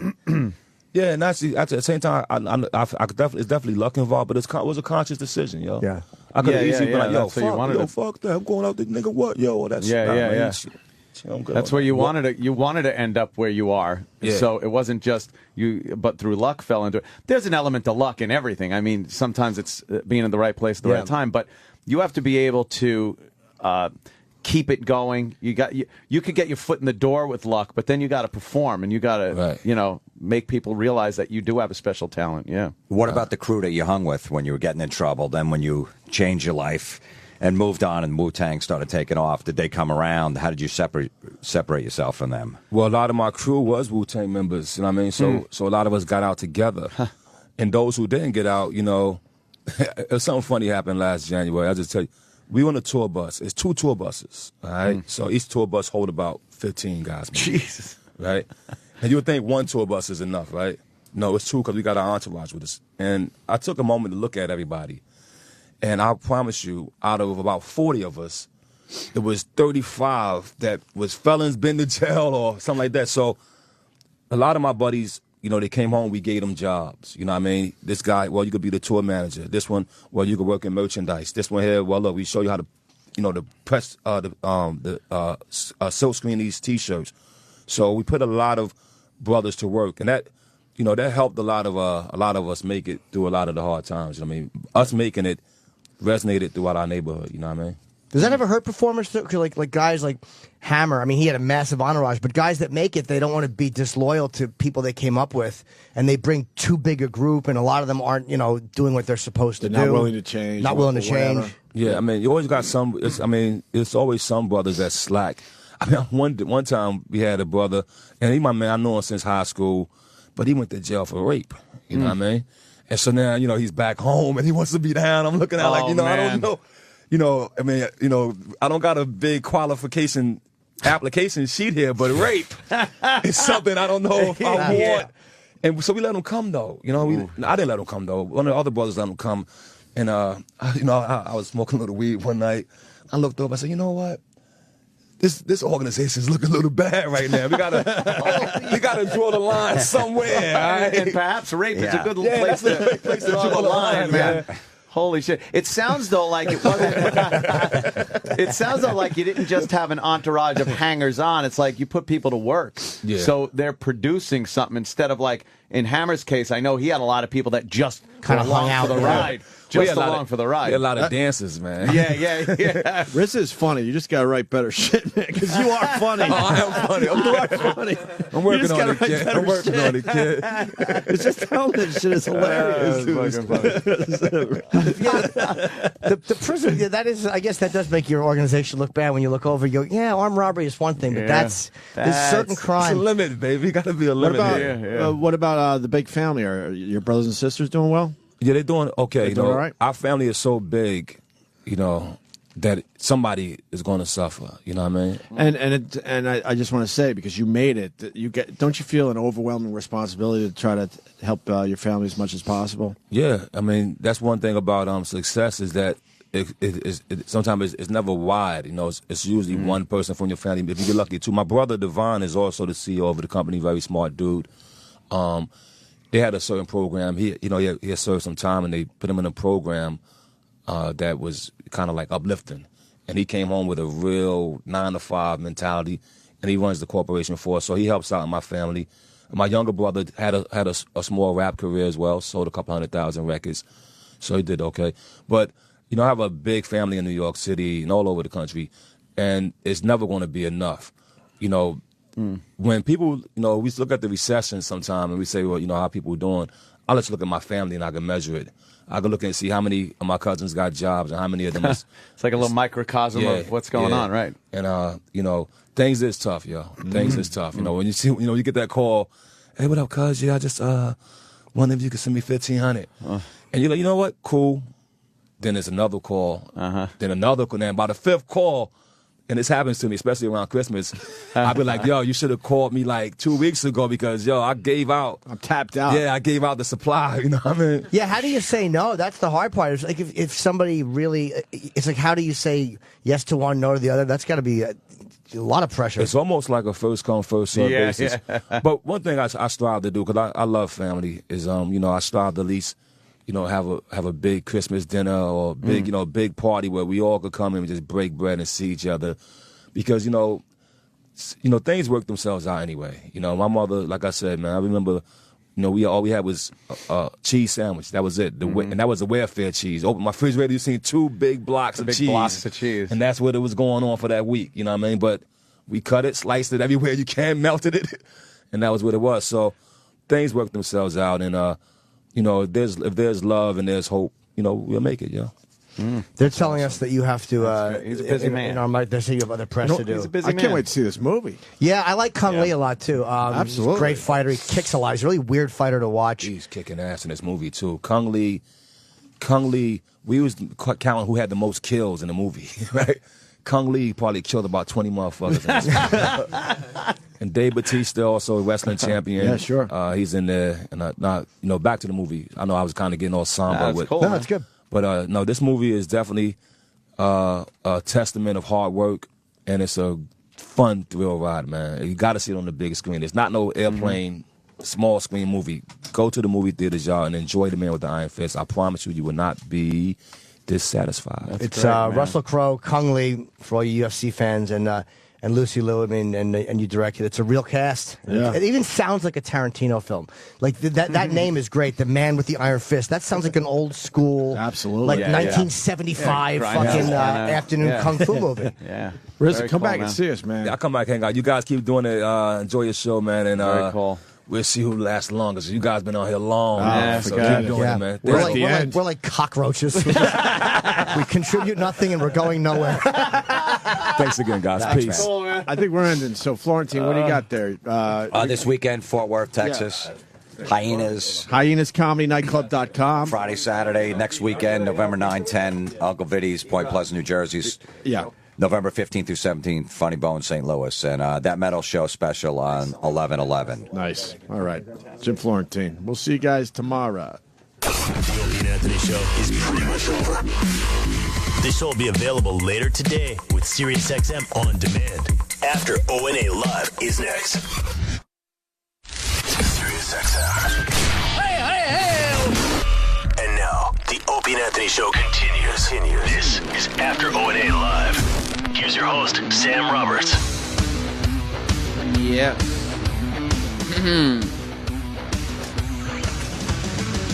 It's after Opie and Anthony Live. All the talent is leaving. And the shit remains. That's what this show is all about. The talent exits the room, and that leftover scum at the bottom of the talent pool that's just scraped off a rock, that remains right here with you. And we call the show After Opie and Anthony Live. The phones are back in full force. So call us up, 866-WOW1WOW, 866-969-1969. On this show and on the main show, we haven't really gotten to the phone calls as much as we've wanted to this week. You know, first day because the phones weren't working, and then shit was happening. Yesterday we had to analyze E-Rock. There's a whole bunch of stuff going on. You know what the weird thing was about the E-Rock analysis? And Eric, I don't know if you got this too, but there is a different audience listening to the live show and the replay. Like, I check my Twitter, and after the live show, everybody's furious with me and thinking, you know, oh, why would you talk about E-Rock for so long? All right, we get it. Enough, which is fine. That's your opinion. Whatever. But then during the replay, everybody's loving the E-Rock talk. Did you see any difference from the morning to the afternoon, Eric? Honestly, I wasn't around during the afternoon replay, so I saw it late at night. Yeah. I think some people just casually listen in the afternoon, where people in the morning are focused because they can interact with us live. And so, like in the morning, maybe they had just listened to the straight 4 hours of E-Rock talk, whereas in the afternoon, they just turn it on when they turn it on. They may have just turned it in at some point, or they have it on, they're doing other things, and they're just, hearing bits and pieces. Well, I do have to say, props to E-Rock for coming back today, because he was legit. You saw his photo. He actually is, all.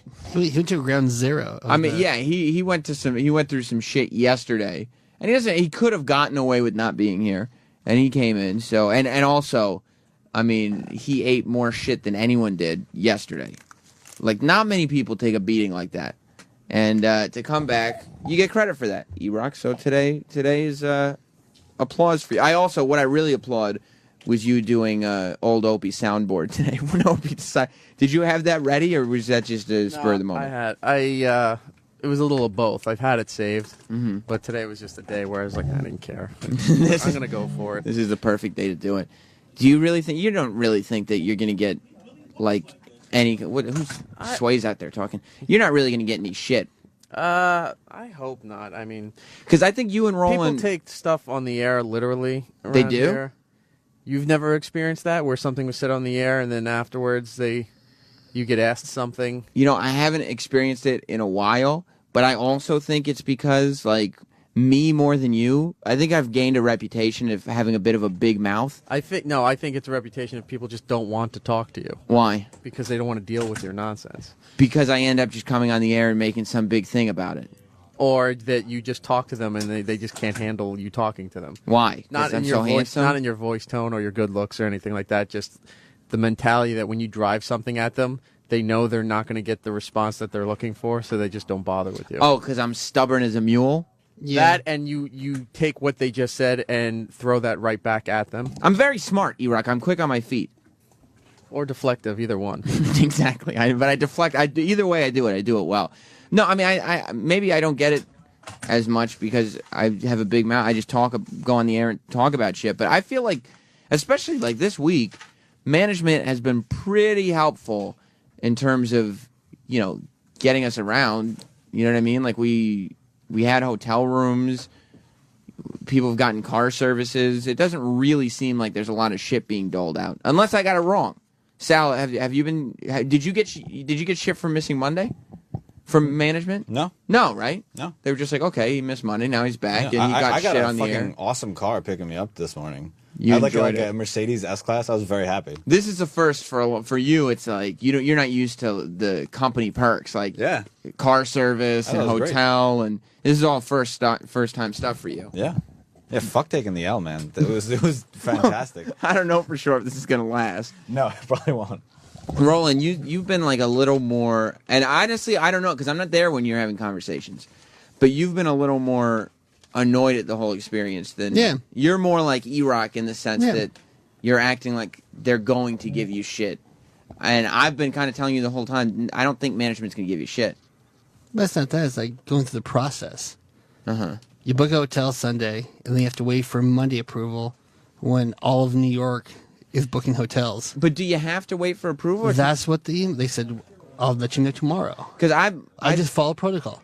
I feel, and I think Troy was doing the same thing. Like, if you just book the hotel because it's a natural disaster, and then be like, "Hey, this is what I had to do to get in here, but I got in here." Then what happens is they said, "I'm not paying for it." But they don't. But what if? Because I didn't follow protocol. I think that's the difference. I think you're very scared of the what if. Like, they won't say no. I know, but I just follow their protocol. That's what they said in the email. But that protocol is written for like travel. But they didn't write. Not for natural disasters. I know, but they didn't send that email saying, "Do what you got to do, and we'll cover it." But if you're a person, you don't have to worry about like protocol. But everybody else in the whole thing, their bosses said, "Do what you got to do. You're covered through Saturday." Well, I mean, you can't really just say, "All right, I'm doing what I got to do. I'm going to get in here," and then realize that you'll be okay. Like, and worst case scenario, this is the absolute worst case scenario. If you said, "Okay, I'm booking hotel rooms because this is what I have to do," if they said, "Well, no, we didn't approve this, so we're not going to pay it," like, don't you think that you could end up talking about it on the air, doing something where it was like, okay, they'll pay for it? Like, and even that's like a crazy worst case scenario. They've been good about paying for hotels and making sure we're set up. Yeah, but that's because the weather's changing every day. Like, if we don't need a hotel, they're not going to pay for a hotel. But if you do, then they will. A fucking hurricane hit New York, so you figure maybe a week, like everybody else did. I don't know. I mean, everybody kind of went home yesterday. I was following protocol. I don't know. I don't know what you're so annoyed about. Well, mine's still in Zone A. Like, mine, Noah's still in Zone A. You mean your house? Your apartment or whatever? Yeah. It's still, we're there illegally. Could you get home? Yeah, Noah drove, and Monica drove. You got home last night? Yeah. How was the apartment? Because you live right there on the water. Yeah, they're still cleaning up everything, but when I was walking in, the guy goes, they had like the security, like the police around. They said, "We're just gonna walk away, just go in," like, because you're there illegally, right? Because it's still mandatory evacuation. But they're not. Are they really? They don't want to see you go in and out. They said once you're in, just stay until tomorrow. So I just went in and didn't leave because everything else, the store and Duane Reade, all those stores were flooded. Mm-hmm. Did you lose power? They just got it back. Did you spoil food and all that stuff? I threw everything away. So how'd you get food then if you couldn't leave? I didn't. You didn't eat? I just had a protein shake. Oh no! Before I went home, Monica and Noah, they drove us to a bar and we had wings and beer. And all right. So you're taking care of yourself. Yeah, fuck that. Yeah. You're not like Eric. You're not like Roland seems very precautious about all this stuff. You're not like nervous like Roland is. You're just prepared for the worst. Meaning, hoping for the best, expecting the worst. No, I'm not nervous about it. I'll deal with it if it does get to a certain level, but I don't expect it to be bad. A big deal. I just think some things need to be straightened out. Clarified. Yeah. I honestly think that the conversation is going to be like, okay, so yeah, we're all set with this, right? And you'll be like, yeah, and then that'll be it. You know what I mean? That's what I'm hoping. Yeah. I would assume so. I was working every day. Like, did the 2 shows and then went storm chasing. And I would be extremely surprised, Roland, if every dollar of your expense wasn't covered. I'll bet everything will be covered just fine. I hope so. Let's be optimistic here. We're surviving the hurricane. We're riding out the storm. And I just have to figure out how to get back. I have to probably walk today. Yeah, I mean... Yeah, because it was... Last night, traffic was... That's what Pepper Hicks did. He walked from Astoria.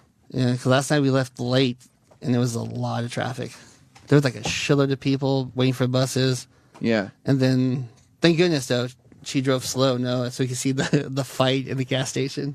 There was a fight in a gas station? Yeah, it was crazy. Oh, yeah. Dude, Sal, you were there? The cops, yeah, it was insane.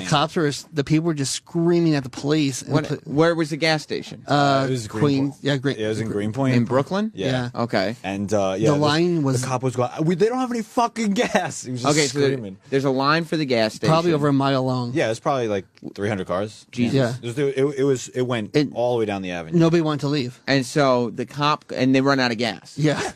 And nobody wanted to leave. And you see like over 20 cops screaming, going, leave. And people going, no! Yeah. And they're ready to fight. No fucking gas. He's screaming. The cop is screaming. Did anybody get out of their cars? Yes. They started They did? to. And you see them call It's a cop. stop. I know, that's what he said. And they're like, we don't care. And they call for backup. And then we took off. How's gas where you are? It's there, but there are long lines coming in this morning.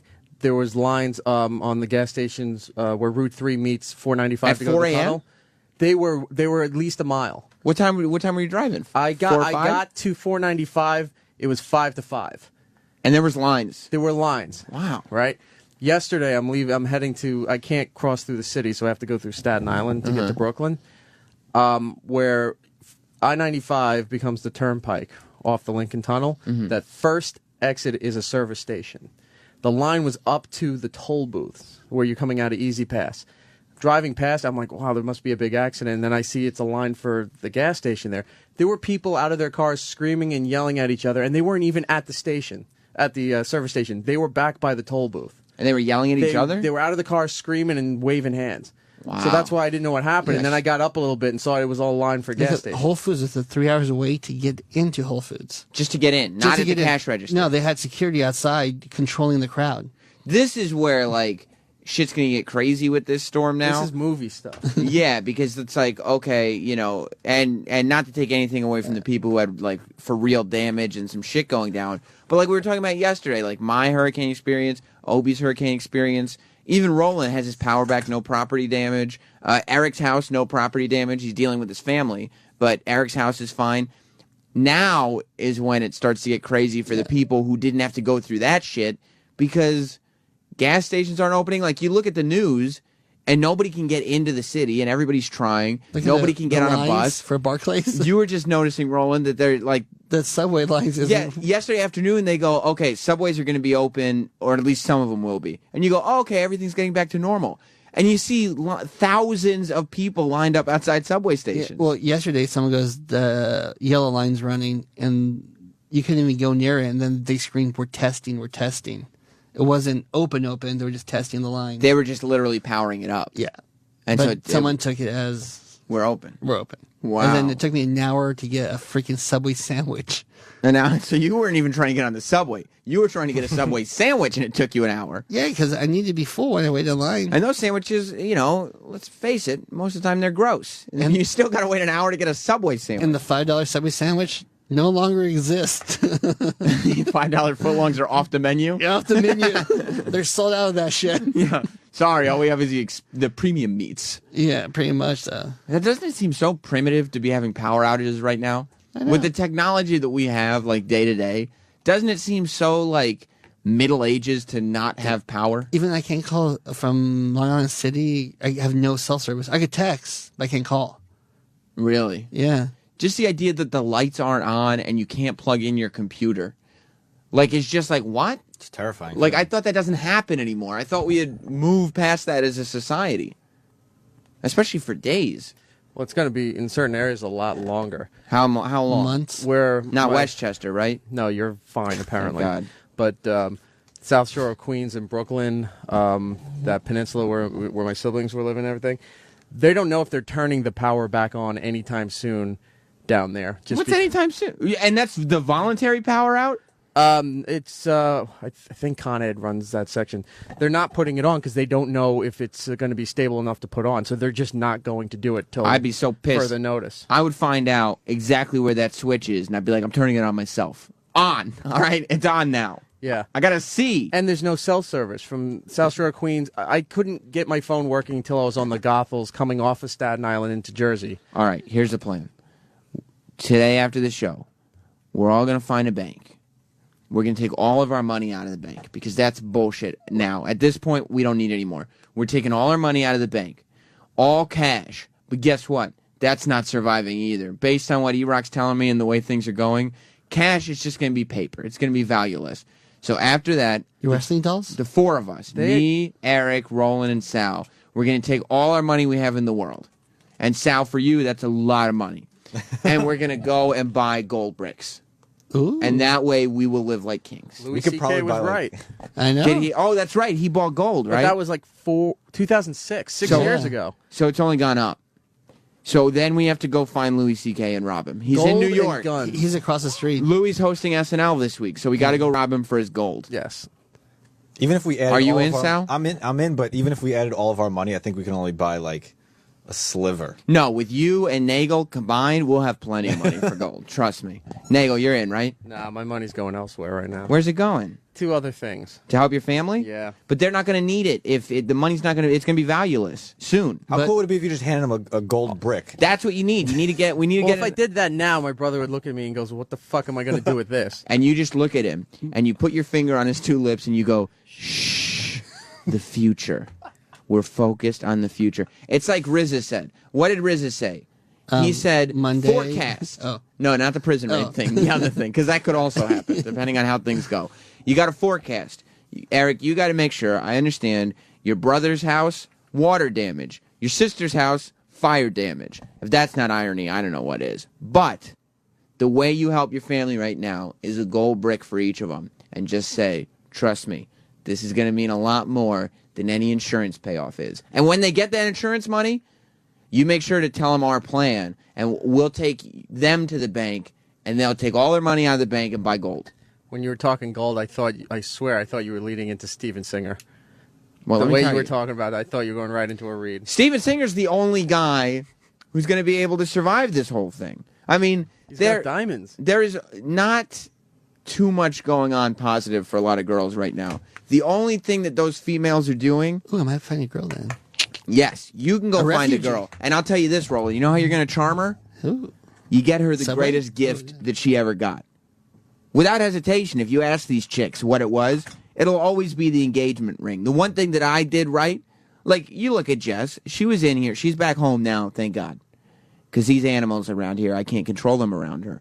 But you look at Jess and you go, Sam doesn't deserve to have that caliber of girl around him. Look at Jess. She's so much better looking than Sam is. How did he land that? And I'll tell you how. I got her a great engagement ring. It's so important. It's not just a ring. It's not just a sign of affection. It's everything to Jess, and it will be everything to the girl, Roland. You land. Eric, you can get a second wife for yourself. Nice. I mean, it's the end of times. We can handle it. And Sal, you can get an engagement ring for a nice boy you meet. Any way you cut it, it's the greatest ring they ever got. They love it. And every time that she holds that hand up, every time she washes her hand, every time someone at the store hands her change, Roland, Eric, Sal, you're going to get credit. Every time she shows her friends, you get credit. You get credit for that ring every day, so it's got to be perfect. And Steven Singer gets that. At Steven Singer Jewelers, they have the perfect system to make sure you get the perfect ring. They educate you. Steven knows how important it is. He makes it painless. Check him out. IHateStevenSinger.com. Money back guarantee. You'll get the best service, everything. Listen to what I'm saying.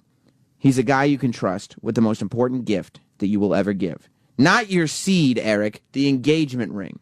Steven Singer Jewelers, the other corner of 8th and Walnut, on the phone at 888-I-HATE-STEVEN-SINGER or online at IHateStevenSinger.com. Did you see Springsteen, Bon Jovi, and Billy Joel are doing a concert? Where? New York. I'm not sure where, but they're doing it to help. It airs Friday to help New Yorkers, or the New Jerseyans. Is it going to be live? Yeah. New Jerseyans a word? New Jerseyans. It's going to be live? You know where they're doing it or no? No, it's airs on NBC Friday at 8 p.m. Is it like a telethon thing, Mhm. like 9/11? Yeah. Well, let me tell you something. Unless people are calling up and donating gold bricks, it's not going to do much. Maybe we go there, take the phone calls, and we get gold bricks. Because we're 5.5 days away from the end of times. But that's before my birthday. I'm sorry, Roland. No. But you know what you do, Roland? If we make it to your birthday. Cake?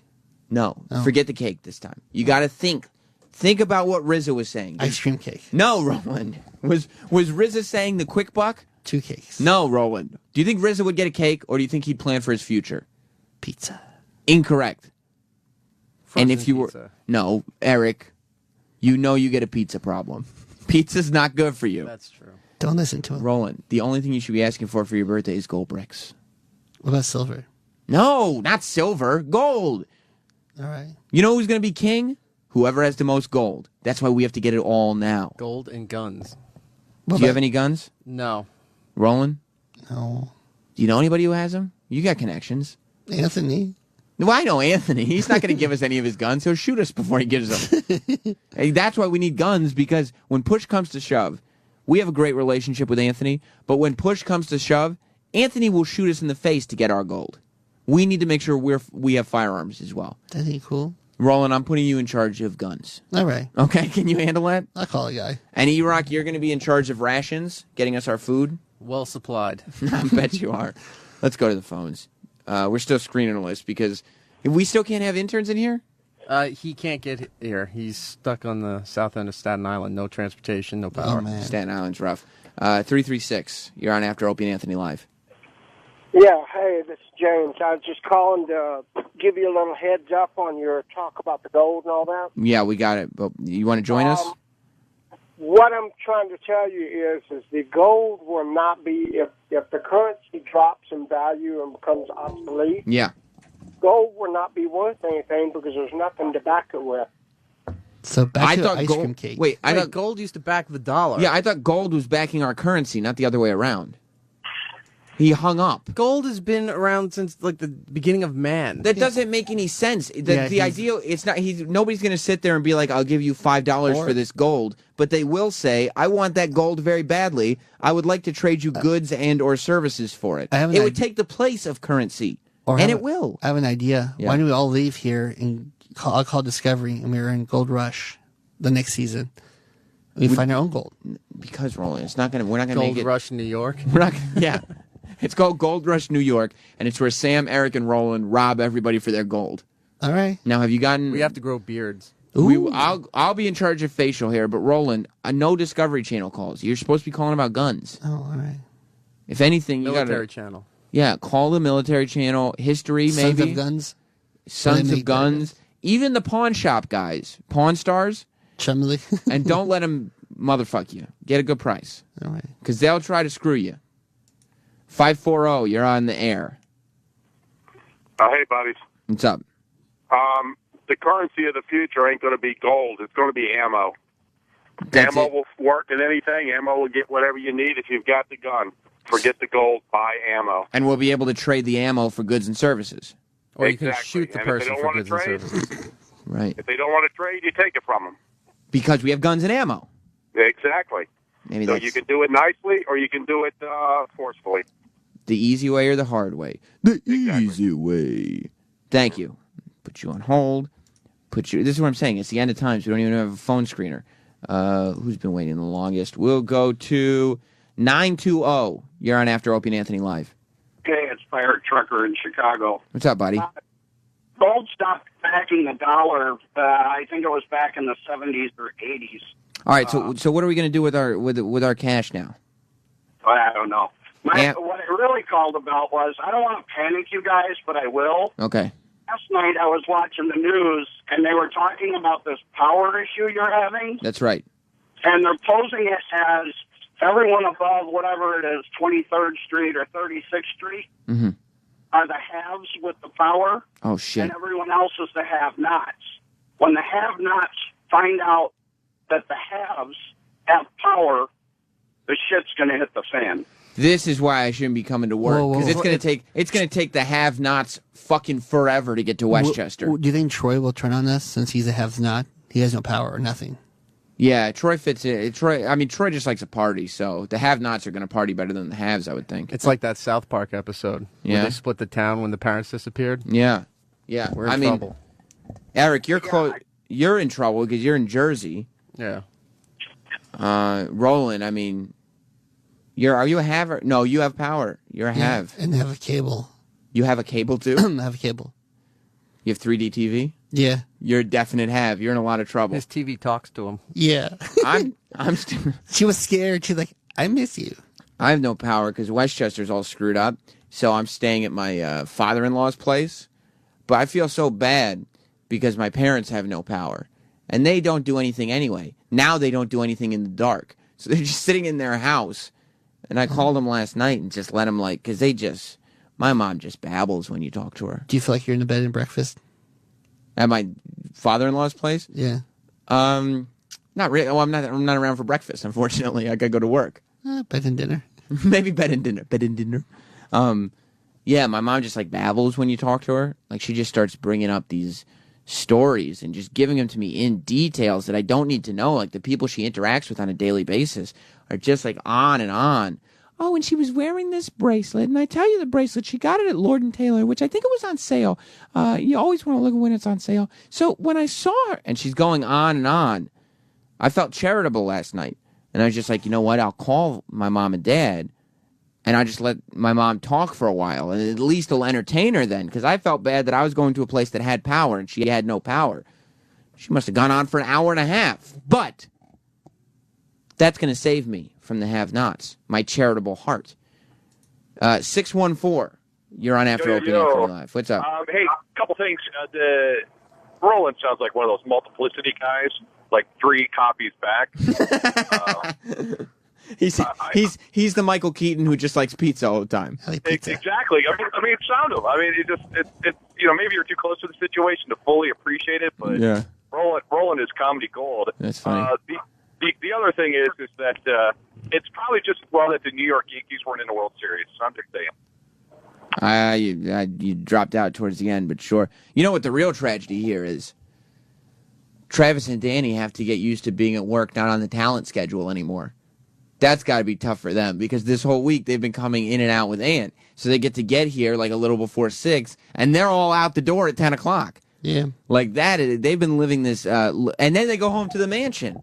So they've gotten to live the talent lifestyle. Now, Ant left, and Travis and Danny have to remember what it was like to be a have-not. Yeah. We were all about to uprise against them because they were the haves. Yeah, and shit in a plate and put it on their desk. You were going to shit on a plate and put it on their desk? They go, take that.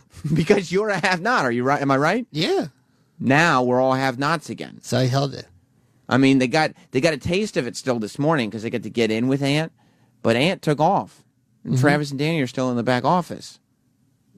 No, they'll probably get car service to his place. No, I don't know if they're going back to his place. If they were, they probably have left on the talent schedule again. Man, the traffic is bad out there. I don't know. I know it's bad getting in. I don't know if it's so bad getting out anymore. 336 After Opie and Anthony Live is the show you're on. Yeah, hey, how you guys doing? Good.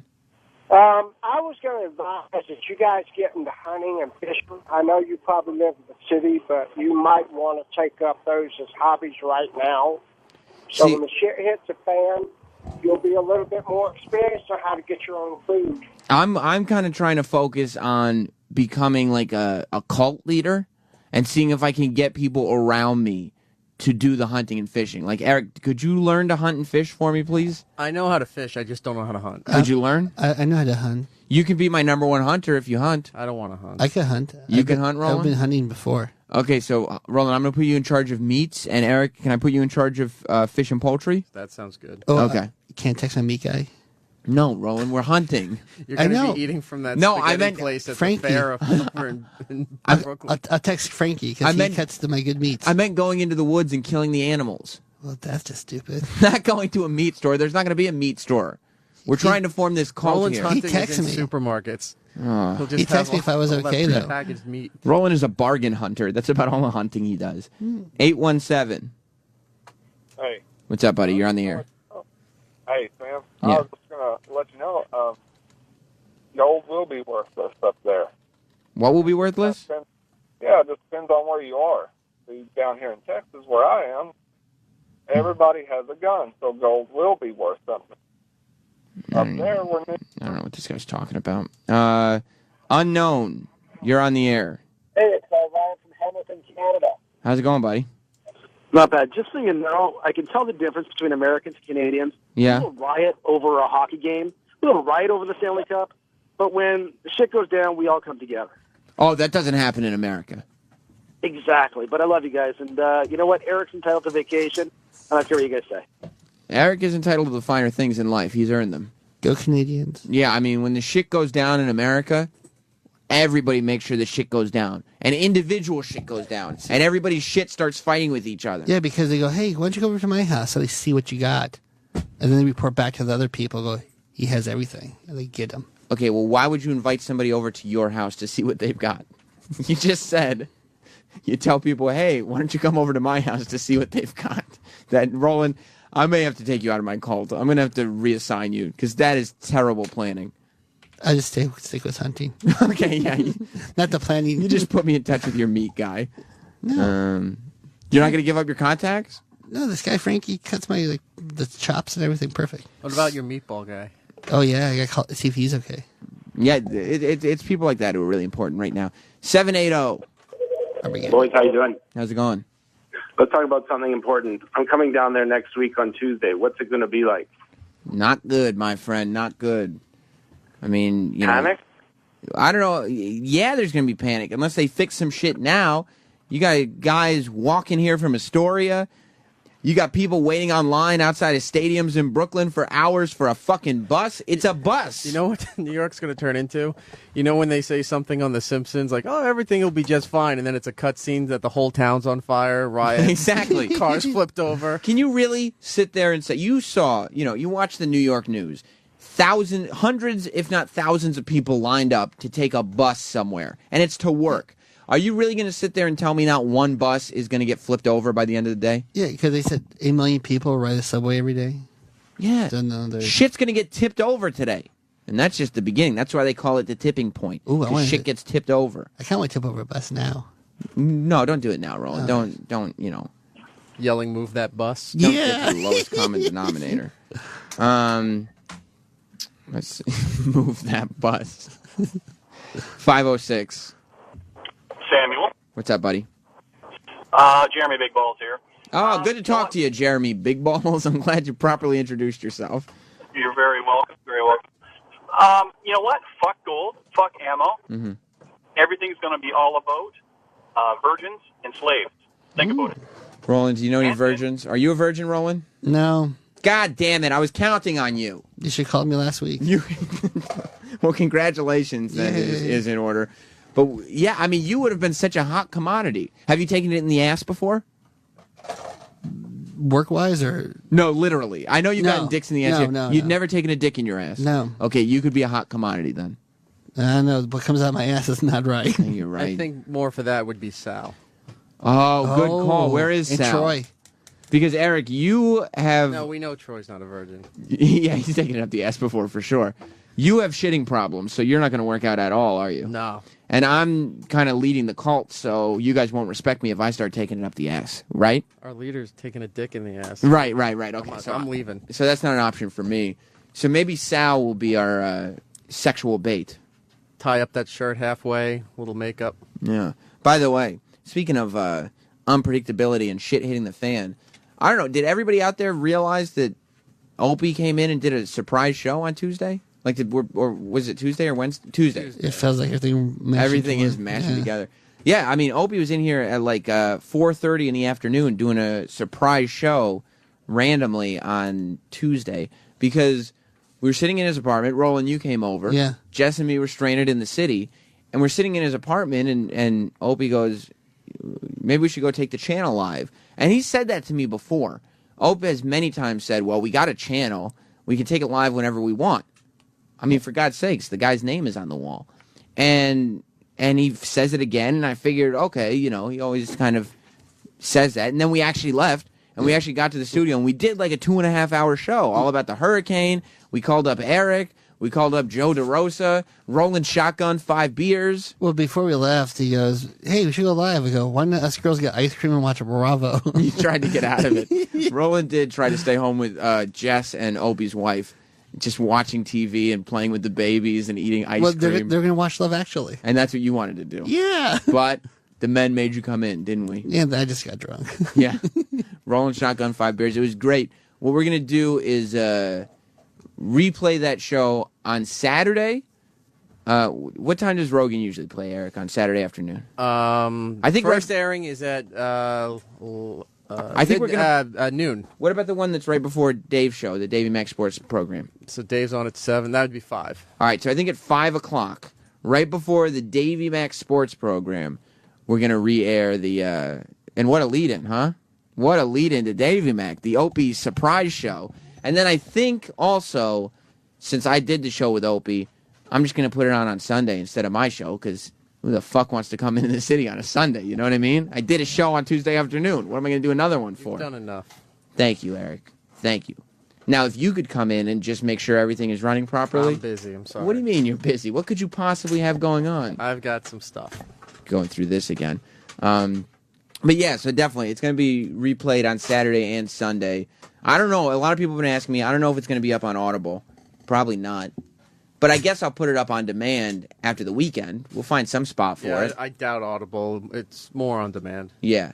And Sal fucked up the recording, so I got to record a new intro for it anyway. So. Audible's usually just for the morning show. Right. Everything else would be on demand on your app. Right. For your So phone, stop- iPad, or online. Stop being a cheapskate and just subscribe to the platform. Yeah, when you first went on, all the phones were lit up. I don't know if they took notice. The management. The management? Oh, you mean because I'm just fucking firing up the phones today? That's what I'm saying. They all want to talk to Sam Roberts about the world ending, which is, who knows who's going to be in charge. Good morning, guys.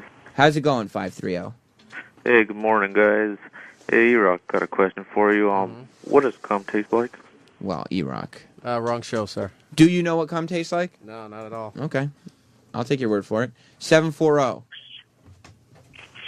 Yeah, how's it going? What's up, buddy? You're on the air. Good. Okay, about the gold thing. Yeah, please.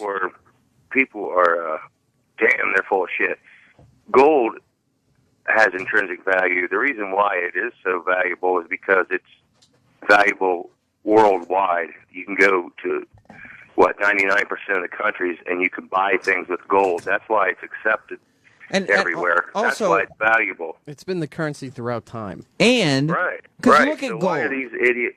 Why are the idiots calling up saying that gold won't have any value? That the dollar doesn't back gold. The gold doesn't back the dollar because Nixon wiped that out back in the 70s. But still, Gold is valuable. People want to buy it. Listen, my friend, you and I are going to be the ones that survive. All these people that are saying gold is not going to be worth anything, well, we're going to eat them, aren't we, Roland? Yeah. And you're going to prepare them for us. Yeah, little sauce on the side. Yeah. What would we dip? What would you dip a finger in? Like if I was going to eat a thumb, the way you eat wings, like just to kind of chew the meat off the bone. A thumb, I'd probably get like a Jack Daniel's sauce. Ooh, and maybe a little raspberry to make it a little sweet. Sweet and sour. And you'll peel the sweet and sour is more for toes. That's more for toes. Yeah. You peel the nails off before you serve, correct?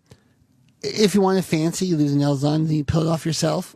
Oh, I see. That's the more sort of luxurious. For the rest, Roland, would you do like a nice mesquite, or would you do like a dry rub? I'll probably do like a mesquite, then I'll make like a mushroom sauce, little port wine. Nice. Eric, you just turned my mic off with your erection. Come on. If we're gonna talk about food, you at least have to be professional. It's ridiculous. I'm trying to broadcast here.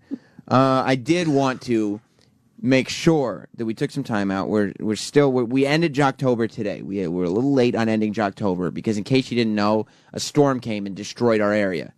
So we had some things going on. A little late. Jocktober ended today, the traditional way. We said goodbye to the Opie and Anthony show of old. Did Opie and Anthony's Facebook get attacked? Oh, no, I don't even know. We didn't check our own Facebook page? No, not today. Let's see. Did we get attacked, or did we manage to avoid the pests? No, I think we're okay. All right, we made it. We did it, guys. Not anymore. We did it. Oh, I shouldn't have mentioned that, huh? Enjoy it on the replay. Well, what the more important news coming out of that, though, was the show that we had to say goodbye to. We played this on the regular show, but, we were kind of stopping. We were going in and out of it. I wanted this emotional moment to be shared with all of you in its entirety, as it was meant to be. As today, we officially, though they left us last April, to end Jocktober, we officially say goodbye to the John and Jeff Show. John and Jeff Show. The John and Jeff Show. I will remember you. 10 years long, 10 years strong. Will you remember? We're two guys who think anyone who steals a shopping cart should be deported. We're two guys who think if you lie about a crime, you gotta do the time. About 65% of married women said this is the most annoying thing about their husband. If you look at other women, it really bothers wives in particular. That's the answer. Wow. No wonder guys wear sunglasses.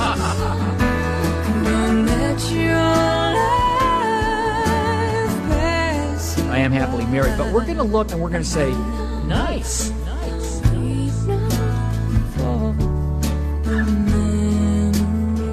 If you look for longer than a second, or you do the head-to-toe thing and you make a comment, you're being disrespectful. That's straight up rude. You don't do that.